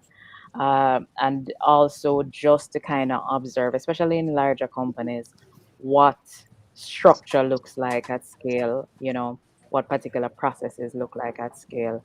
So when you start your own business, you're not learning everything about that from scratch, because you would have already absorbed quite a bit from the jobs that you would have been in. Yes. So, I don't think it's a bad idea to, even if your end goal is to eventually start your own business, to get a 9 to 5, so to speak, and learn as much as you can while you're there, until it is that you're truly ready to start out on your own. Thank you, Mr. Pierce. Yes, thank you. So I'm just going to supplement what Monique would have said. Having the experience is very good, very important. But also, we cannot underscore the importance of soft skills. Soft skills are very important in the process as well, because it not only speaks to how you behave or you relate to persons, it speaks to you as an individual, whether or not you will add life to your job, whether or not you will add life to your experience, whether or not you will influence others. Because the reality is, we are operating a space where we are being seen, and persons Right. want to realize, you are living your best life, but you're also getting things done. As it relates to thinking outside of the box, we have to reach to the stage where we depart from the stereotypical or the traditional jobs, the doctors and the teachers. Whilst we appreciate those, we have to think about the changing world. Think about all that is happening around us, and how can us be a part of the change? Because we Right. really don't want the world to move ahead of us, and we have to be playing catch up. There are a lot of persons who are establishing jobs. They are venturing into entrepreneurial pursuits. We have doctors starting up businesses from the scratch, bottom up, and these businesses are really thriving. So it will take us just just direct that energy into what you love, having appreciation for what you know, and translate that into what you can do. We have to move with the time. Sure. All right. Thank you. Thank you so much. So, Mr. Key, I want you to talk about really experiential tech in terms of solving perennial or culture specific problems, if I may. And how do you think that this could be an avenue for economic opportunities? Oh, experimental tech. So historically, I've been, I guess, attempting to chart the way for, especially Jamaicans, to get into, I guess, the more creative scene, or infusing tech and art, mainly because our entire economy drives heavily on culture, and we haven't really been able to fully monetize on it as yet. And I honestly believe that probably the next wave, the huge wave of opportunity for Jamaicans at large, and even by extension the Caribbean, is to really pay attention to the NFT space, but more specifically the metaverse space. I think there are definitely different niches and pockets that, if fully explored, would lead to the proper, I guess, our meaningful input inside of tech as a country. Prior to this, we really have been kind of playing catch up in terms of just trying to learn skills that would be more adaptive to the global north. But because this new avenue is available to us, that is more suited for our nature and our climate and our economy, um, it really would serve us best if we explore that some more. Definitely, definitely. All right, thank you, Nicholas. All right, so I'm going to throw this next discussion to Shanwai. No, why I'm really going to do this is because you are fresh out, well, not fresh out of, you're freshly in the tertiary space, right? So, do you believe that tertiary institutions are relevant or important, rather, in terms of skilling young people for jobs of the future? Somewhat.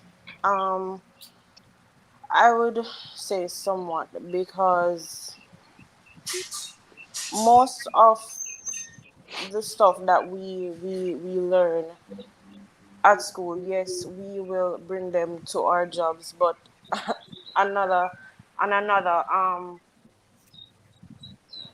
what would I say now? Something that are taught, we will not carry them in the work world, in my opinion. And skills, the skills that we learn is what we will bring in a sense. So I'm in ICT. I study ICT. Things like coding. If I go to a job that wants a web designer, skills like coding, I will carry into that job. So I say somewhat because, in my opinion, some things that are taught, we will not use them. We will not use them. I think most of what we use are the sets that we leave the institution with. Definitely. I do believe so. And in a sense, the only thing that I would really add is the fact that the education system in general really takes a one size fits all mentality, and Mm-hmm. that's not always the case. So I believe that, other creative aspects or other creative means methods of learning could be implemented to really capture the vast majority of students, because you'll realize that you will have persons who drop out and it works out better for them. You'll have Yes, persons who stay in school yes, for years and that works out for them. So the one size fits all mentality, if you go this way, then that's what you're supposed to do. If not, then you'll be labeled as something society doesn't really take a liking exactly, to. Right. exactly. So I feel like that's the only aspect that, could be adjusted a bit, but I do see the relevance or necessity of it. Right. So I am now going to open the Could I be a floor. contrarian? Okay, sure. Because I feel as somebody who went to a community college, um, and as someone who enjoyed high school thoroughly, I do still see the role that tertiary education plays. And a thought experiment that occurs to me is that what would happen if we don't have tertiary education and everyone was forced to go to YouTube University? I think the outcome would be a lot worse. And we're specifically talking about the preparing for the future of work and what are the skills that are necessary for the future of work. We're talking about being able to communicate effectively, being able to research, but also knowing how to learn. And I think part of that we take for granted. So you might go to university and they don't teach you everything, and that's been my experience as well. But one thing they taught me was that this is how much you get, right? You get a semester of this subject, and if you want more, you go figure it out on your own. That's it. And to Yes, be honest with you, I almost feel that's probably the main lesson that students need to learn, say, the first semester of college, that you're not here to be spoon fed this information. You're here to learn how to learn this on your own. And you get yes. 3 or 4 years to practice that skill. And when you walk away, you have a whole lifetime to go learn all the skills. This is probably my second or third career since I left college because I've had to reinvent myself every 7 years or so. And college would have been the place where I learned to do that for myself. Yes. That is true, guys. And remember, some of us, upon starting university, would have heard at our orientations or at being orientated that, you're going to have to read for this degree. So we're paying to go and read. But that was a heighty discussion. I want to thank all of our panelists. But before we go, let me just take some questions from our viewers. Anything at all that you might have to ask our panelists, can you just throw them in our comments, please? I'm going to start reading the comments, guys.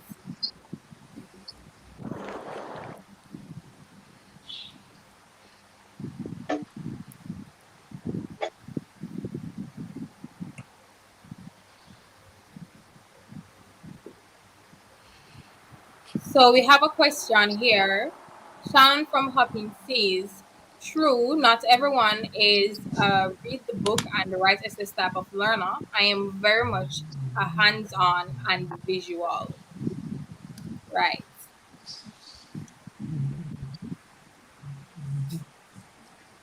So while we wait on some of our viewers to send questions, does any of us here have any questions for each other? Let me think about it.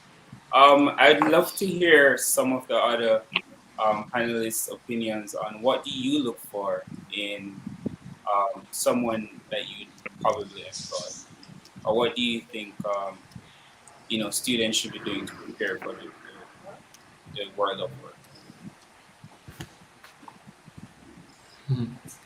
Well, I think critical thinking skills is something that I look for, and what I think can help people to build on those kind of skills, critical thinking skills that would help you to solve problems.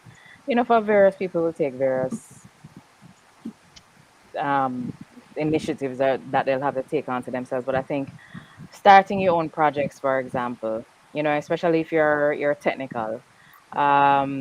If you're going to university and doing a computer science degree, for example, I don't think it's enough to just do the assignments that you've been given or just read the text that are on the list. But start a project for yourself. Think about a problem that you think is out there and is worth solving, and form a pet project out of it, and force yourself to think of creative ways to execute on that project. So the goal of the end goal of exercises like these is to ensure that when you go into the world of work, you don't necessarily have to be given a set of instructions in order to solve a problem that is in front of you. You would have constantly over time been forcing yourself to learn new things, forcing yourself to figure out how to address particular problems that come up in whatever projects you're working on. And I think that's one of the key set of skills that you want to develop, and find ways of developing that work for you.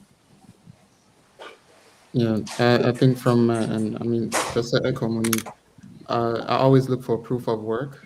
So especially if you're in tech, if you started any form of project, where you can show some form of competency, that is a huge green flag for me. But also, I tend to do things a bit more unconventionally than most. I tend to hire fast and fire fast, because typically, our climate isn't necessarily set up, or economic climate isn't necessarily set up from a place of abundance, and so it's a bit harder to extract or really have people be in a position to have the capacity to do things that they'd like to do. And so what I tend to do is try to extract that out of them, just like a probationary period of maybe a month or two, just to see where their headspace is at, just to help them to identify what they might want to do. And if it really isn't, I guess, like a fit, then that's it. No hard feelings. I'd for sure just put them onto another opportunity that might be better suited for them. But hiring fast and firing fast is definitely the go-to, especially for us out here. All right. Thank you, Mr. Key. So we have a question from Ronaldo Miller. Now he says, as a young ITT student, where do I start without experience in the work world? Well, if I could go, I think Monique spoke about this just now, and so did Mr. Key. You have no excuses today as an ICT student, and I'm supposing that means information and communication technology. There are literally zero excuses to be leaving a program after multiple years of study and not have any work to show for it. You're supposed to be developing a portfolio along the way. You can literally, and I mean, this is why I got into IT in the first place. Just like Dominic, I started by making my own games. I never had Roblox then, but there was something about the immediacy of coming up with an idea, typing it into the computer and seeing it happen for yourself. And then 15, 20 years later, we're now at the place where you can come up with the idea and sell it to other people. You know, we've seen such a drastic transition from this is a fun toy thing that I can do in my spare time to this is an actual serious industry. Yeah. So there really are no excuses. And I imagine you're in a situation as a student, you probably don't have a lot of money. You have opportunities to earn on your own and get your own job. Um, but also you can prepare yourself for a potential employer. So let's say you wanted to work for Microsoft. You can go look at Microsoft websites, see what the job listings are, what kind of tech are they talking about. And all of a sudden, you're now looking through a list of, I want to go learn MongoDB, I want to go learn C Sharp. There's nothing stopping you. There's free material on the internet, there are YouTube videos. You can go write the code yourself, you know, and develop your own applications. And an anecdote, I actually hired someone about 3 weeks ago. And how I found this guy, I wasn't actually looking for a new software engineer. But I saw this person on Twitter. He was a graphic designer and he wanted to become a software engineer. And so since the start of the pandemic, he set himself a goal. I'm going to learn this thing on my own. He started a Twitter account and he started posting about his journey. You know, he'd post different projects. So like every couple of days he'd post a Oh, new yeah, I've project. seen that. This is Yeah. what I learned, you know, and he would share it widely with the community. Now, here was a guy who was being his authentic self. He was learning in public and he was creating a portfolio in public. I was so impressed with him that as soon as he started looking for a job, I was one of the first people to call him up. In fact, I just DM'd him on Twitter and I asked him, can I have an email? I'd like to talk to you. So instead of having to go and seek out opportunities came knocking on his doorstep because he had positioned himself so well that I wanted to work. He's been with us for about a month now, and I'm very happy about the decision we made. Because what I saw in him was someone who was willing to be a self-starter, to create their own work, to be their authentic selves, and to put it out there for the world to see. And they attracted that kind of energy back, you know, and sometimes that can be an important part of the equation.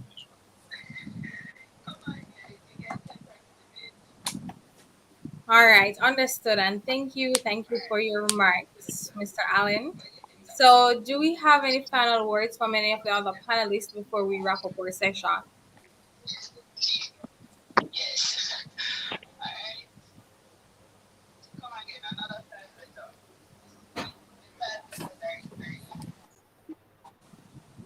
All right. So, considering there are no final remarks, I'll just have a final question and throw it to any one of you. All right. So, was there a career setback you faced which you later realized was an advantage? Getting fired from my first job. I was fired from my first job 6 months in. I think I was a little bit of an egotist. I felt I knew everything about the work world. And that set me on my entrepreneurial journey. It would take me a couple of years to realize that I was wrong, but I don't regret it at all. So that was a big setback for me in that I was afraid to go and find another job for at least another year.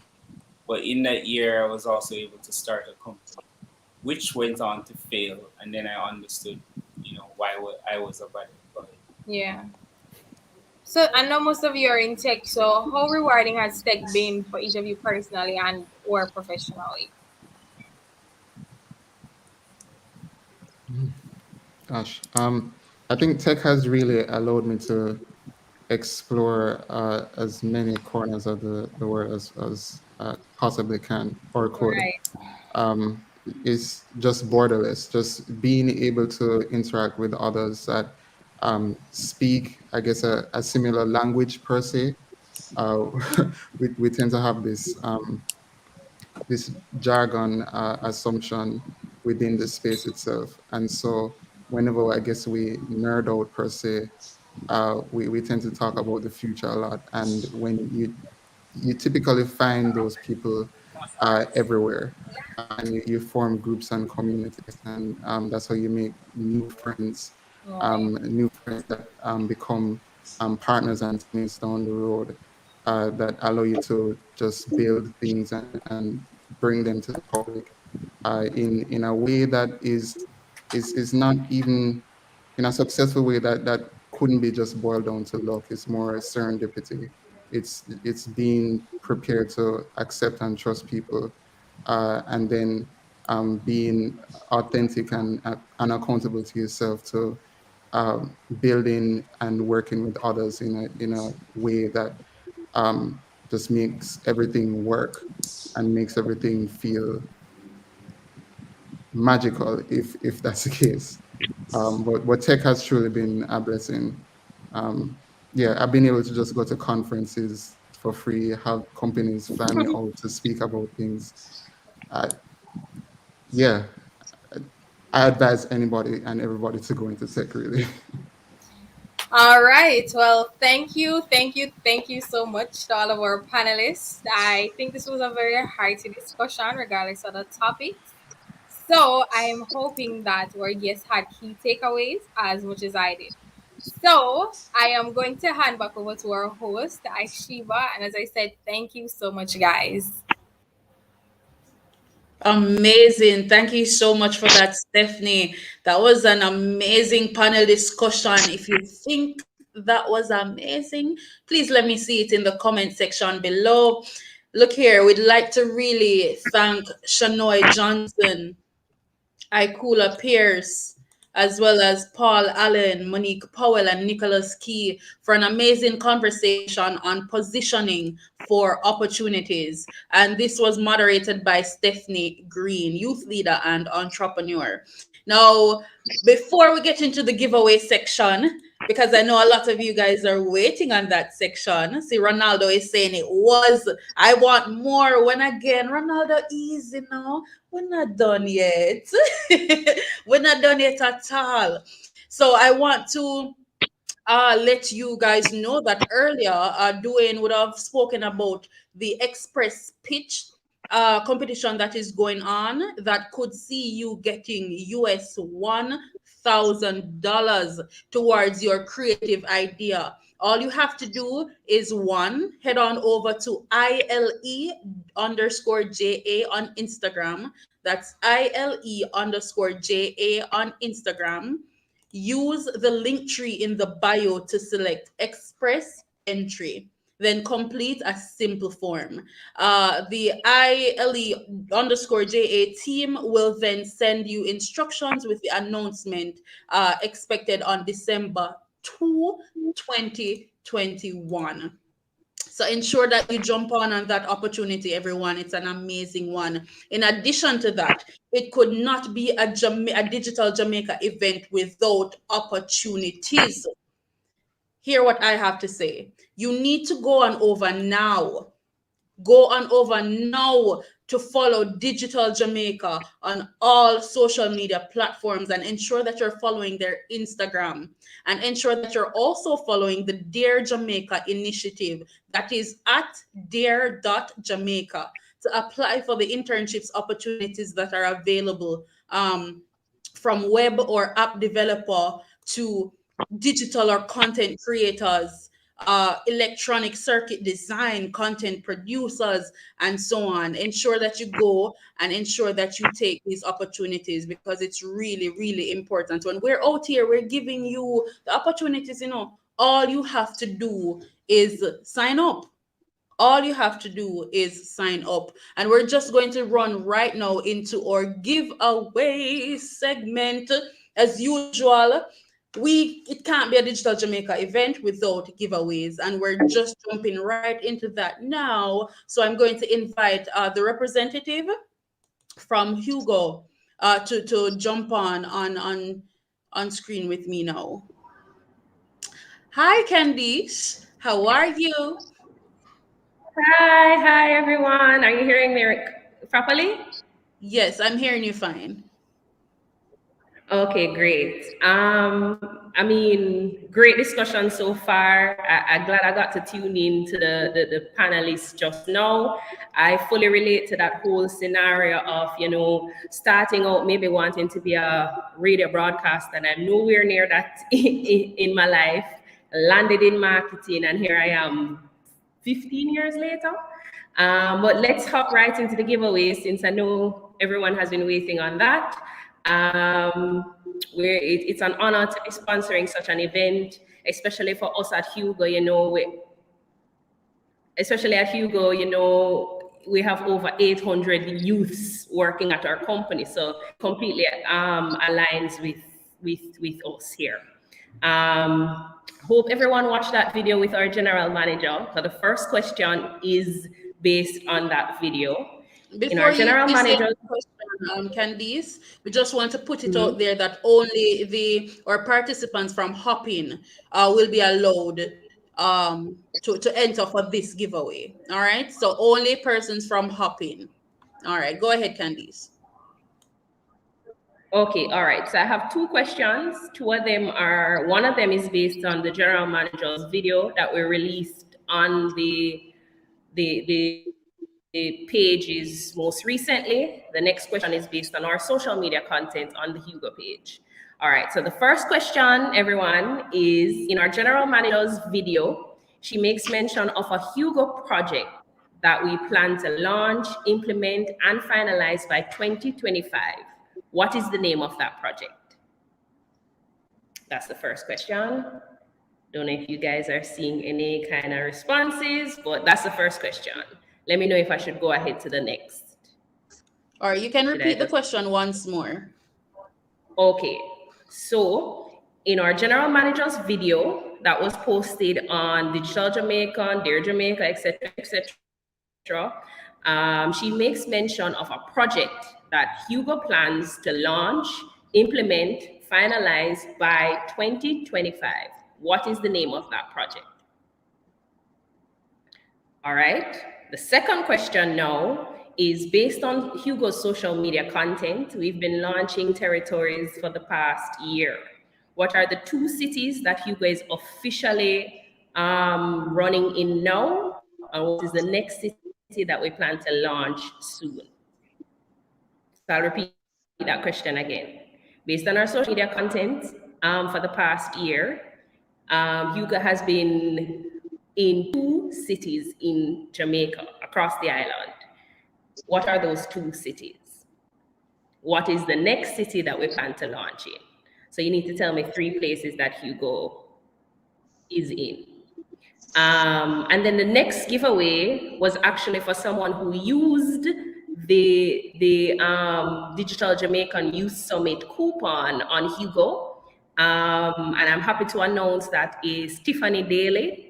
Not sure if she's here now, but she definitely used the coupon today, and we want to reward her with a Hugo coupon for any of the commerces that we have now in the app. So Tiffany, you'll be able to purchase anything you want in the app from this 5% $5,000 coupon. So all questions, all winners will receive a Hugo coupon that they can use in the app for any restaurant that we have available. So we'll share those with you once we've selected the winners. I guess Ashiva, maybe you can assist with getting the winners. As the winners will be randomly selected, by the way, through the Digital Jamaica team. They're just gonna send me the email addresses for your Hugo account or the account you use on Hugo so that we can implement the coupon for you. Again, I'll go through the questions one more time. The first question is, in our general manager's video, she makes mention of a Hugo project that we plan to implement, launch, and finalize by 2025. What is the name of that project? 2, based on our social media content, which 2 cities is Hugo currently available, and what city do we plan to launch soon? The third winner has already been selected, Tiffany. Thanks for using the Hugo coupon today. We'll be in contact.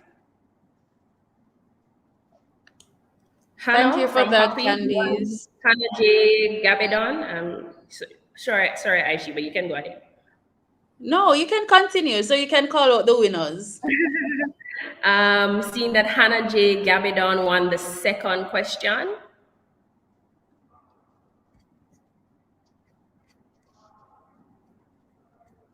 Is that correct?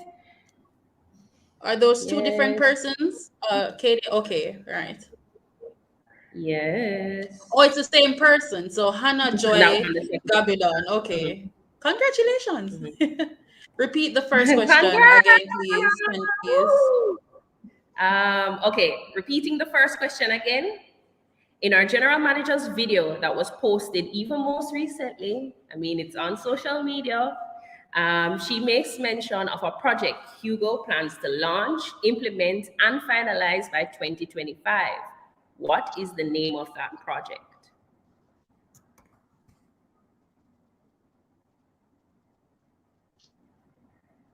We have a winner. Who is the winner? Aaliyah Clark. Woo! Congratulations, Aaliyah from Overhopping. Okay, great. And as I shared, the third winner would have been Tiffany Daly. She used the coupon today. So guys, remember you can get free delivery today, courtesy of Hugo, once you use the coupon. So I'll repeat the winners again. Winners for the second question was Hannah J. Gabidon. First winner, is Aaliyah Clark. Third winner, Tiffany Daly. All right, awesome. Congratulations, everyone. Guys, we'll be in contact for you to get your Hugo coupon that you can use, as I said, in the app for any commerce, any restaurant. If you want to try some sushi, if you want to try some, anything you want in the app that's available, you can have. Oh, sorry. And what were the answers? yes. We can go through the answers. So the first question, I'll repeat and share the answer. The first question was, in our general manager's video, she makes mention of a project Hugo plans to launch, implement, and finalize by 2025. The name of that project is Hugo Neutral. If you watch the video, you would have known that she makes mention of the Hugo Neutral project that we plan to finalize by 2025. For number 2, based on our social media content, which 2 cities is Hugo currently available, and what city do we plan to launch soon? So the 2 cities that we're currently available is Kingston and Portmore, and the city that we plan to launch on Monday actually is Montego Bay. So congrats, Alio, and congrats, Hannah Joy. Thank you so much for participating, guys. I'm looking forward to what the future holds for us all. It's wonderful to see so many youths being involved. Thank you so much for that, Candice, and thank you so much for doing this giveaway section for the Youth Summit. Really appreciate it. Yes. Just remember to, I guess, digital team to send me their email addresses. Right. Thanks All right. much. Bye, everyone. Have fun. Have fun. Bye bye. Amazing. So that was Candice Moncrief, representative from Hugo, doing a giveaway. Congratulations to all the winners. Look here, we're going into an amazing next session, which is a fireside chat. And it's all about youth in tech, to be honest. And as we get into this next segment, we will be talking about the benefits of early exposure and the importance of community support. Wow. And trust me, when you find out who the person who is going to be interviewed is, you're gonna love it. You're gonna be really excited. And so what I'm going to do is to invite the host for this fireside chat on to the screen with me right now, Mr. Fabian Morris. All right. So what we're going to do, I know it's been a long while right now. What we're going to do is just take a short break. So we'll be right back in just a second. All right.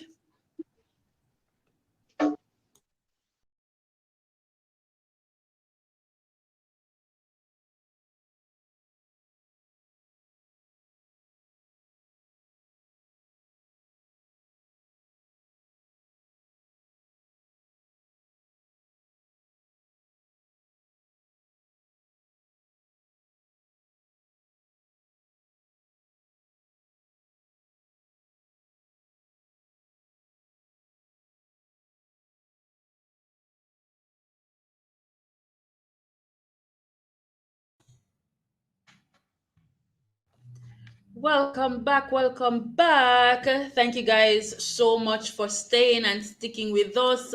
It's just about 2:31 p.m. right on the clock, and we're going into the fireside chat.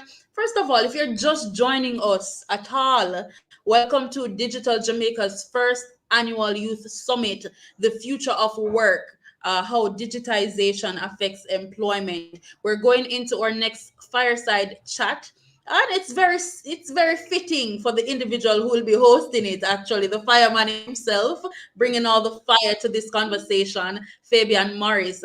He'll be talking about the benefits of early exposure and the importance of community support with his guest, who he definitely is going to introduce. So welcome, Fabian. How are you feeling? Thank you, Madam Cornwall. Trust me, the energy queen herself, it feels, I feel at home. Yeah, yeah, working alongside the, energy queen once more. Really feeling good.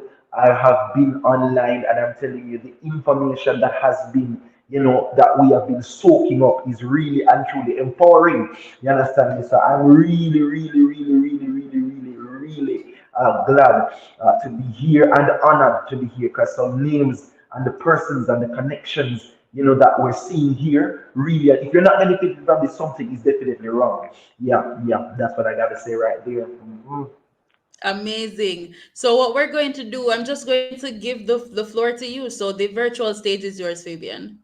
Thank you so much, Madam Cornwall. Greetings, massive. My government name is Fabian Morris, but persons call me the fireman. And we are in, you understand me, fireside chat. And as Aishiba said a while ago, we'll be talking on the benefits of early exposure to technology and the importance of community support. And the person that we'll have here today to speak on such a very relevant topic in today's society is Dr. Kamir Ricketts. And I can tell you a little bit about Mr. Ricketts. Dr. Ricketts is an alumnus of the Herbert Morrison Technical High School in Montego Bay, Jamaica, and continued to study microbiology at the University of Georgia. He earned his PhD in computational biology and medicine from the Weill, I hope I got the first name correct, Weill Cornell Medicine, with a focus in cancer genomics. And since Australia, bioinformatics, he founder Lines of Initiative Career Mentorship Platform in Jamaica. Dr. Kamir is also a recipient of the Prime Minister's Youth Award for Excellence the Ignite Caribbean 30 Under 30 Changemakers Award, and the Beale Cornell Medicine Student Outreach Award. Dr. Ricketts, are you hearing me loud and clear, sir?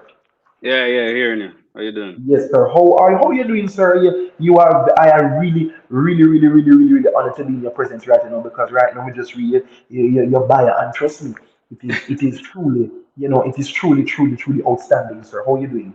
Appreciate it. I'm doing well, doing well. Having a Doing good well. day All thus right. far. Thank you. Thanks for having me. Thank you. Okay. Thank you so much for being here. So I want to get right into the conversation. And before I even go any further, I must also big up to the partners and the sponsors. The partners as Ministry of Education, Youth and Information, the Ministry of Economic Growth and Job Creation, JUTS, NYCJ, Hartress NTA, to our sponsors, Hugo, Digital Jamaica, and UCA Youth Marketing. So, Mr. Dr.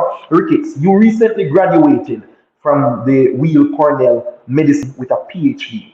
Mm-hmm. Sir, congratulations, and that is a PhD in computational biology and medicine. And now you're working as a bioinformatic scientist at NVIDIA, that's a top tech company. How did that Yeah. happen? How did that happen? How did that happen? Well, I was always into, the life sciences. So when I was in high school, I went to Herbert Martin Technical High School. I did the life sciences there. Then I did IT in the evenings at what was then called Caribbean Institute of Technology.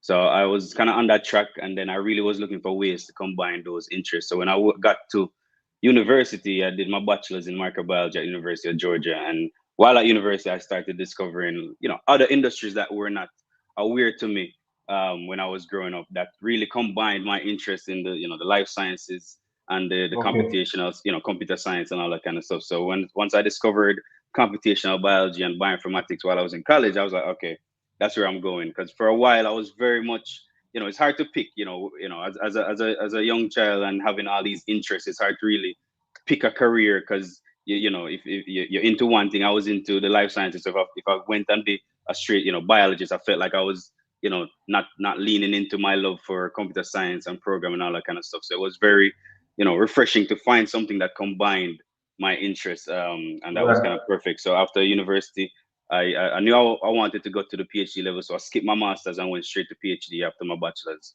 and I did my Wow. PhD in computational biology. And then I was heading into biotech. I was going into industry. I was going to work at the biotech company, and then Nvidia, which is a big, they're semiconductor company, chip company, an AI company.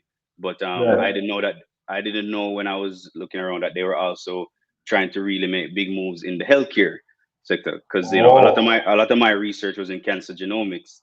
So Nvidia wasn't a company that was, first on my list in terms of, a company I could do work in cancer genomics at. But because of how AI and deep learning and all these computational methods are infiltrating all these other industries now, healthcare is one of them. So it makes sense for a company like Nvidia to recruit people like me and others to Right. help, push forward their agenda, and introduce, accelerated technologies in healthcare for treatment. Right. What I love is how, you understand me. As you said, the AI company, which is Nvidia, a top tech company, really and truly now is making the link. They wanted to, link the technology with healthcare. And Hmm. so, you're available, because we have many persons who believe that, oh, their degree or their PhD or whatever their area of study is can't work in another field or in Yeah. another company that's outside. Could you comment on that, like encouraging some youths that might believe that, hey, I only have to stick to my field and stuff? Could Yeah. you? I think no more than ever it is possible to reinvent yourself, to find ways to really take what you learn from one field and apply it in a new field, because we live in a world where that kind of, that innovation is very much, appreciated, is very much welcomed. And a lot of the times Right, that's where the innovation comes from, is somebody taking a fresh perspective, somebody who, right, was trained as an engineer, now working in finance, or who's trained, as an artist, but found space in, data science or scientific illustration or something. You find ways to bring, the uniqueness and of your experience to this new field. And I think nowadays is where it's happening. And I have many friends who even studied one thing at the bachelor level, and a lot of times while studying something, you might realize, okay, maybe this is not what I really want to do. And for a long time, especially students in college or in high school, you feel like, okay, what I study in college has to be the one thing I do for the rest of my life. And that's not the case. People change, people grow. What I was passionate about or thought was an interest of mine my first year college might just not be the thing that really gets me driving, by senior year. And a lot of that is due because, as you grow and as you learn, the rest of the world opens up to you. You start learning more. But you don't know what you Right. don't know. So every time you make a decision, you can only make a decision based on the information and data that you have right now. So if I made a Right. decision, okay, I think this field is for me because that's information I have right now. In 3 years, you might find out, about a whole host of new opportunities and industries, and you have to be willing to Right. really make that shift. And I have so many peers, colleagues, people I look up to who are shining examples of that, who are reinventing themselves over and over again, or finding ways to apply what they've learned into new industries. So I would definitely say it's something that is happening very very, very often now, and students should not be discouraged if they feel like that's something they have to do and they have to pivot and all that kind of stuff. Yes. And I'm loving the words that you're using. Innovation is appreciated and industries, are really growing into there. And it really goes with what the Ministry of Education is pushing in this youth month, and that is evolve. We have to Yeah. continuously try to evolve. And I want to, follow up with the second question. In a recent interview, right, on Digital Jamaica live show, you had spoke about how early exposure to technology helped you to Hmm. choose a career path. Yeah. Tell us what is important or why this is important to you. um I think for me, you again going back to really having to make decisions based on the data you have at the Right. earliest as early as possible. If you are able to really get a good sampling of what is out there, what opportunities, what industries. I know for me growing up, my parents I really appreciate them for this, but in primary school they're always, as best as can, buying me encyclopedias, because we didn't have like internet and Google when I was in like grade 4 and them times. So they buy me encyclopedia, science books, help Yeah. me, just explore what is out there. And then we got our first computer maybe grade 5 or grade 6, and dial up internet, and they would come off the landline so that I could use the internet to Google and just find out more and more about what is out there. And when you do that, it demystifies things. I think a lot of times what what happens is that all these options, sometimes if we don't have tangible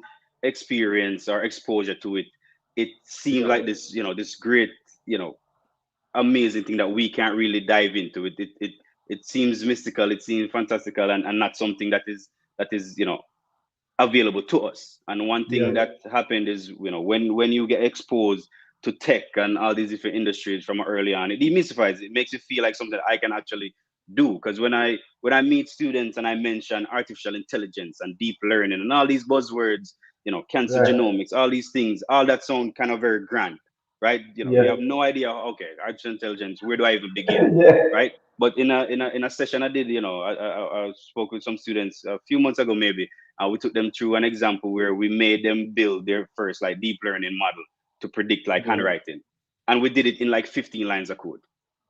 It Wow. really, so this is what deep learning looks like to some extent. It's 15 lines of code. It's something that you can type as long as you have the industry, the resources and stuff like that. So you know early exposure, I think, helps to demystify a lot of these areas, and then help you believe that, okay, this is something I can actually do. It's not this great Yeah. big pie in the sky that is just out there. Yeah. Yeah. Yeah. And I'm loving it because, especially, I believe it is ripe and it is best for the early exposure to it, as early as possible. Because what you recognize, I'd say that the brain is sharper, and so you have a lot of young people who would be very fascinated with the whole, getting into learning AI. Because when you just start to cancer genomics, I can't tell you that. I have to say, we only know about cancer, but we don't know about the Oh, the genomics now. genomics. I can't, you understand what I say, wait, what happened? So really and truly, I'm loving it because it really shows that we have a lot of more work to do, because people think the technology just stop at the phone. Hmm. or the technology only stops at social media, Hmm. where Hmm. there's so much more. Yeah, Growing up exactly. and throughout your journey, you have had a strong community of supporters, to include your family, your teachers, your Yeah. friends. How was that contributed to your success?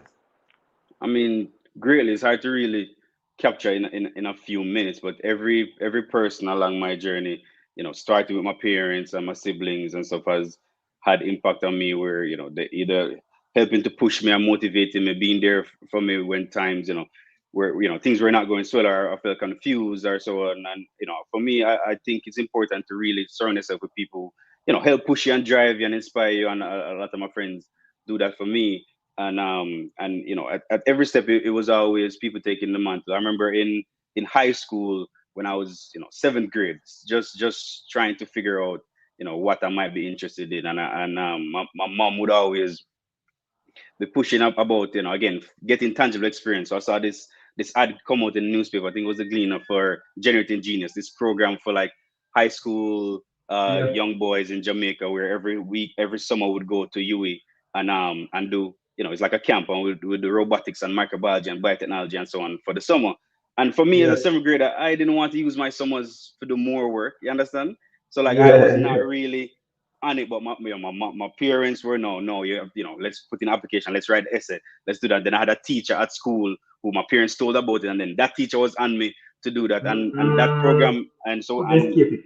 yeah, exactly. And then even when I went to interview and so on, I'm already counting myself out. I'm like, I'm not going to get this. They have all these bright sparks from all these other schools, all these Kingston schools, because I'm a Mobi, come from Mobi, and them have all these Kingston schools. I'm just like, all right, boom. That was a mentality, very defeatist kind of mentality. And when I got in, that was a program that really changed my trajectory and changed my life. And at every step, there were people who stepped in. I was telling a friend of mine in college, where I was an international student at University of Georgia, really looking for trying to get a full scholarship, to fund the way, Right. because school expensive. And I remember it was a friend of mine who put this one scholarship on my radar. I didn't hear about it. It was like the school's biggest scholarship, and I was like, why am I going to apply to this? I obviously can't get this. They're accepting like 3 people. You know what I mean? Yeah. And that Yeah. friend pushed me to apply and so on, and I end up getting that. So at every step of the way, there have always been people to help, push and guide, because it's human nature. It's funny. No matter how much you True. accomplish or so on, or even if you have certain confidence in yourself, it's sometimes human nature to really, self-doubt just seems very much ingrained. No matter True. how, you look back on all your accomplishments or whatever, but when there's a new scary thing, immediately Yeah. self-doubt works away. No matter, you've accomplished so much and whatever, but self-doubt have a way of be like, nah, this at the time now where you won't be able to accomplish this thing and so on. So you really need Yeah. people in a corner to lean on in those situations. True, and I'm loving that. It's so important for us in this day and age, especially when we're on the road and trajectory to success, to make sure that we have a community of persons that will help us. It doesn't have to be only family, but those Yeah. persons who are around us to guide us. And sir, I know we're winding down. Time is of the essence, but you are the founder of Minds of Initiative. What is this Hmm. about? I'd love to hear about it. So I mean, launching off that, about having people to really expose and help you get exposed. Minds of Initiative was kind of born out of that observation that a lot of students, I remember when I was, especially in high school in Jamaica and so on, really don't get opportunities to build real relationships with the people who are doing that job or in that career that we aspire to be. To like really Right. learn about, what was your path, and platforms like this and career day in school and so on give us a taste of that. But I really wanted to create something that was more, readily available all the time. It's not that you have to, be at school on career day and ask that one question to get that information. It's something that you could tap into any day of the week and so on. So we decided to create Minds of Initiative, which is a platform that houses, who we call the minds. These are, amazing Jamaican professionals who are Yeah. across a wide variety of industries, STEM areas, the arts, marketing, all different types of industries, who are essentially making themselves available to be career mentors Right. to other, Jamaican students, to Jamaican professionals who want to be, or want to be where they are, or feel like they can learn something from them, because Yeah. that a lot of times it helps you to speak with somebody who has done it before, who knows the ins and outs. You know what I mean? Somebody who you can True. ask, what is it really like to work in this area? I've done all the classes in college, I'm in the clubs, but for you who is somebody who's actively working in that area, what is it really like? Do I really have to leave Jamaica to be, to work in this career? Like, is this industry, does Yeah. this industry exist in Jamaica? What is it like being a woman in medicine in Jamaica, True. or all these Wow. kind of Yeah. Yeah. questions? is stuff that you might not really get a chance to answer just through regular coursework in college. So that's what Minds of Initiative and Minds of Jamaica is all about. Is creating a platform where anybody can log in. It's free. It does you log in, tap in, and really learn from those who've done it already.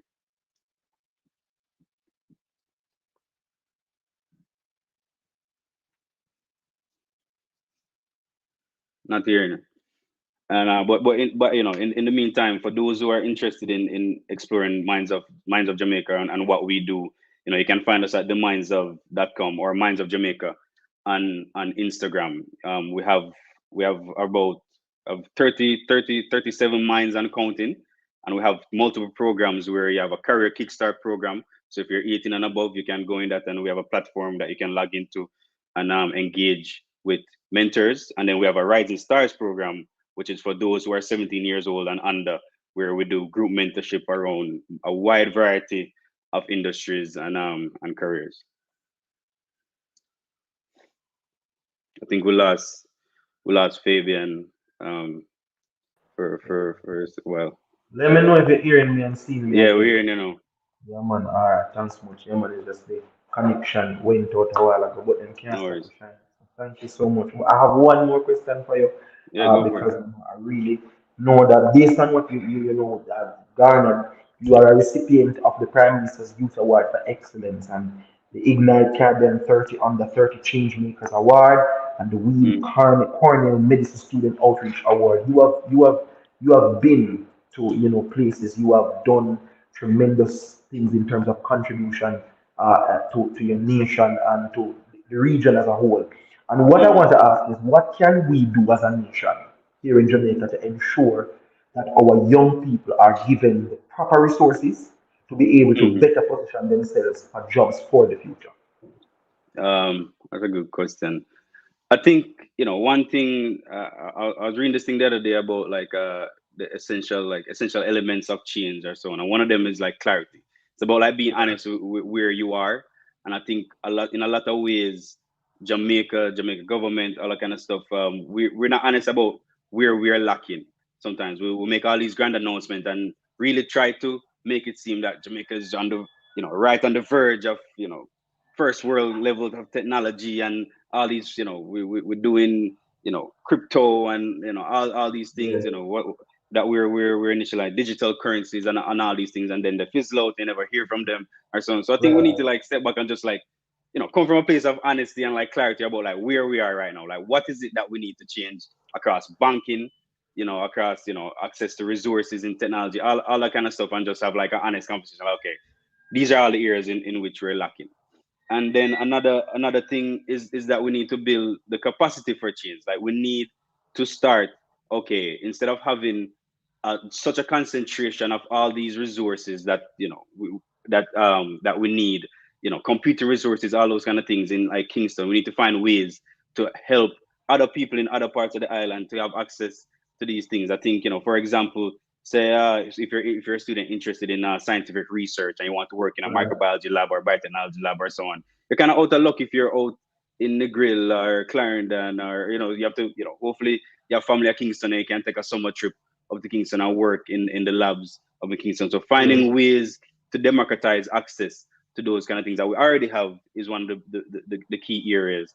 And then really dive in full-fledged into upskilling a lot of our students and our young people in these technical areas, if we're speaking strictly in terms of like STEM and technology, access to opportunities to learn about data science, to learn about how to use artificial intelligence, and also making sure that we have the computing resources in Jamaica to actually do these things, building AI models and all that kind of stuff. Doesn't come cheap when it comes to computing resources. So I think a lot of those areas are areas that we need to have an honest conversation and really commit to changing in Jamaica. Too many times we go for the big announcement. Jamaica, we're doing this big thing, and it makes headlines, and then you never hear from it. There's no follow up, there's no execution, and so on. And I think we need to kind of get away from that, pursuing the next headline of things that make it seem that we're making strides, and actually just focus on, okay, what is the work that we need to do to make strides.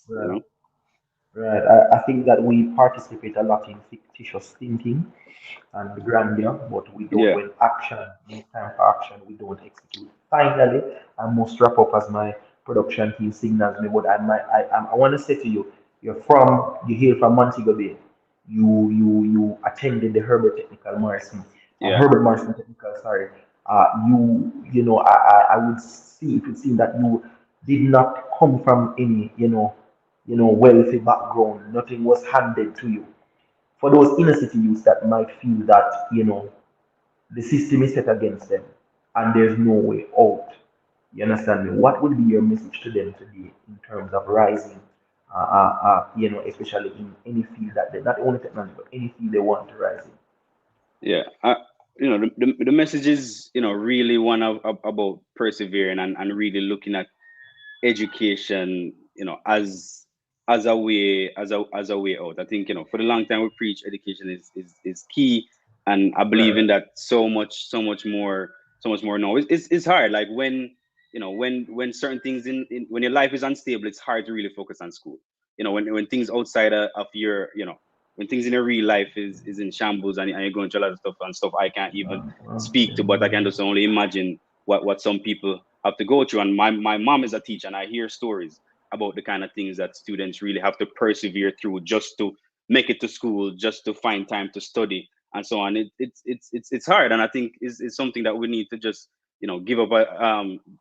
Basically tell them that, yeah, we know it's hard, and nobody's trying to act like it's not hard, and you should just be able to block that out and just focus on the good in school. But the reality is that's kind of one of the best tools available to you, that education. If you're lucky enough to take part in it, to be able to take control of your own destiny and kind of write your own story instead of having other people write it for you, right? And I think you know becoming someone who values that, becoming someone who's able to develop some of the soft skills to help people buy into you as a person, can help you moving forward. Because I tell a lot of students, if you can leave conversations with anybody and have them have an impact on that person, there's no telling how that Right. might come back and benefit you. Even as a student, if you develop those kind of skills where you're pleasant to be around, where you're networking and so on, and just leave a positive impact on people through whatever short conversations, that can in turn help you and help them, make them want to help you and propel you forward. So it's no small task, but it's something that Right. perseverance is going to be important in. Perseverance. Thank you so much, Dr. Ricketts, for coming on the fireside chat. And I believe that someone was impacted by your presence and the words and the nuggets that you have invested in us, and we will take it and run with it. So thank you so much, Dr. Ricketts, and you Thanks enjoy for the having rest me. of your day. Not a All problem right, at take all. care. And again, I must wrap by yeah, man. Again, I must wrap by saying thank you to the partners, and to the sponsors to make this event possible. I now hand right back over to the energy queen herself, Madam Corrigan. Thank you so much, Fabian. That was Youth in Tech, benefits of early exposure and the importance of community support, moderated by Fabian Morris.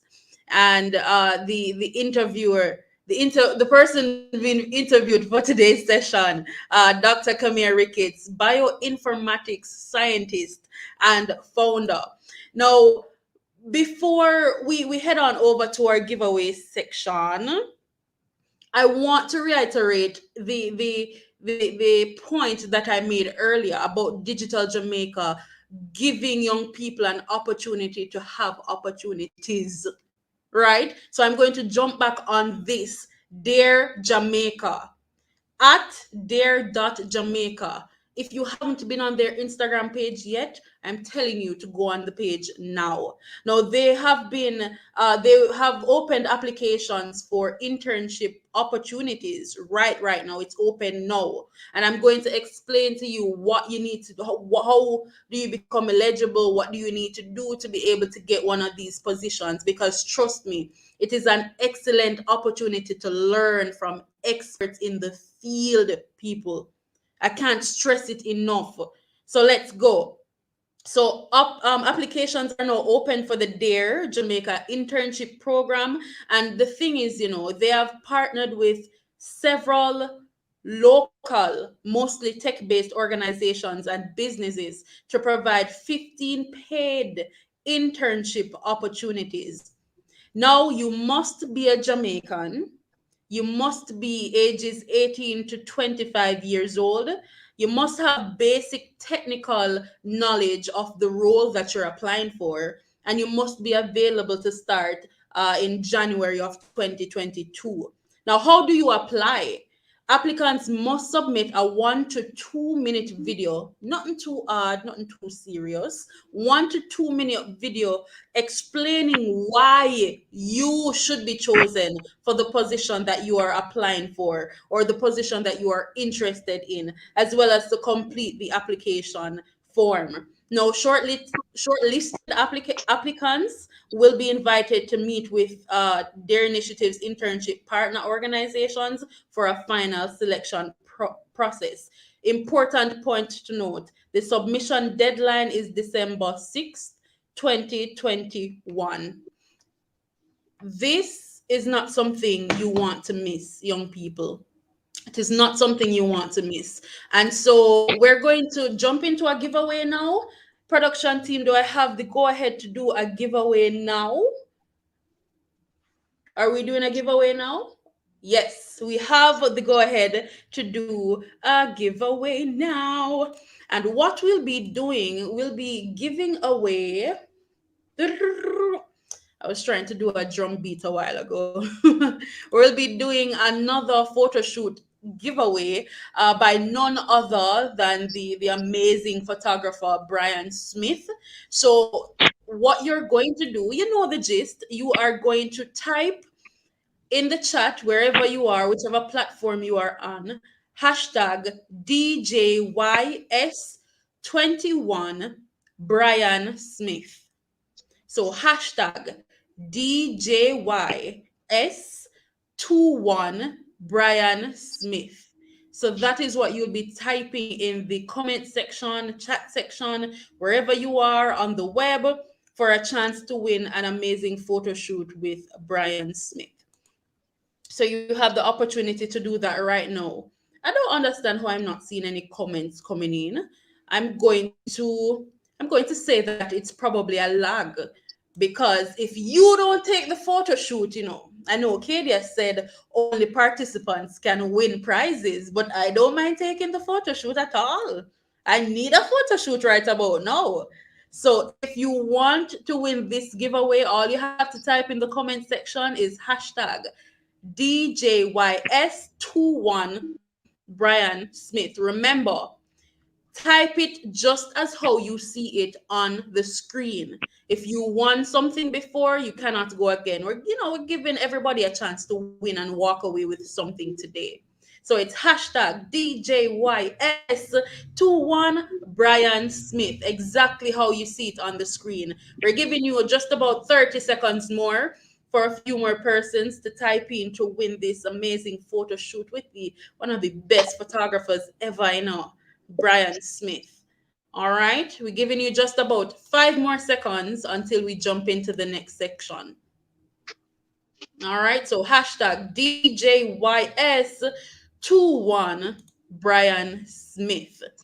While you are typing the hashtag DJYS21 Brian Smith in the chat, I want you to remember that you can also use our hashtags for the day that we've been using on all the social media platforms. So you can share with us whatever you are learning, whatever stood out the most to you during any of the panel discussions or the fireside chats, by using the hashtags hashtag DJYS21, hashtag Future of Work Summit, hashtag Youth Summit 2021, hashtag Youth Month Jamaica, and hashtag DIA Summit 2021. Okay, so for this giveaway, we're going to be selecting from Hopin. All the persons over Hopin who are listening, you're hearing me and you're typing the hashtag DJYS21 Brian Smith. This one is for you. So we're waiting to see who will select as the winner from over Hopin. All right. So the winner of this amazing photo shoot is none other than Olivia Williams. Olivia, big up yourself. Congratulations. Amazing. All right. So we're going to actually jump into the next section. Are we ready for the next section? I'm actually really excited for this one. I don't know about you, but I'm excited. It's going to be an amazing one. All right. So we're already at the last panel discussion, and it's actually crazy to me. It's 3:05 p.m. on the clock, and we're at the last panel discussion of the day. What have you learned so far? Remember to use up the hashtags. I'm going to say it one more time, and use it on all your social media platforms. Hashtag DJYS21, hashtag Future of Work Summit, hashtag Youth Summit 2021, hashtag Youth Month Jamaica, and hashtag DIA Summit 2021. Now, we'll be focusing on the training opportunities for young people in this panel. And right now, I'm going to bring on none other than Christina Hyatt, the project manager from UCH Jamaica Limited. Christina, are you here with us? How are you? All right, so we're waiting for Christina to jump back on. I know that she's definitely going to be excited about this section coming up. Should be an amazing one. So we'll be focusing on training opportunities for young people. And let me tell you again, their initiative, the Digital Jamaica, they're having an internship program now. We're talking about opportunities. They're having internship opportunities right now for young people who are interested.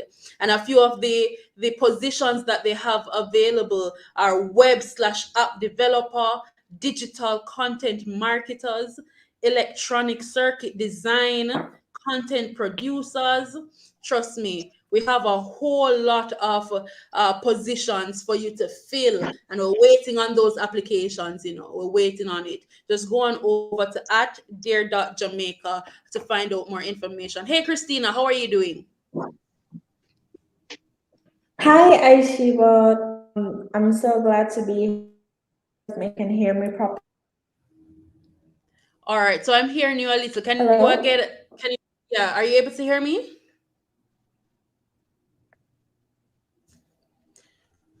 All right, so we might be having a few technical I should be hearing you difficulties. Let me know. You're now. hearing me now, Christina? Yeah, man, I'm hearing you. You hearing me? All right, awesome. Yes, definitely. So I'm actually going to give you the virtual stage. It's all yours. All right, thank you so much, Aishiba. I am very glad to be here. I want to thank our interpreters who have been working tirelessly with us all day, and I'm so excited to introduce our next panel. So let's get into it. We're going to be discussing training opportunities for young people, and we have quite a panel with us today. We have Dr. McNaughton, who is the Director, Center of Excellence for Mona School of Business, Management. Godiva Golding, who is entrepreneur and STEAM professional and founder of STEAMs. Jacqueline Pasley, learning and development professional for Kingston Creative. Jacqueline is senior social for the Jamaica Council for Persons with Disabilities. And our final panelist is Bridget Lewis, co-founder of She Leads IT LLC.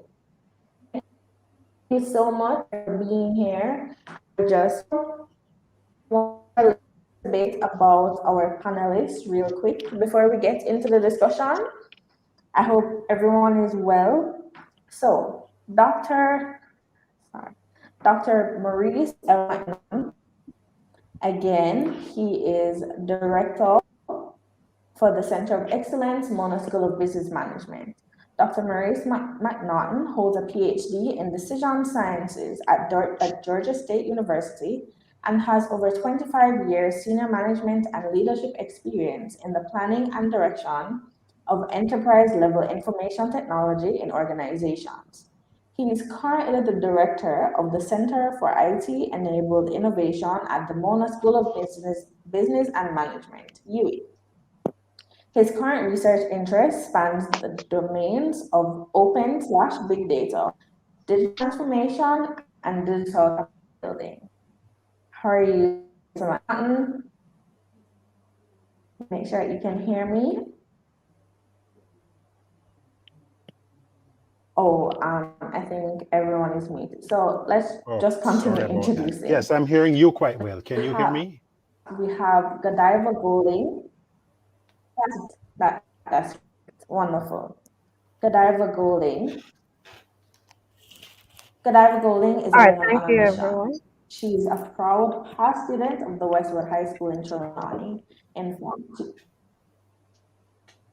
Okay, you can hear us? So Godiva started the University of the West Indies and graduated in 2013 with a bachelor's degree in entrepreneurship and social entrepreneurship, use of technology in development.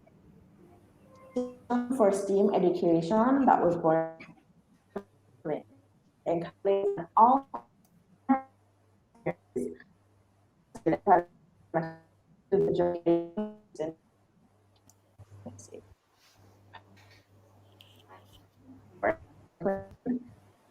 and education concepts and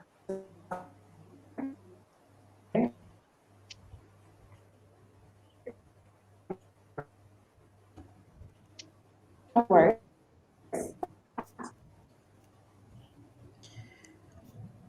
Okay, good afternoon, panelists. We really do appreciate we really do apologize for the technical difficulties. We understand how these things go, in the virtual space. It's something that we just definitely have to work on, but we really do appreciate you sticking and staying with us.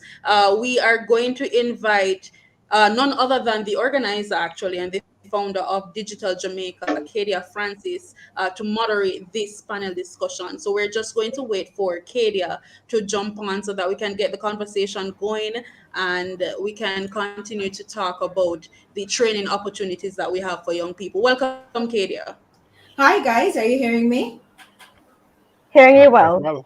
Loud and clear. Okay, awesome. Thank you, Aishiba. I'm so sorry about that, guys. Christina is having some Wi-Fi issues. We all know how it goes. At a certain point of the day, the Wi-Fi drops. Thanks, Flo. Yes, that's and you want to blame Flo for everything, but we don't even know if it's Flo she have. So there you go. Welcome, guys. Thank you so much for being here. Dr. McNaughton, Godiva, Bridget from Caribbean Girls Hack, and of course, Jacqueline Pasley from Kingston Creative. It's a pleasure having you guys here. And I'm going to throw a question that I had actually asked panelists earlier. And since you guys are all in the education field, etc., are universities necessary? Now, it may be a little bit of a controversial question because I know Dr. Maurice McNaughton works at a university, and so he's going to go first.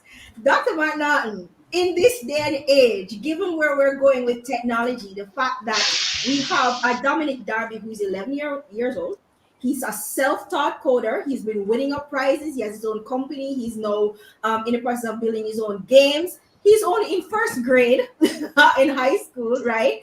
And we have several other persons in the tech space in Jamaica who are all self-taught, no university degrees to speak of, no certifications to speak of. They're doing absolutely well in the tech space. Is the information age making universities redundant? That's the question. Okay, so thank you for that bouncer to start with, Kadia. Well, let me just say greetings to my fellow panelists. I greet you warmly. Hello, Bridget. Haven't seen you in a while. Good to see you and to your audience. Well, let me say this, and I mean, it's not even something that I'm going to debate. I mean, universities as institutions of learning have been around through all four industrial revolutions and have continued to thrive and have continued to serve society well as institutions of learning, as institutions of teaching and research. And I think that they'll continue to do that through the digital revolution. So I think it's probably a moot question. What I would say is an important question is how are universities adjusting and adapting to be more relevant to the current environment? That's a question for sure. I mean, and the thing is, universities are not just teaching and learning institutions. They are creators of knowledge. Yes. And creators of knowledge that is relevant to context. So we need local universities that will do research that are applicable to our environment, to our industries, to our societies, and not rely on, developed contexts to tell us what is important. So, I mean, that's a very important aspect of what universities do. But, we have to adjust and adapt like every other institutional entity to being more agile, being more responsive, and to the evolving labor market needs. So I would say we can't just rest on our laurels and say, well, we know what is required. We have to understand the changing landscape and adjust to that. And so adaptability and agility is an important attribute for today's universities. But I guess the simple answer to all of that is yes. Is yes, it continues to be relevant. Yes, and one more point. Let me make one catch up. Absolutely. Let me make one more quick point on this. Sure. I think that tertiary education not only teaches people specific knowledge and skills, but importantly, they teach people to learn. Yes. And I think that we operate in an environment that is very dynamic. When you think about the vocational space and competency-based training, it teaches people specific skills, which is important, but it's a little bit hard-coded to the reality that we know today. But we also have to teach people to be able to learn and adapt to an unknown tomorrow. I think that is what universities do very well. So we're not just teaching you a skill, we're teaching you how to learn.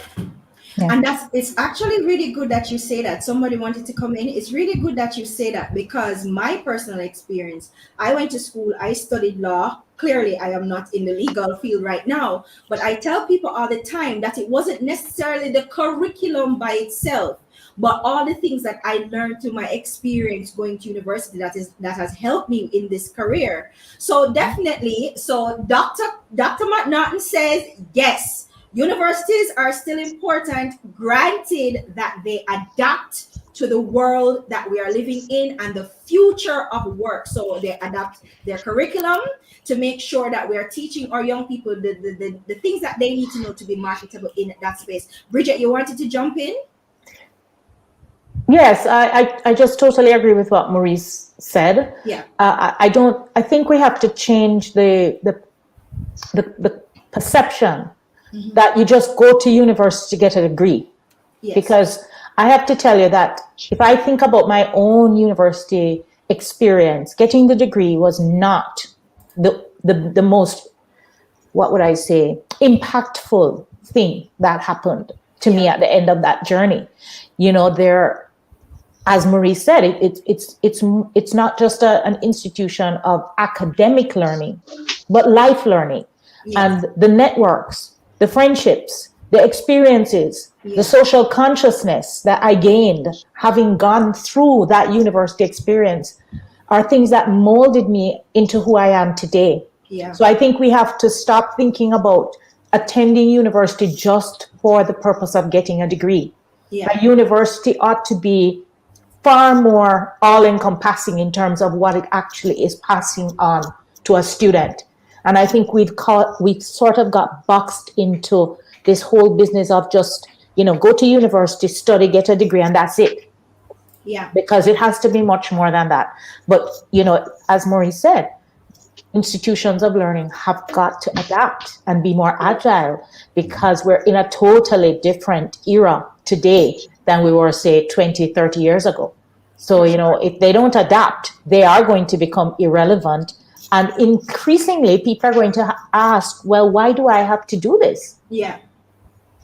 Godiva, thanks for that. Thanks for that, Bridget. So again, everybody's agreeing that universities are important, not just because of the curriculum, but because of everything else that accompanies that, the friendships that you make, the networks that you build, the camaraderie. We have Aishiba and Fabian here from the university. They co-host the Talk Up Youth program together, and they have so many activities that's going on. We see Daniel Mullins online, Tavoy Bennett from UTech. So we see what is happening on university campuses, and we see how they're molding our young people into more fulsome persons when they come out of university, so they can give back more than just the technical things that they learn. But Godiva, how far behind are we in terms of teaching our young people, training our young people, especially when it comes to STEAM? Because I know you are a massive STEAM advocate. You are the founder of STEAM House IO. You kind of focus on a younger group of persons. But how far behind do you think we are, and how much catch up do we need to be doing? All right. Well, thank you first of all for just having me on this panel. I want to weigh into the university question as well. Please. But if I may, in terms of how far we are in terms of catching up with STEAM and STEM education in Jamaica, Yes. that would really be hard to gauge. But what I can say is this: there is increasing demand. We see changes that have been made in national standards curriculum to more closely align with STEM from grade 1 to grade 9. And that landscape is evolving, not just because we want more persons to be engineers or be involved in the arts or be able to infuse what they're doing with technology, but it's Yeah. also based on where the market's going. And it goes back to, what are we selling persons when we say go to university, get a degree, get a job, get a higher paying job than more than likely your peers? And I think a lot of that conversation is going to go back right to the narrative. What are we selling persons when we say the purpose of education? Is education just merely there to help you to get a higher paying job, or is it there for the experience of learning to develop you as a whole person? And I think that is where universities come in, and they still play a role as centers of innovation, incubators of sorts of ideas, and communities overall. Um, One of the things that I often say about STEAM House and just learning in general, learning is social. Learning is social first and foremost. Yes, you could hunker down in a MOOC and do an online course by yourself, but what really helps us to cement knowledge is how we apply it and how we communicate it with others. And that's another aspect of STEAM that tends to be neglected. People Yeah. say, all right, cool, you're just going to cook up in a lab, sit around your laptop, you make all these fancy things, but you never tell anyone. Yes. And here I will sort of play to so much of my hang up with universities at times. They are, again, centers for research, development, innovation. But oftentimes, even in these domains, from psychology to technology, IT infrastructure altogether, sometimes academia kind of stays to academia. And as much as it is shared in the peer reviewed world, Yeah. oftentimes it takes a while before these spill over into industry and basically just innovation that helps countries to develop on a national level. So at the crux of it, I'm saying, yes, we need universities, but we also need universities to aggressively share what they're working on. Certainly, universities are not unlike profit-making organizations. They do have cash flows. They do have the need to generate some amount of revenue to keep going. And sometimes this may um, channel them into filing patents, looking at copywriting, basically licensing much of what they do. But beyond that, the world has evolved. And so Yeah. even the role of universities must evolve with that. And here's what I'll say too: never get it twisted. Yes, you can not go to university and get a high paying job in some sort of industry or just generate tons of revenue. But think about it. When you want somebody that has deep knowledge, do you get someone who would have studied this intently, who Yeah. knows the ins and outs, who was possibly university educated, who possibly did some sort of master's or PhD studies, but even so, just it is the focus that university allows you to have to just Yeah. hunker down and come up with solutions and innovations for problems around you just the same. And so they still have a place, But I say, hey, let's share more of that with the rest of the world and be aggressive about how we do that. Awesome stuff. Jacqueline, you're not a tech, you're not in the tech space, but you are a learning development person, and so you can give us a more a broader perspective in terms of if it is that we see where technology is the way of the future, it's the way of the now, and it's going to be more so in the future. What are we or what should we be doing in terms of developing the curriculums, whether it's university, whether it's high school, whether it's private programs? How do we then turn on and say, okay, fine, this is the direction that this is going to go, this is how we need to pivot in our classrooms to make sure that our young people are learning effectively and learning things that are going to be relevant to them in a broader learning development perspective? Okay, great. Thank you, Kadia. I'm happy to be here. Thank you for having me. Very great initiative. And I'm happy to be able to share. I too want to kind of share my 2 cents bit on the whole university bit. And I Yes. would say that without a It's a doubt, sexy question. yes, Yes. it is. Tertiary level education is absolutely important. It Yeah. helps you to hone skills that you definitely would not have developed at the secondary level Yeah. learning. So it is important. It is it does equip you. As Bridget said, I too can think of, just coming out of university with my first degree and thinking to myself, what in heaven's name did I go to university for 4 years to do and get? Like, I have a piece of paper, but I felt like I had wasted all my time until I found myself in a group of trainers in Haiti on a project I was working on, and I found that because of that 4 years at the University of West Indies, I was able to make a meaningful contribution to the discussion that was happening there. And at that point, I realized the real value of tertiary level education. Do I believe that it's for everybody? I would say no. I believe that there are some persons who um, need to go off onto a path that allows them to develop a particular skill. Because to my fellow panelist point earlier, it's pretty academic, and that's just not for everybody. You do have a small percentage of persons who fall in that net, where they're better served and better developed through the development of a skill. And that's just the reality that we live in. Yeah.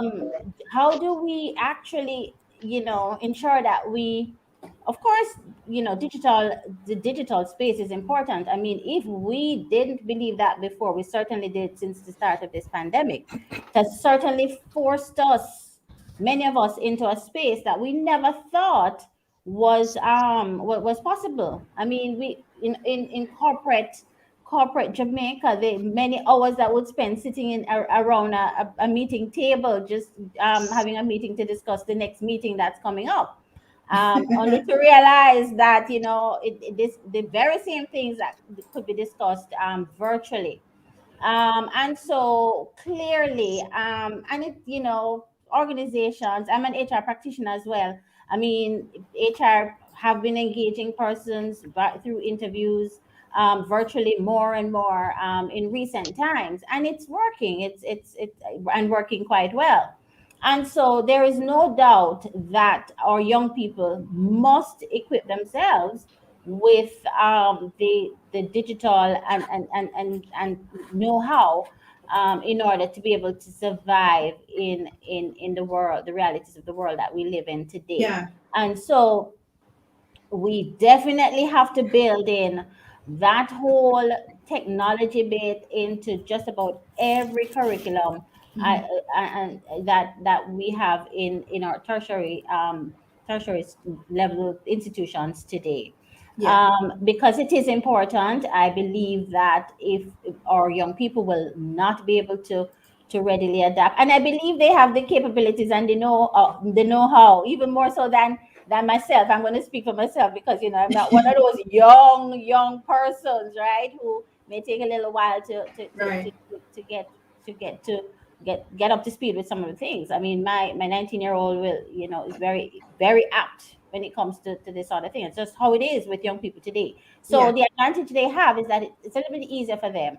And so I believe that there is an opportunity for institutions to ensure that this is built into the curriculum as we prepare our young people for the world of work.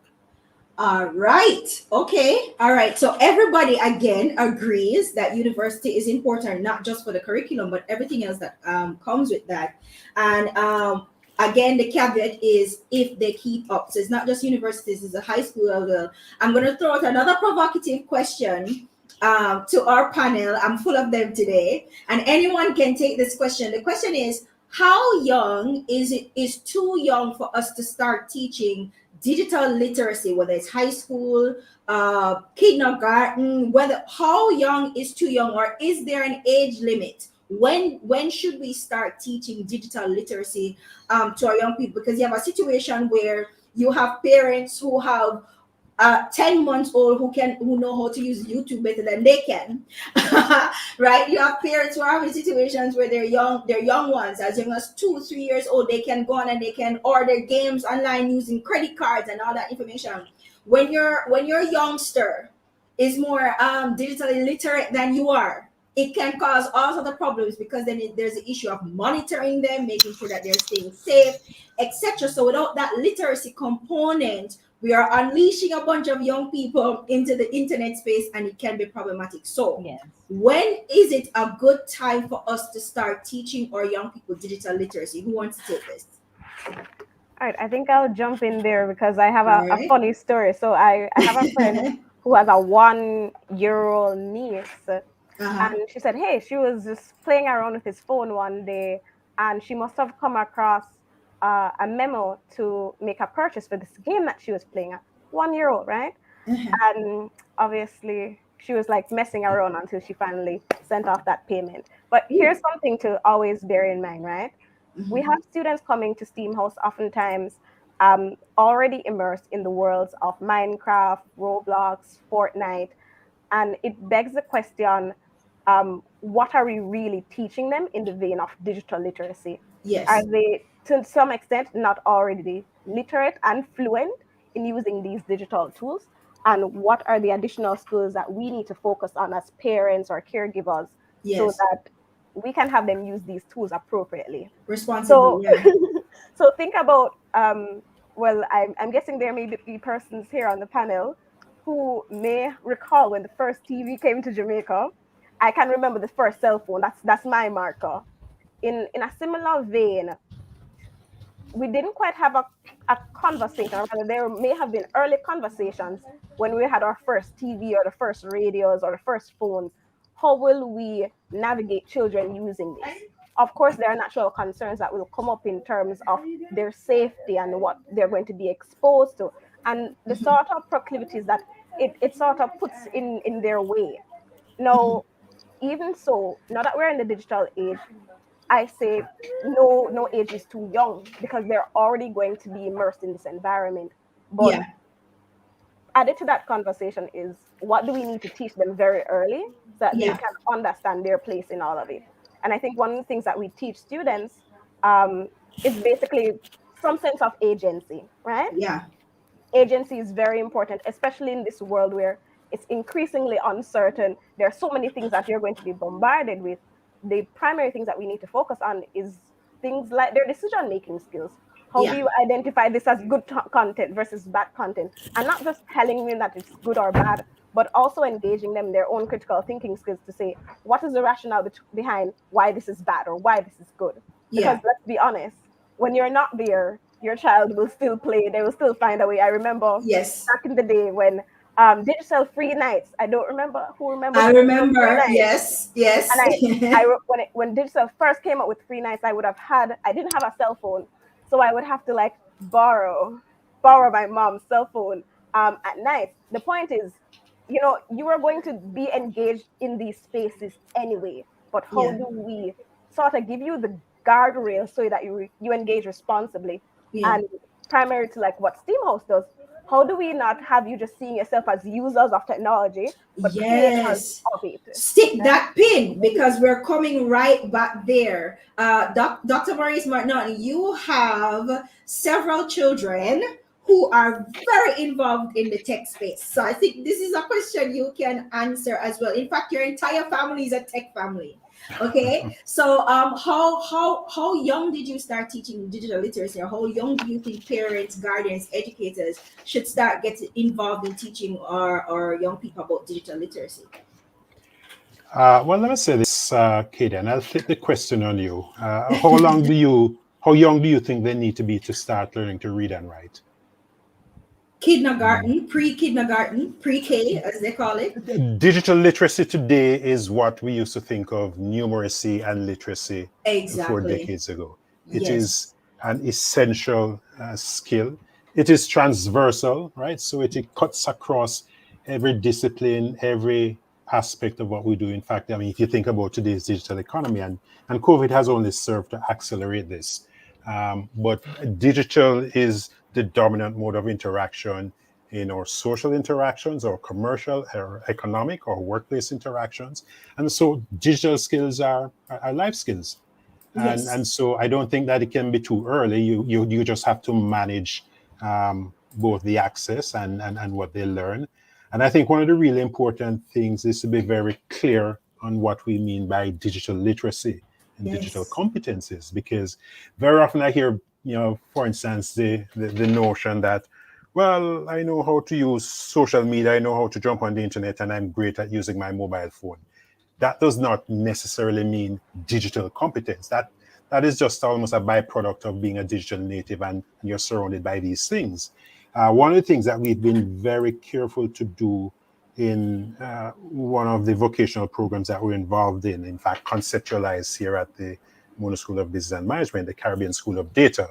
And when we designed the curriculum for that, we were very, very careful to understand what are universal standard definitions for digital literacy. And there's a domain of competencies that range from just being information and data literate, just being able to use digital tools online to communicate and to collaborate. Some of the critical thinking skills that Godiva mentioned, critical aspects of digital literacy, right? So it's not just being able to jump on a computer and use social media. Sure. There are a range of competencies that make up what we mean by digital literacy. And so our training, or education of our children, I mean, from primary school all the way up, some of the vocational training interventions that we have to be doing to backfill the deficits that come out of our high schools have to be informed by these sort of universal competencies. And we are, in fact, currently working with the Broadcasting Commission and UNESCO on defining a national standardized framework for digital literacy for Jamaica, which will help to inform the way curriculums are designed, the way upskilling is done in the workplace, and also the way our educational systems adjust themselves to incorporate these skills. So yeah, again, my simple answer to, in a long-winded way, is as early as they start to learn, they have to be learning these digital competencies. We just have to manage the way that it is done. And we just have to be very clear-eyed on what we mean by digital literacy. And that's a good point. A cynical take from Zion Hill Community Club. It can be too early, yes, because you wouldn't want a child to come across something that's rated for adults. Zion Hill, what are you doing? Them already prime enough. All right, Zion Hill, we hear you. I'm wondering what you're doing. It's a good point. I mean, when we buy them books for children, we know the appropriate kinds of materials that they need. So it's no different. Right. Yeah, I totally agree with what the previous panelists have said. I think that when we think about digital literacy for children and when it should start, I think as in every single thing that you do in the life of your child as a responsible adult, it should be well curated. It should be responsibly curated. So you're not going to have a child sit in front of a computer all day long, playing a game, not going outside, exploring, not having social interaction with other children. You're going to curate it so that at the end of the day, this child is comfortable in the digital space, but it's not their entire world, because that is not a well-balanced individual. And I find that what happens today is that a lot of people just simply hand the device to the child and leave them, right? Because it's easy. There's a lot going on in that digital space that can captivate the individual. But what does it do in relation to creating a well-balanced individual that can be, contributing to society at some point in time? I mean, we all know what the downside is in the digital space. Okay, it is not a space that has any geographical boundaries. So you open up your child to everything that is possibly happening in the entire global marketplace. And we know that all of that is not necessarily what you would want your child exposed to at a particular age. Okay, there is cyberspace, there is all sorts of, child pornography, there's inappropriateness all over. As an adult, you are able, or at a particular stage in time, I think it was Godiva who made this point, you are able to sit down and really analyze, is this something that's right for me based on what I have been taught as my, my principles, my values, because, those things are applicable as well in the digital space. And if it is that is a case where I can then be able to critically think this through and make a decision that is in the best interest of me as an individual, but also for me as in terms of being a parent or a guardian for a child. So I think it has to be really, really curated in terms of the exposure and when it happens. Right? Bridget, it's no different than handing them the remote and putting them in front of Netflix, right? Yes, absolutely. Absolutely. And that is where I have a real concern in terms of, when you have your child engaging in a game with a child somewhere in the United States, right? And would you take up your child and drop them off to the house of a friend whose parents you did not know? You would not. You would want to know, well, who is this person? Do I need to have a conversation with this parent before? Well, if you allow your child to be engaging in a digital space with someone who you have no idea who they are, then you lose control of what it is that you're exposing that child to. So I'm saying we just have to do it responsibly. I don't think that there is an age that is too young to be exposing your child in bite-sized pieces to what they eventually are going to have to be very comfortable with as they grow and evolve, because that's where the world is. Being digital is it's ubiquitous. It's in everything. So we have to prepare our children for that, because that's going to be the world that they live in. But I'm just saying we need to curate that exposure very carefully, being mindful of all the downsides. Awesome, Bridget. Exactly. Jacqueline, do you want to jump on that? So well said by everyone on this panel. I mean, the only bit that I'd add is, a child's formative years are at home, right? And as parents, we have a responsibility. We all have a responsibility to guide, to protect, to teach, to steer and navigate, instill the values that are very important. And so, they're never too young to be exposed, because they're going to see it out there. You might as well steer that space at home, so that when they go out there, there is some level of exposure from home. Yes. And precisely. So they're never too young, and I believe that parents have a responsibility to start earlier than later, because they're going to see it anyway, and you want to be able to control and manage. Yeah, you want to get in front of that. Yes. Jacqueline, I'm going to stick with you for this next question, and then I'm going to throw the question over to Godiva and Dr. McNaughton.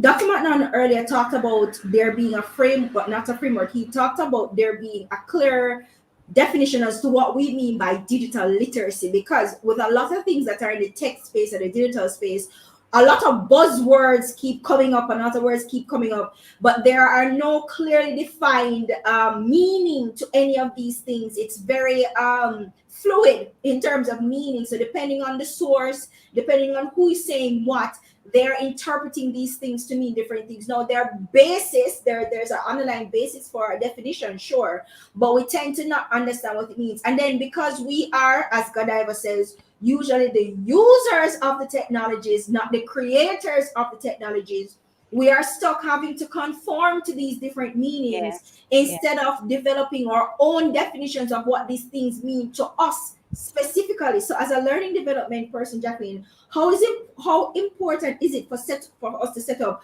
frameworks about what this thing is, what it means, what we're trying to get out of it, and what our objectives are? How important is that?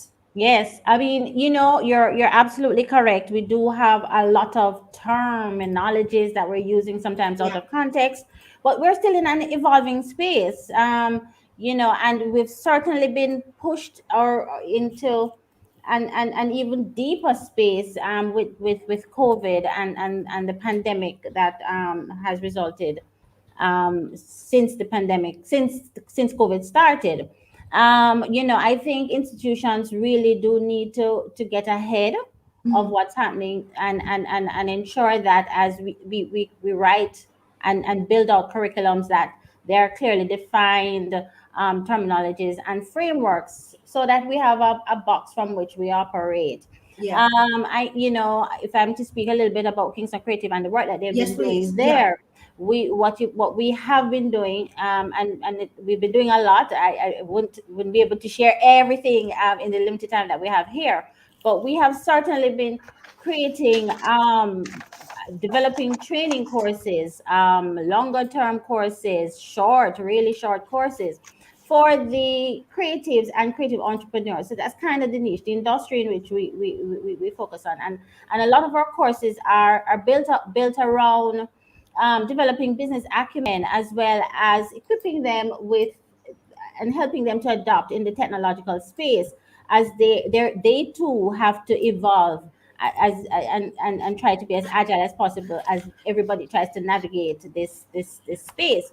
And so we have partnered with HEART, the national training agency, who already has some defined courses. We have been creating our own courses and aligning these courses with HEART in an effort to offer to our creatives and creative entrepreneurs courses that are in the technology space, courses that speaks to digital marketing, social media management. It also speaks to blockchain and that whole technology space. And so we've been creating these courses, defining what they look like, aligning them with some of the hard courses in an effort to give our creatives an opportunity to develop a skill and to have a to be certified in these areas at the end of the program. And so I believe that it's important that institutions embrace this space. It is an evolving space, as I had alluded to earlier, and it's going nowhere. It's here to stay.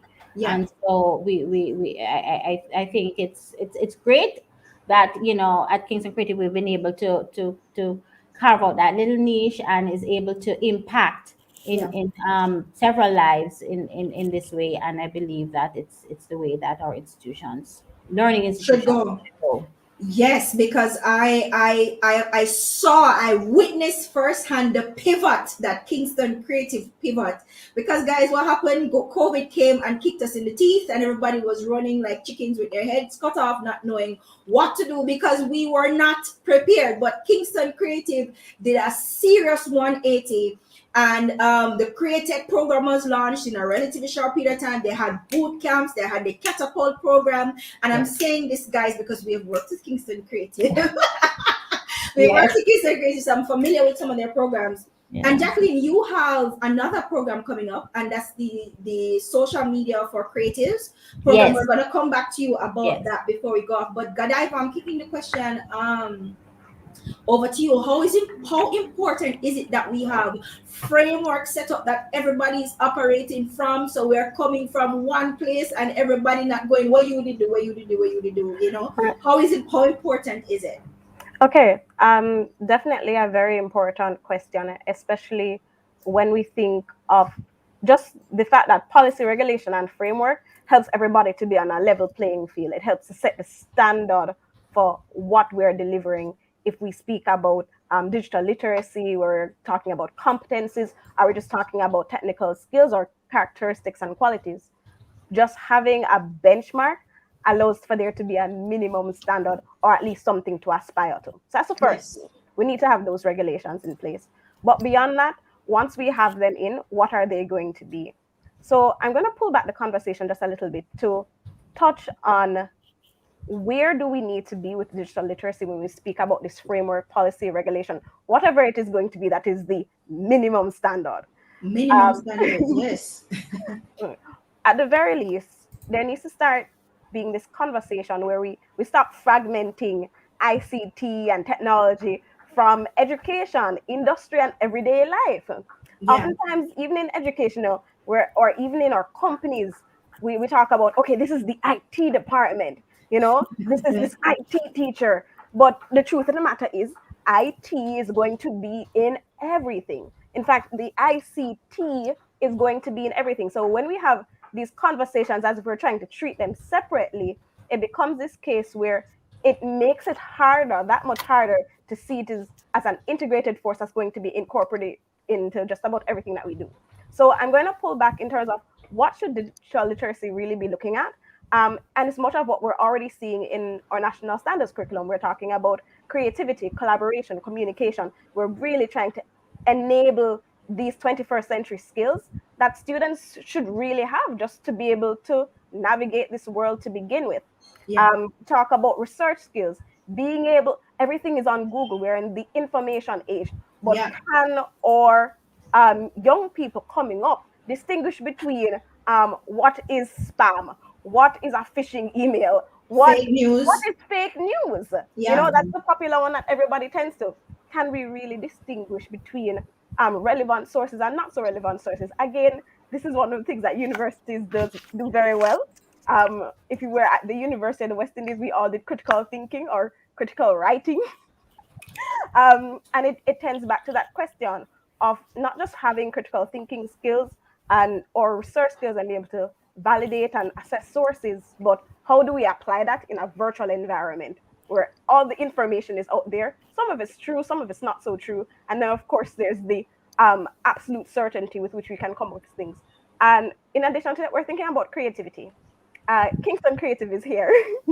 But it's important to remember that creativity is not just limited to the performing arts, the visual arts, or any sort of art. Creativity is literally the ability just to create. Are you coming up with new business models, new ways of looking at things, new theories, new philosophies? To create is really just the basis of that. And then we apply that now to our digital spaces or ICT. How do we create in this digital space, even if we have physical connections to the world? So if I sell bag juice, for example, like bag juice is so easy to do. If I'm going to run a bag juice company, how much can I use ICT to improve my efficiency of operations? How am I going to be able to track what I'm doing? And then when we stick to like digitally native or just digitally nascent environments, how do we follow things on there? How do we bring the same sort of creativity, build new avatars, build new tokens, just build things that are relevant to that atmosphere? And then from there are two things I'd really love to just touch on is global citizenship and digital citizenship. Not too long ago, I think it was 2 days ago, we saw an announcement that Barbados is setting up its embassy in the metaverse. But, and that has its own questions. But even beyond that, ICT has allowed us to live in a global village. How do we interact in this global village? Do we see it as a threat? Do we see it as something that is beneficial? Or how do we even be able to assess whether this is beneficial or this is a threat to us? So all of these things come together. It's not necessarily that digital literacy is going to be this space that is solely confined to the internet, solely confined to technology, but how are we looking at technology integration as a holistic environment and not necessarily something that stands alone. So that's, I think, is where the basis of the framework for digital literacy should be. Those areas that we're going to concentrate on, to focus on integration versus separation of ICT from everything else that exists.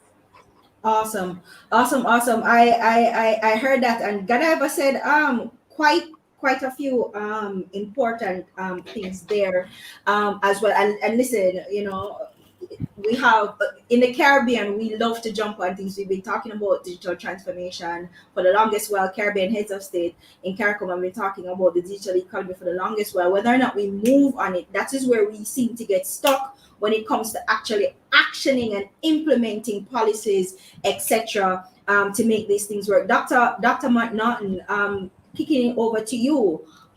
Framework. What kind of framework do we need to put in place, and how would that framework look in terms of being able to clearly define, first of all, what does technology mean to us? What problems can technology solve for us specifically? And then how are we going to go about upskilling our people to make sure that we can put them in these positions to make these technologies work? Because it's not just the software, it has to work and it has to make sense for us. So Dr. McNaughton, how important is that? There's so much in what Godiva says that resonates with me. For sure. One of the really important things that she touched on is just this significant amount of fragmentation that takes place across private sector or public sector or educational systems. And we're all not marching to the same beat. One of the things that having a standardized, unified national framework allows us to do is to say, when people say, okay, what is digital literacy? There's a very clear definition of that. It has all these domains of competencies ranging from, information and data literacy to be able to curate things on the internet, content creation, and being safe online. Those are all important elements of competencies. And so we have to define those standardized frameworks. We have to get institutions like HEART, which are the sort of guardians of the national qualifications framework, to ensure that we're plugged into that, so that when we're doing certification and people are building these digital courses across different training institutions, there's a very consistent narrative. When we're looking at embedding digital literacy as a transversal aspect of our primary and secondary education, there is consistency. And a critical part of that framework, Kadia, is having a consistent and shareable set of tools. So one of the things that we've done, for instance, as part of the work that we're doing with the Broadcasting Commission, is to develop a self-assessment instrument that anyone can use, that an organization can use when they're thinking about upskilling their employees or when they're thinking about recruiting. It's a standardized instrument. You get your results immediately, so that everybody's not reinventing the wheel around how do we navigate this landscape. So that kind of harmonization, that kind of standardization, I think is one of the key aspects of having a unified framework. And so that framework has not only competency standards, but a set of assessment tools and instruments. And I'm really going to reach out to this set of persons on this panel, Godiva, Jackie, Eucadia, as part of that conversation, because that conversation is taking place. In fact, we have an oversight committee that includes people from the private sector, from the Ministry of Education, from academia. And I think it's a very important initiative that will help to make sure that we're not wasting time, that we're not treading water, that we're not wasting resources when we're trying to go in the same digital direction. Yeah. The last thing I just want to comment on that, again, let me touch on something that Godiva said very early, is that learning is social. And we must never forget this. It's too easy for us to say, well, there's so many resources on YouTube and on Google, and if you want to learn something, go and learn it. I mean, MOOCs have a very high attrition rate. I mean, close to 98%, because, it is such an isolating activity. And so when we design our learning interventions, even taking advantage of digital tools. We have to build in the social fabric. Absolutely. And that's one work that I see Bridget doing with She's IT and these hackathons. Just very, even in the digital space, are just very collective crowdsource activities that bring people together. And so their learning takes place in a social fabric. And that's incredibly important, right? Sometimes we get carried away with digital and say digital can solve everything, but learning in the digital landscape can be a very isolating activity, and very often you don't end up with the right outcomes. So Yeah. it's a really important point that I wanted to reiterate.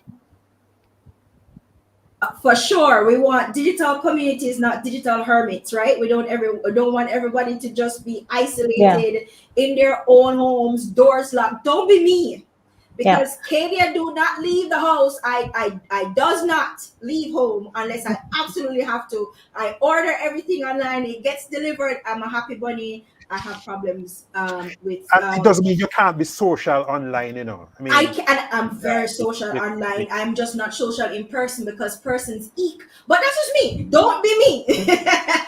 Right? So Bridget, I'm handing over to you. You get the last question, because Dr. Martin was talking about She Leads It and the work you're doing with the Caribbean Girls Hack. And I know that there's a massive community over there, and I know you guys are always bringing them together for different programs, etc. So talk about that within the context of the question, as in terms of building the framework, but also, Bridget, identifying exactly what are we supposed to be teaching these people, so we have to be able to identify, is it just coding?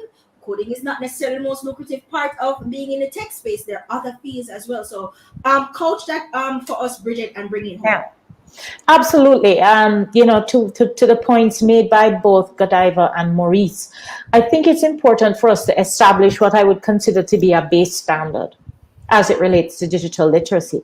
But what is absolutely critical is that we create opportunities for people to innovate.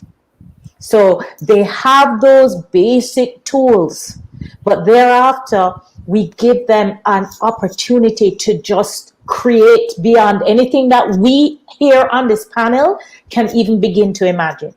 That's when we're going to move the needle. And as you know, the work that we do with She Leads It, She Leads IT, and Caribbean Girls Hack is focused on women and girls. And we are not making any apologies for that, because in this new world, it's really male dominated in many ways. Right. And so what we're saying to women is we have a lot of catch up to play. And Maurice is shaking his head, but we do. It's about balance, right? Just look at this panel. Yeah, IT is privileged. Yes, you're privileged. But seriously, the fact is that, and what we stress in what we do is that we are not advocating for any kind of one over the other. What we're saying is, let us create an equal world where every single young girl, every single woman has an equal opportunity, right, in this space, if that's what they want to do. If they don't want to do that, then that's fine. But let us not influence them in ways where they feel like this is a space that's not for them. Because then that's when we are talking about situations where equality does not exist.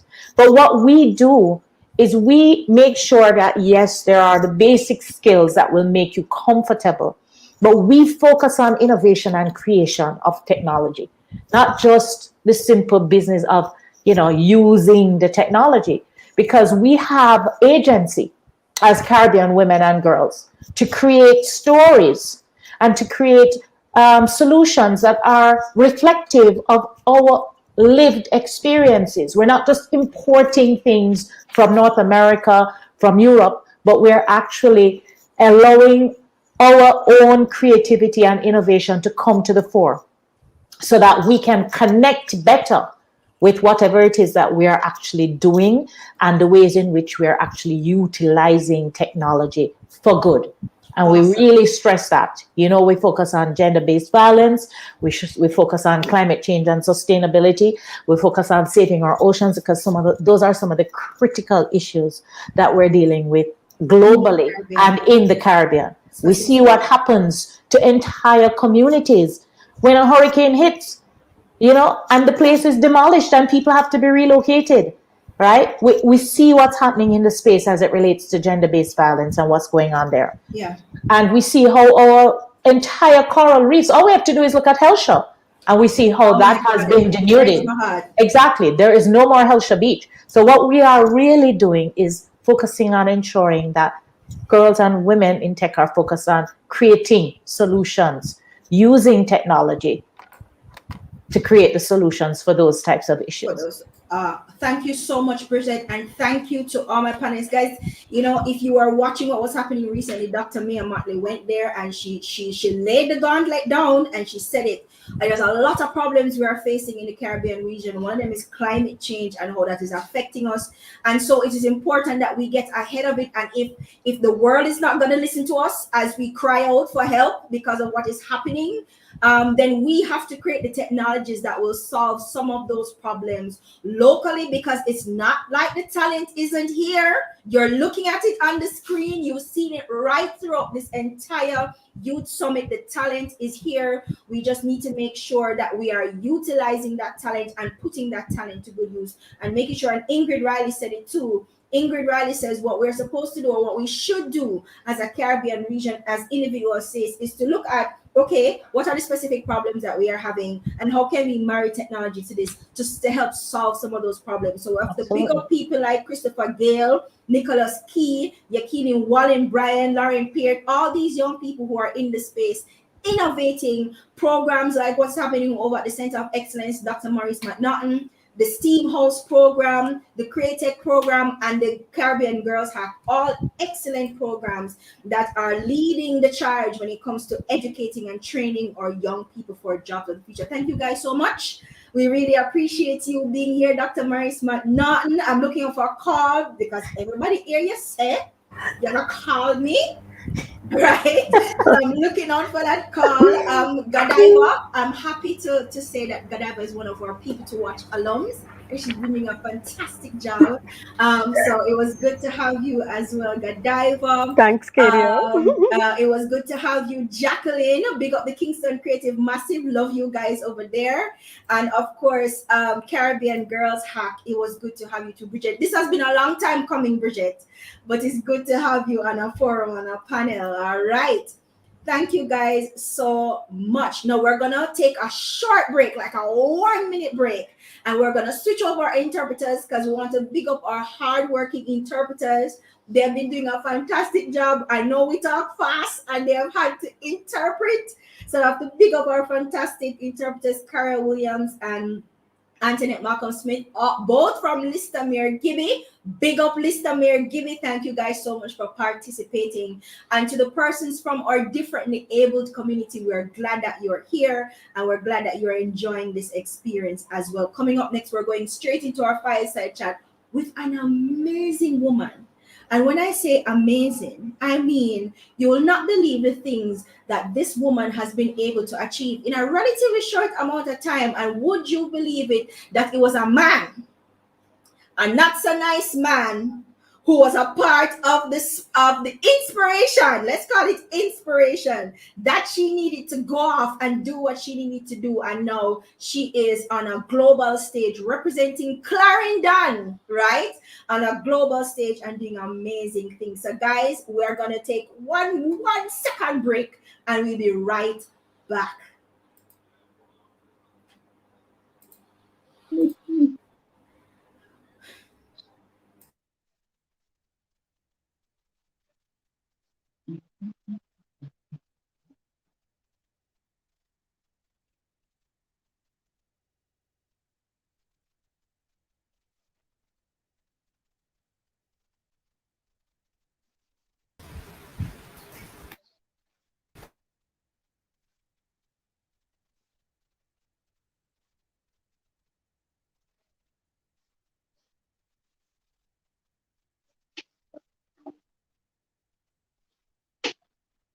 Nobody's hearing me. Oh, I'm sorry.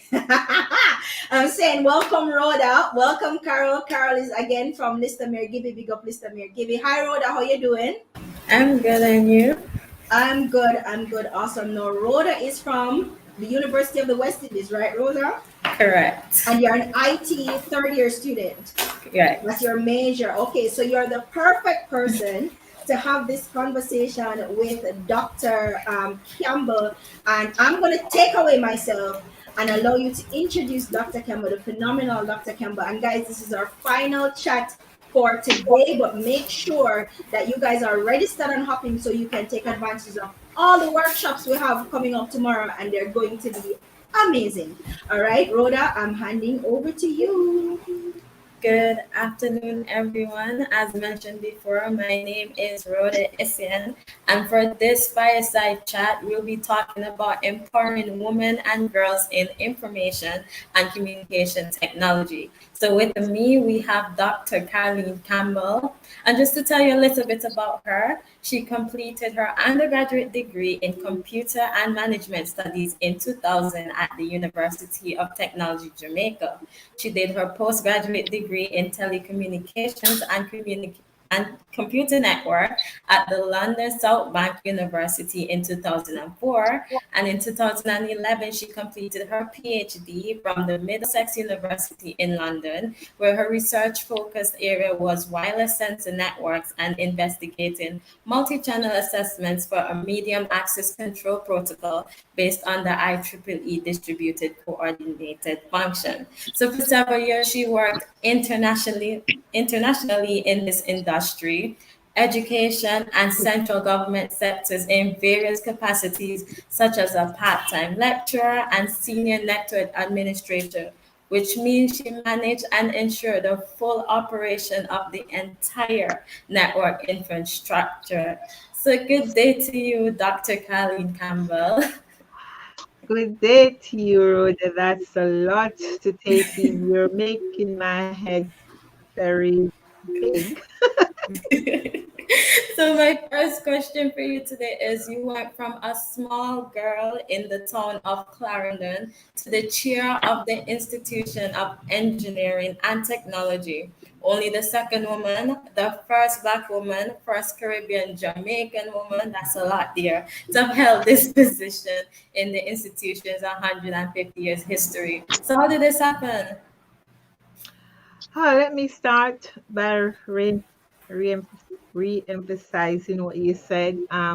Yes, the first Black Caribbean Jamaican woman in to be in a number of technical male-dominated position or areas, and this happened since not since embarking upon my journey in the UK, but it's always like that. But how I get to that, how it happens. Um, I knew about this professional body during my MSc studies at London South Bank. All engineering students were asked to be a member of this engineering body, as it offers many opportunities and also will be good for our CVs. That was what we were told then. So I did registered, and but I didn't serve much into it because after my master's I returned to Jamaica. However, after uh, I returned to Jamaica because I was on a scholarship, so I, I returned home. But upon returning to the UK, I started attending local networks wherever I'm living. I'll seek out where the local network and I'll be attending them. Then when I took up this full-time lecturing position here in Swansea, so I'm in Wales. I'm not in England. Most people take to say UK, they just say England. So I'm in Wales. I searched for their local network and continue attending the meetings. And then the chair invited me to be a member of the local network here in Swansea. And I immediately accepted the invitation, and that was in 2013. And the rest is history. I continue to serve on the committee and making positive impact that benefit the local network. And the committee is one that put contingency plans. in place. So I believe probably around 2018, 19, they needed a vice chair. And so I rose to the challenge and then I became the vice chair. And now I am the chair. But it is interesting to note that a chair tenure is 1 year. However, I was asked to continue as chair for 2022. So again, another history. Being a Black female, being a Caribbean, being a Jamaican, I'm going to be the first to serve as a chair for 2 consecutive years.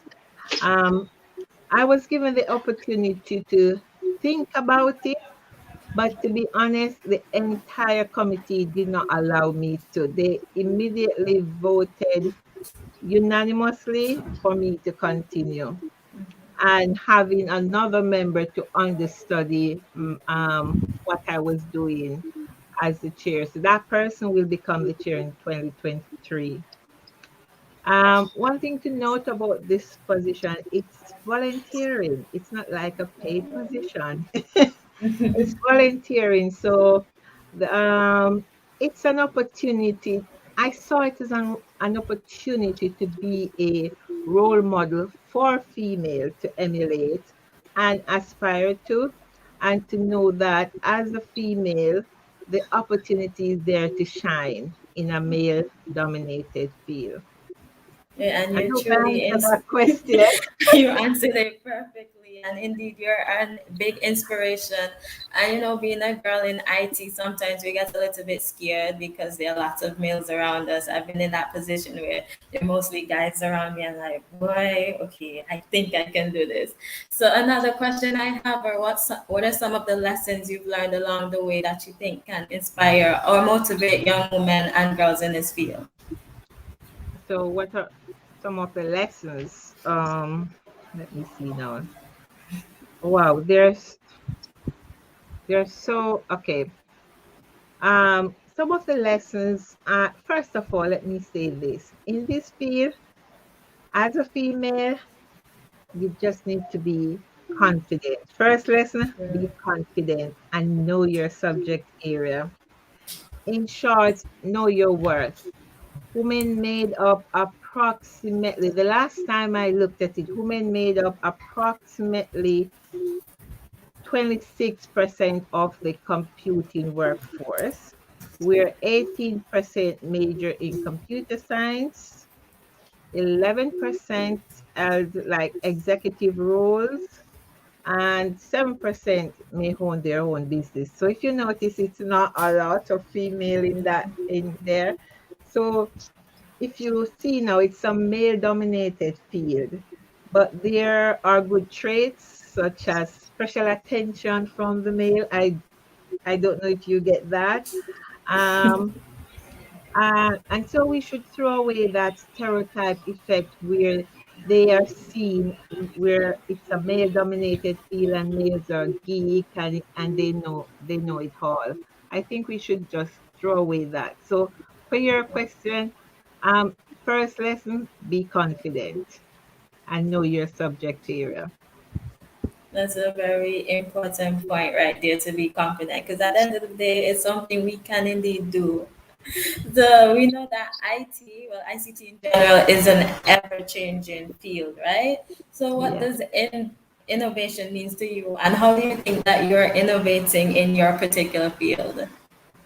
How does what does innovation means to me?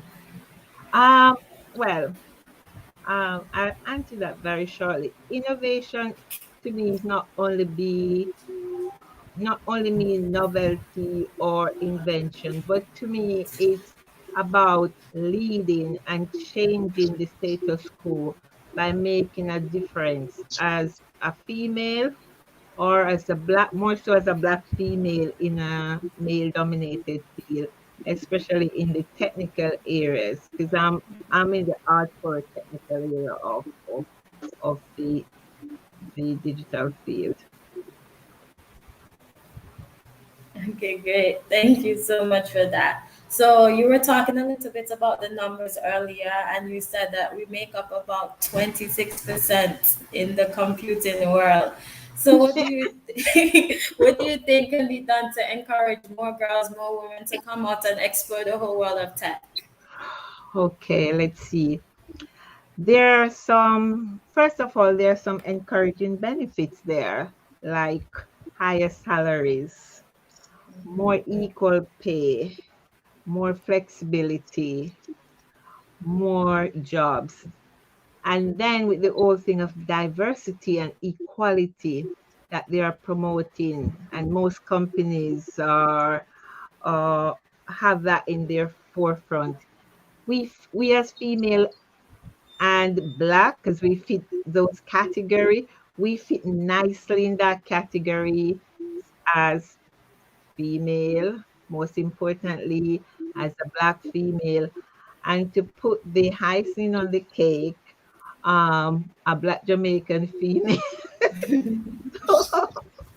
So I think those are some of the opportunity. Others is to be there, to be a change agent or a trendsetter. Um, and to be that, read on some of the female pioneers who make a difference. There are loads of female pioneers there that makes a difference within these areas, and some of them such as Grace Hooper, who was a computer scientist. You have I think she was also a Navy admiral as well. You have Coral, I think Mason or Jemison, something like that. She was a physician and NASA astronaut. Um, or you can even read up about I don't know if you watch that movie, the Hidden Figures. That again can encourage and motivate female. Um, but like for me, I want more women to take up the mantle. For me, I want to pass on that baton to more women, especially Jamaicans. It doesn't matter where on earth they are, they should shine in a male dominated area once given the opportunity. So I would end that question by saying, a journey of 1,000 miles begin with a single step, and that was by Leo Tizu. So it's for us to just get started and be confident. So those are some of the experiences that um, female, are some of the things that can encourage female, I should say. Thank you so much, and that's very important to just begin to like making that stepping stone out there, and once we're in it, um, we'll be comfortable and we'll be able to dominate. So I want you to just talk about one experience, any one experience you think that is very unique to what you have done that would like seal it for us females out there to really make that step into IT. One experience now. There are many. Let's see which one I'm going to think about. Experience. Maybe I would give an example. Um, at least one. Let me see. There are so many. Um, as it relates to experience that I have, right, during my journey. Okay. Um, how many? Maybe I should say. Okay, to lead and manage a team that are male, male, that are all male, and then you knowing that you also you're competent to carry out that function. So, for example, if a team member is not available and there's a technical problem to be resolved, um, one of the things from my experience, I always have the technical skill and the knowledge to do it. whether they are there or not. So I'm always competent in my technical area.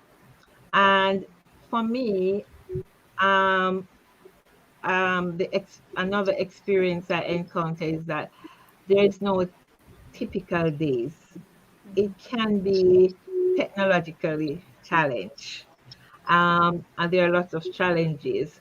But it must seen as an advantage rather than the opposite, like it's difficult. And the reason why I'm saying this is it is because it makes for me it makes me learn something new. I'm never bored and I'm constantly training and upgrading my skills. So but I would want to share an experience that I encountered as a female. Um, I hope I have time for that. You can Um, take. um, yes, I want to share an experience when I went to a conference in Cambridge at Cambridge University. And after the keynote speaker finishes and everything, I wanted to ask that keynote speaker something, and he just shunned me. And in deep conversation with my research student, because of I'm always a humble person and I don't speak much. I speak when I need to. And he was there just talking and he keep ignoring me. And then he asked that student a question that he could not answer. And the student pointed to me and said, ask my director of studies. And the keynote speaker, I'm telling you, if he could probably, if the earth could just take him in at that moment, he would have, because at that time he thought I was a student. And more so, there weren't much female, and I was like the only black female.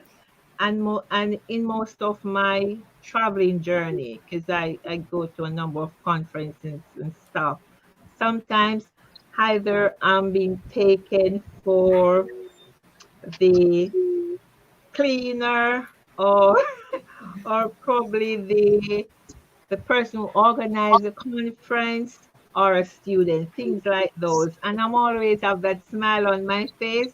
And I just allow them to perceive who I am before allowing them to know who I am. I know I gave you so many experiences, so I'll stop here.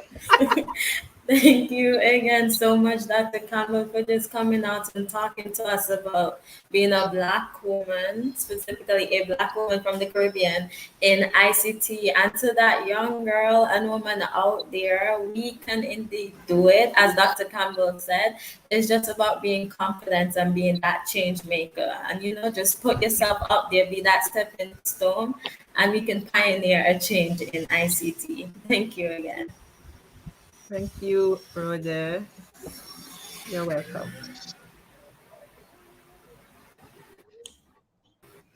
Wow, incredible conversation there, Rhoda and Dr. Carleen Campbell. That was completely amazing. We were talking about global tech leaders and empowering women and girls in ICT on a whole. That was incredible. Let me tell you this. Dr. Campbell was speaking, and her last story that she just gave, it motivated me. And a lot of times we're gonna go out in the world as young black women doing amazing things, and people are gonna look down on us. Yeah, but we're not watching a face around here. We do what we do, and we do it amazing. We're going to jump right into a giveaway, of course. It's not a digital Jamaica event without giveaways. We're actually going into our final giveaway for the day, for the session. And if you want to win something again, I'd love for you to put it in the comment section. Want to win something? I'm here. I'm here in your iShiba. Definitely tell you what to type in the chat now. All right, so I'm waiting to see that in the comment section just to ensure that you're here with us, you're hearing me, and you're listening. All right. So for the last giveaway, session for the day, this is what you can win. Win the stylish but powerful VJO 86 Smart Graffiti Black and White Wireless Over Ear Headphone. All right, amazing headphone. And whoa, that is beautiful actually. So I'm seeing in the comments everybody saying that they're ready to win this amazing headphone. All right, let's go. So in order to win this headphone, this is what you have to type in the chat. Hashtag DJYS 2021 loud and clear. I'll say that again. Hashtag DJYS 2021 loud and clear. And remember, we know how this works. Ensure that you type it exactly how you're seeing it on the screen right now. So hashtag DJYS 2021 loud and clear. Mana line Arcadia. These earphones looking real nice.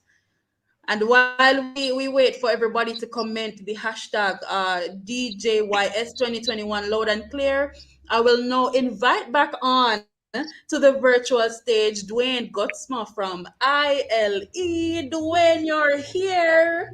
What's I up? dare, Aishiba, I dare. Let me tell you, it's been amazing. Really, really amazing. The discussion so far, the panel discussions. Aishiba, I don't know if you noticed, but I'm in the same position you saw me earlier. I've Yes. been glued to my computer. I've been very much glued to my computer. I love the excitement with the giveaways, and I think there is one more giveaway in the bag. So after you do this one, I think there's one more that we're going to roll out. But just to jump on the conversation that happened a while ago, what I took away from that conversation, I mean, I'm not a girl in tech, but I'm in tech, and I'm black.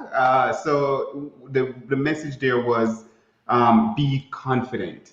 And I think if we walk away with that from this summit, it will be something that everybody can benefit from. But Aishiba, where's Kadia? I think we need to bring Kadia in this We need to party. bring Kadia back onto the virtual stage. Yeah, man. Kadia. Kadia, I promise my hair is going to look somewhat like yours next time around. I'm here, guys. And, I just want to say thank you so much to everybody who participated. Guys, guess what? We've had over 100 of you participate in this summit today. We are so excited. So right across all our platforms, LinkedIn, Twitter, Facebook, Hopping, YouTube, we have had over 100 at one point. We had almost 200 of you. And so we are excited, and we really, really, really appreciate you guys turning out strong for day one of the Youth Summit. And day two is going to be even better. Day two is going to be even better. Quite so. But Kadia, I think people are asking, all right, let me get this giveaway out of the way. I see 10 entries inside there already. I mean, we're going to just Let's talk give about them the 30 seconds more. 30 seconds more, right? Because as Aishiba said, Aishiba is a nice headphone. It is so pretty. Is I it? want it. It's a nice Dwayne, we have headphone. to go talk to Katie about this off stage, because I think these so. gifts I are think so so. nice. I think so. The planning crew, the chatting crew, the vibes crew, we need something as well. I mean, I really do think so. Guys, remember that when you're typing in the chat, make sure you're typing it exactly as you see it. I see some of you guys typing in, but you're not putting the hashtags. Make sure you're putting it in there just as you're seeing it on screen, guys. Just as you're seeing it on Kadia, screen. that is also something with the future of work, because if you're going to type these things and do, data entry, you gotta type what you see. Exactly. And you have to listen. You have to listen, Yeah. because Katie said type it exactly as you see on the screen. When you go in the workplace and they tell you to do something exactly this way, you have to do it exactly how they tell you to do it. So you're learning right here, young people. You're learning. Proper. Awesome. But Dwayne, I want to say big up to our hostess with the mostest. because Indeed. Aishiba has been here for almost 7 hours for this entire day one, and she has not lost one drop of energy. Yeah, The man. energy I'm still amazed. going I'm strong. amazed. It's amazing. But we want to big up our host, Aishiba. Are we ready for the draw? Yes. Aishiba, Dwayne, we ready for the draw? Yes, I we're think ready. so. I think so. I think we All can. I think we right, all can. right. Let's go. Wow, Let's I see a lot go. of names there. Whoosh, Yes. I'm I am repping the nervous. males. A male, a male, a male, a male, a male. Wow, Shannon Shannon Witter. Well, Witter. we've had one guy, I think two guys we've had win something so far. Congratulations, Shannon Witter. Has Shannon won something before?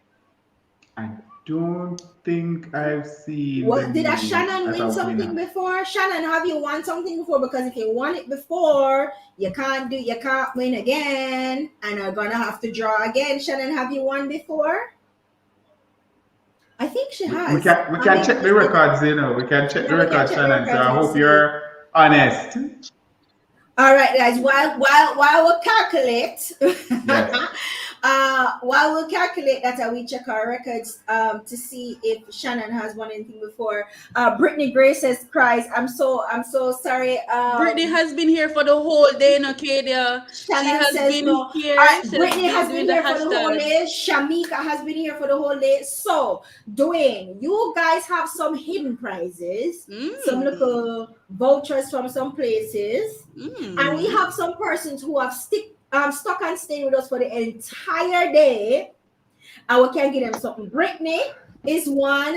Shamika is one, and Adia Neil McLeod is one. Well, mine are count too much, because I It's have to just three. talk. Those are three. Those are three.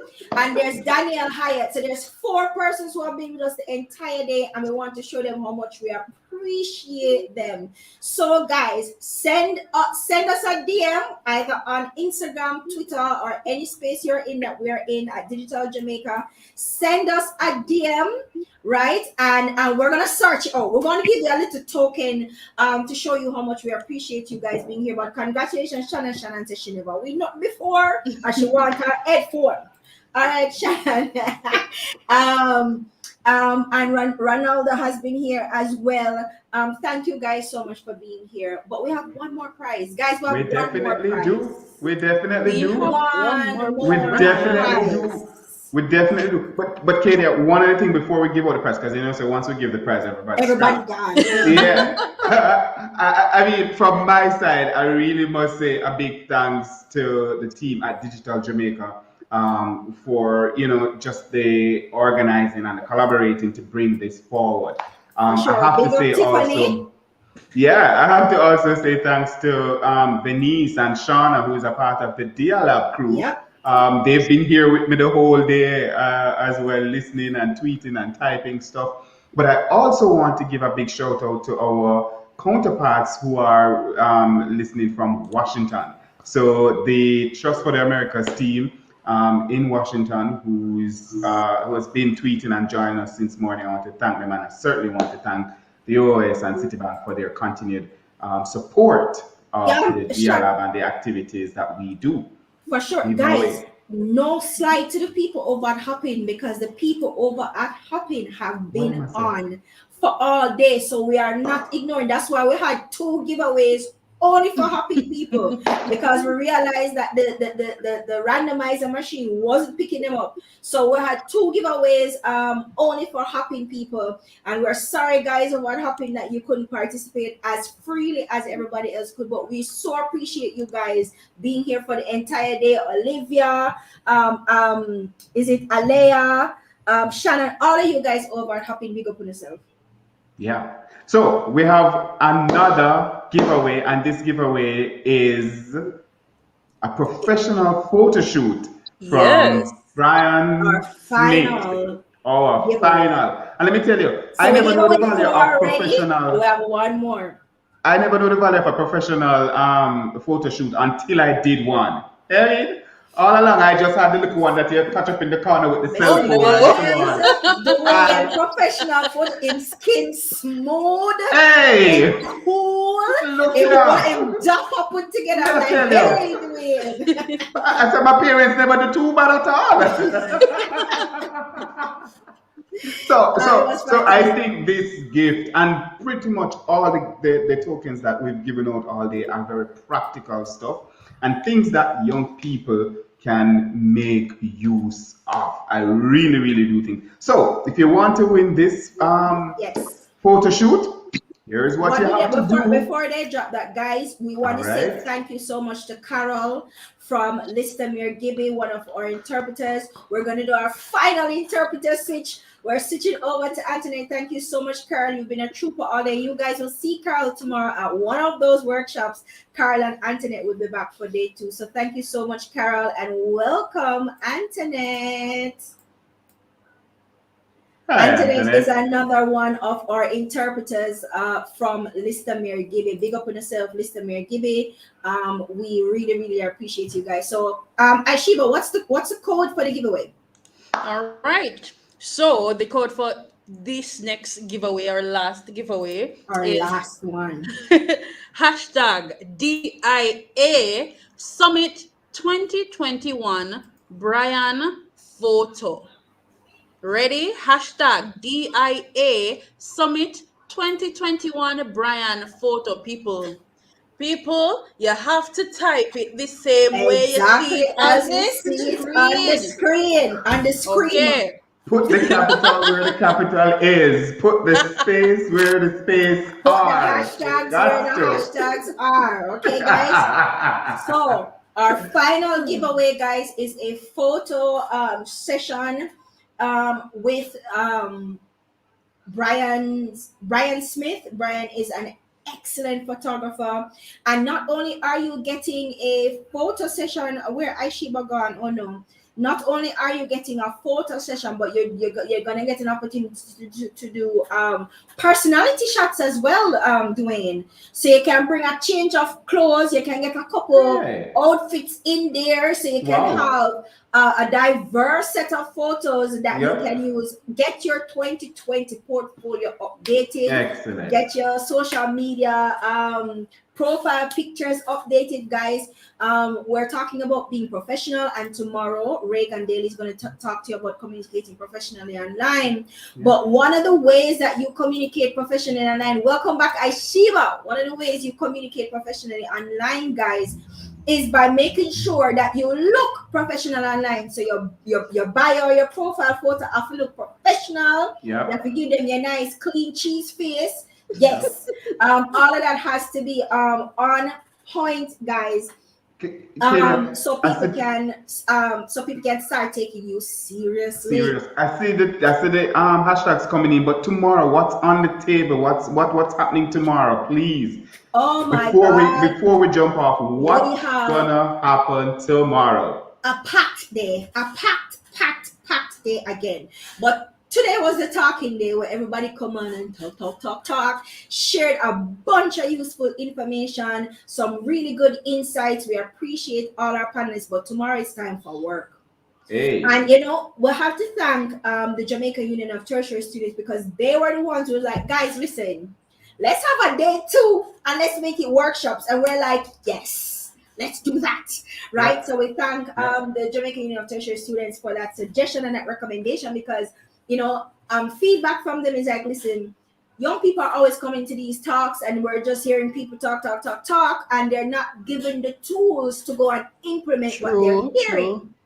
And so Aishiba, they were like, okay, let's do some workshops. So we called up all the people that we know who are excellent in certain industries, and we say, can you facilitate a workshop for us? Naomi said yes, Reagan said yes, Kirk said yes, Anika said yes. We have some top-notch people. And how can I forget international recording artist and technologist, Mr. Basie himself, formerly of TOK. Yes, he's going to be on because he's a special somebody. He is a special somebody. You know why, guys?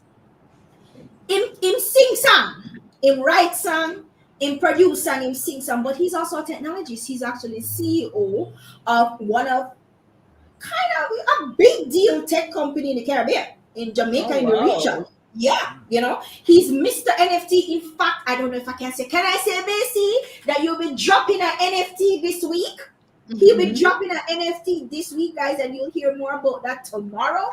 Yes. But we also want to say condolences to Basie because he lost a member of his family this week, which is why he had to push back his album launch because he was also supposed to be launching an album tomorrow. So condolences to his family, and hopefully, you know, they can recover from that loss quickly. But guys, are you ready to do the draw for the giveaway?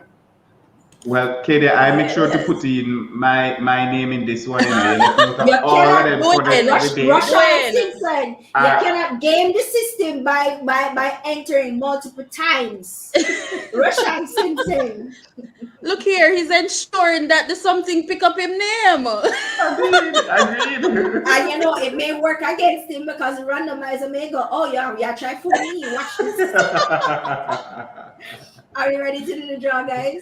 Ready. Definitely ready. All Definitely right, ready. let's go. Definitely ready. Wow. Ooh. And I people see Russian being picked up, is it?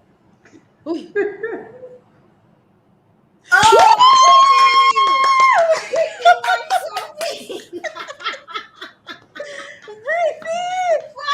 Congratulations. But Brittany photo don't look like she need no professional photo shoot. But this look professional already. Brittany want to make sure that her It's time for an 2022 is excitement. Oh, Yes. it's an upgrade. Okay, Congratulations, Brittany. Yes, see what happened when you try game the system, Rashan. The system said not today. Not today. That was Pro Shamika. I thought Yes, it was you it for was. a while. But Shamika, never mind. Head on over to our DMs. We have something special for you guys that we're going just for you guys. Okay, so that's Brittany. You come off of the list. You're not getting nothing because you already get the F1. No, you get the photo session. All right. So Shamika. Who else was it that was on with us for the whole day? Aiden. Adien, and Ronaldo. Guys, DM us. We have something special for you, Brittany. Wait, no, you get a headphone set. You get a photo shoot. Brittany, me not understand it. If you don't want it, you can give me it, you know. Listen, you know, expensive photos extra sessions are. Aye. Especially with change of clothes. Brittany, believe me, you want to keep your photo shoot session. Just this thing after Brittany go and Brittany tells you she gonna give her the prize. But I can't still the same thing. Have a good mind, just draw again. Brittany, what kind of thing this? She have a very kind heart. Maybe there's somebody she knows who might utilize it better. Exactly. Well, Brittany, if you think Shamika, who don't have our photo up, needs the headshot more than you are free to give her. It's yours. The session if you want to, and I'm sure Shamika will be grateful. All right, guys. So Dwayne, any final words on behalf of ILE and DIA, and then we're going to exit and allow the Energy Queen to do her thing and close us out. No, I mean, ladies, the only thing I have to say is a massive thanks for pulling it all together.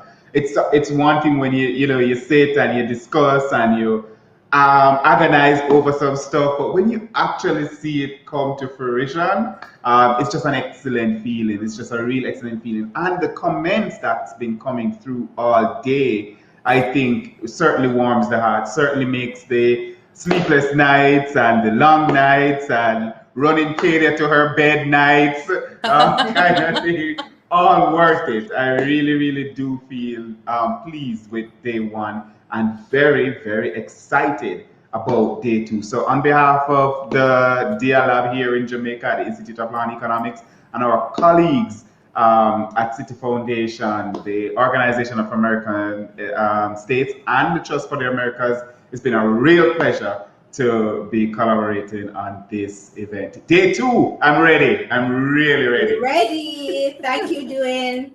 And before I jump off, Aishiba, and allow you to do your thing because you've been doing a fantastic job all morning.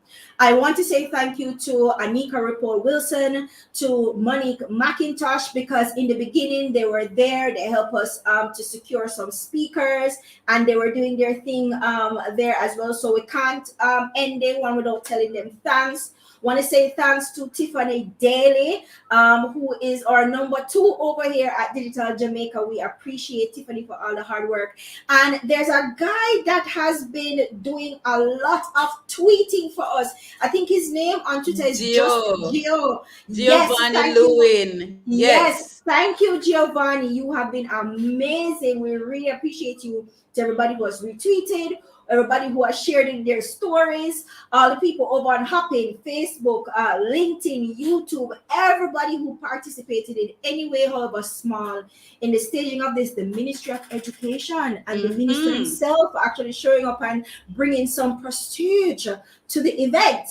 We really appreciate you all. And guys, day two, are you ready? Day two is going to be great, and there are going to be more giveaways tomorrow as well, because I know the presenters are doing their own giveaways. So guys, day 2 is by registration only.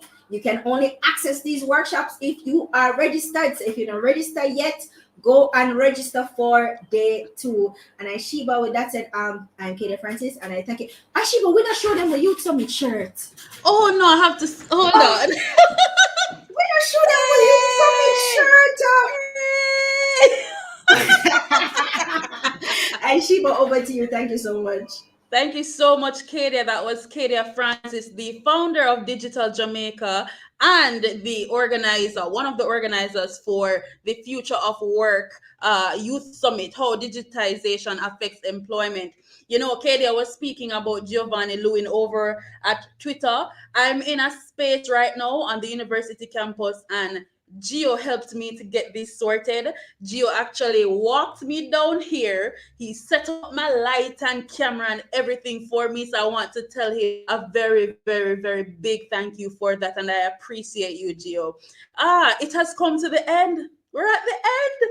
We're at the end. I can't believe it. I want to thank each and every one of you, the organizers, the Minister of State in the Ministry of Education, Youth and Information here in Jamaica, the Honorable Robert Nestor Morgan, for coming. The minister show up, the state minister show up, and we appreciate you, sir, for that. Our partners, DIA Labs, Institute of Law and Economics, Trust for Americas, the City Foundation, OAS, Jamaica Union of Tertiary Students, National Youth Council, and University Caribbean Ambassadors. To all our speakers, thank you so much for showing up, showing out, and everything. You dropped a lot of gems, and we really, really, really do appreciate it. To all the panel moderators and Fireside chat hosts, you all did an amazing job. And for that, we're appreciative of you. To our interpreters, Carol and Antoinette, thank you so much. We appreciate you. And let me tell you, we definitely cannot end today's session without saying thank you to our participants. That is you over Facebook, LinkedIn, Twitter, YouTube, Hopping. Thank you so much for showing up. Thank you for showing out. We really hope you learned something today. And honestly, thank you so much for participating, especially in the comment section. Remember, as Kadia said, to sign up for day 2 of the summit, because it will not be recorded, people. You need to sign up today, register today, so that you can come out tomorrow. And lastly, to Digital Jamaica. You're messing up, man. To Digital Jamaica, on behalf of all the young people who are tuned into today's summit, thank you. Thank you for providing this platform for us to learn. Thank you for providing us with opportunities. We really, really, really do appreciate it. I am Aishiba Cornwall, and this is me signing out. See you guys. Thank you.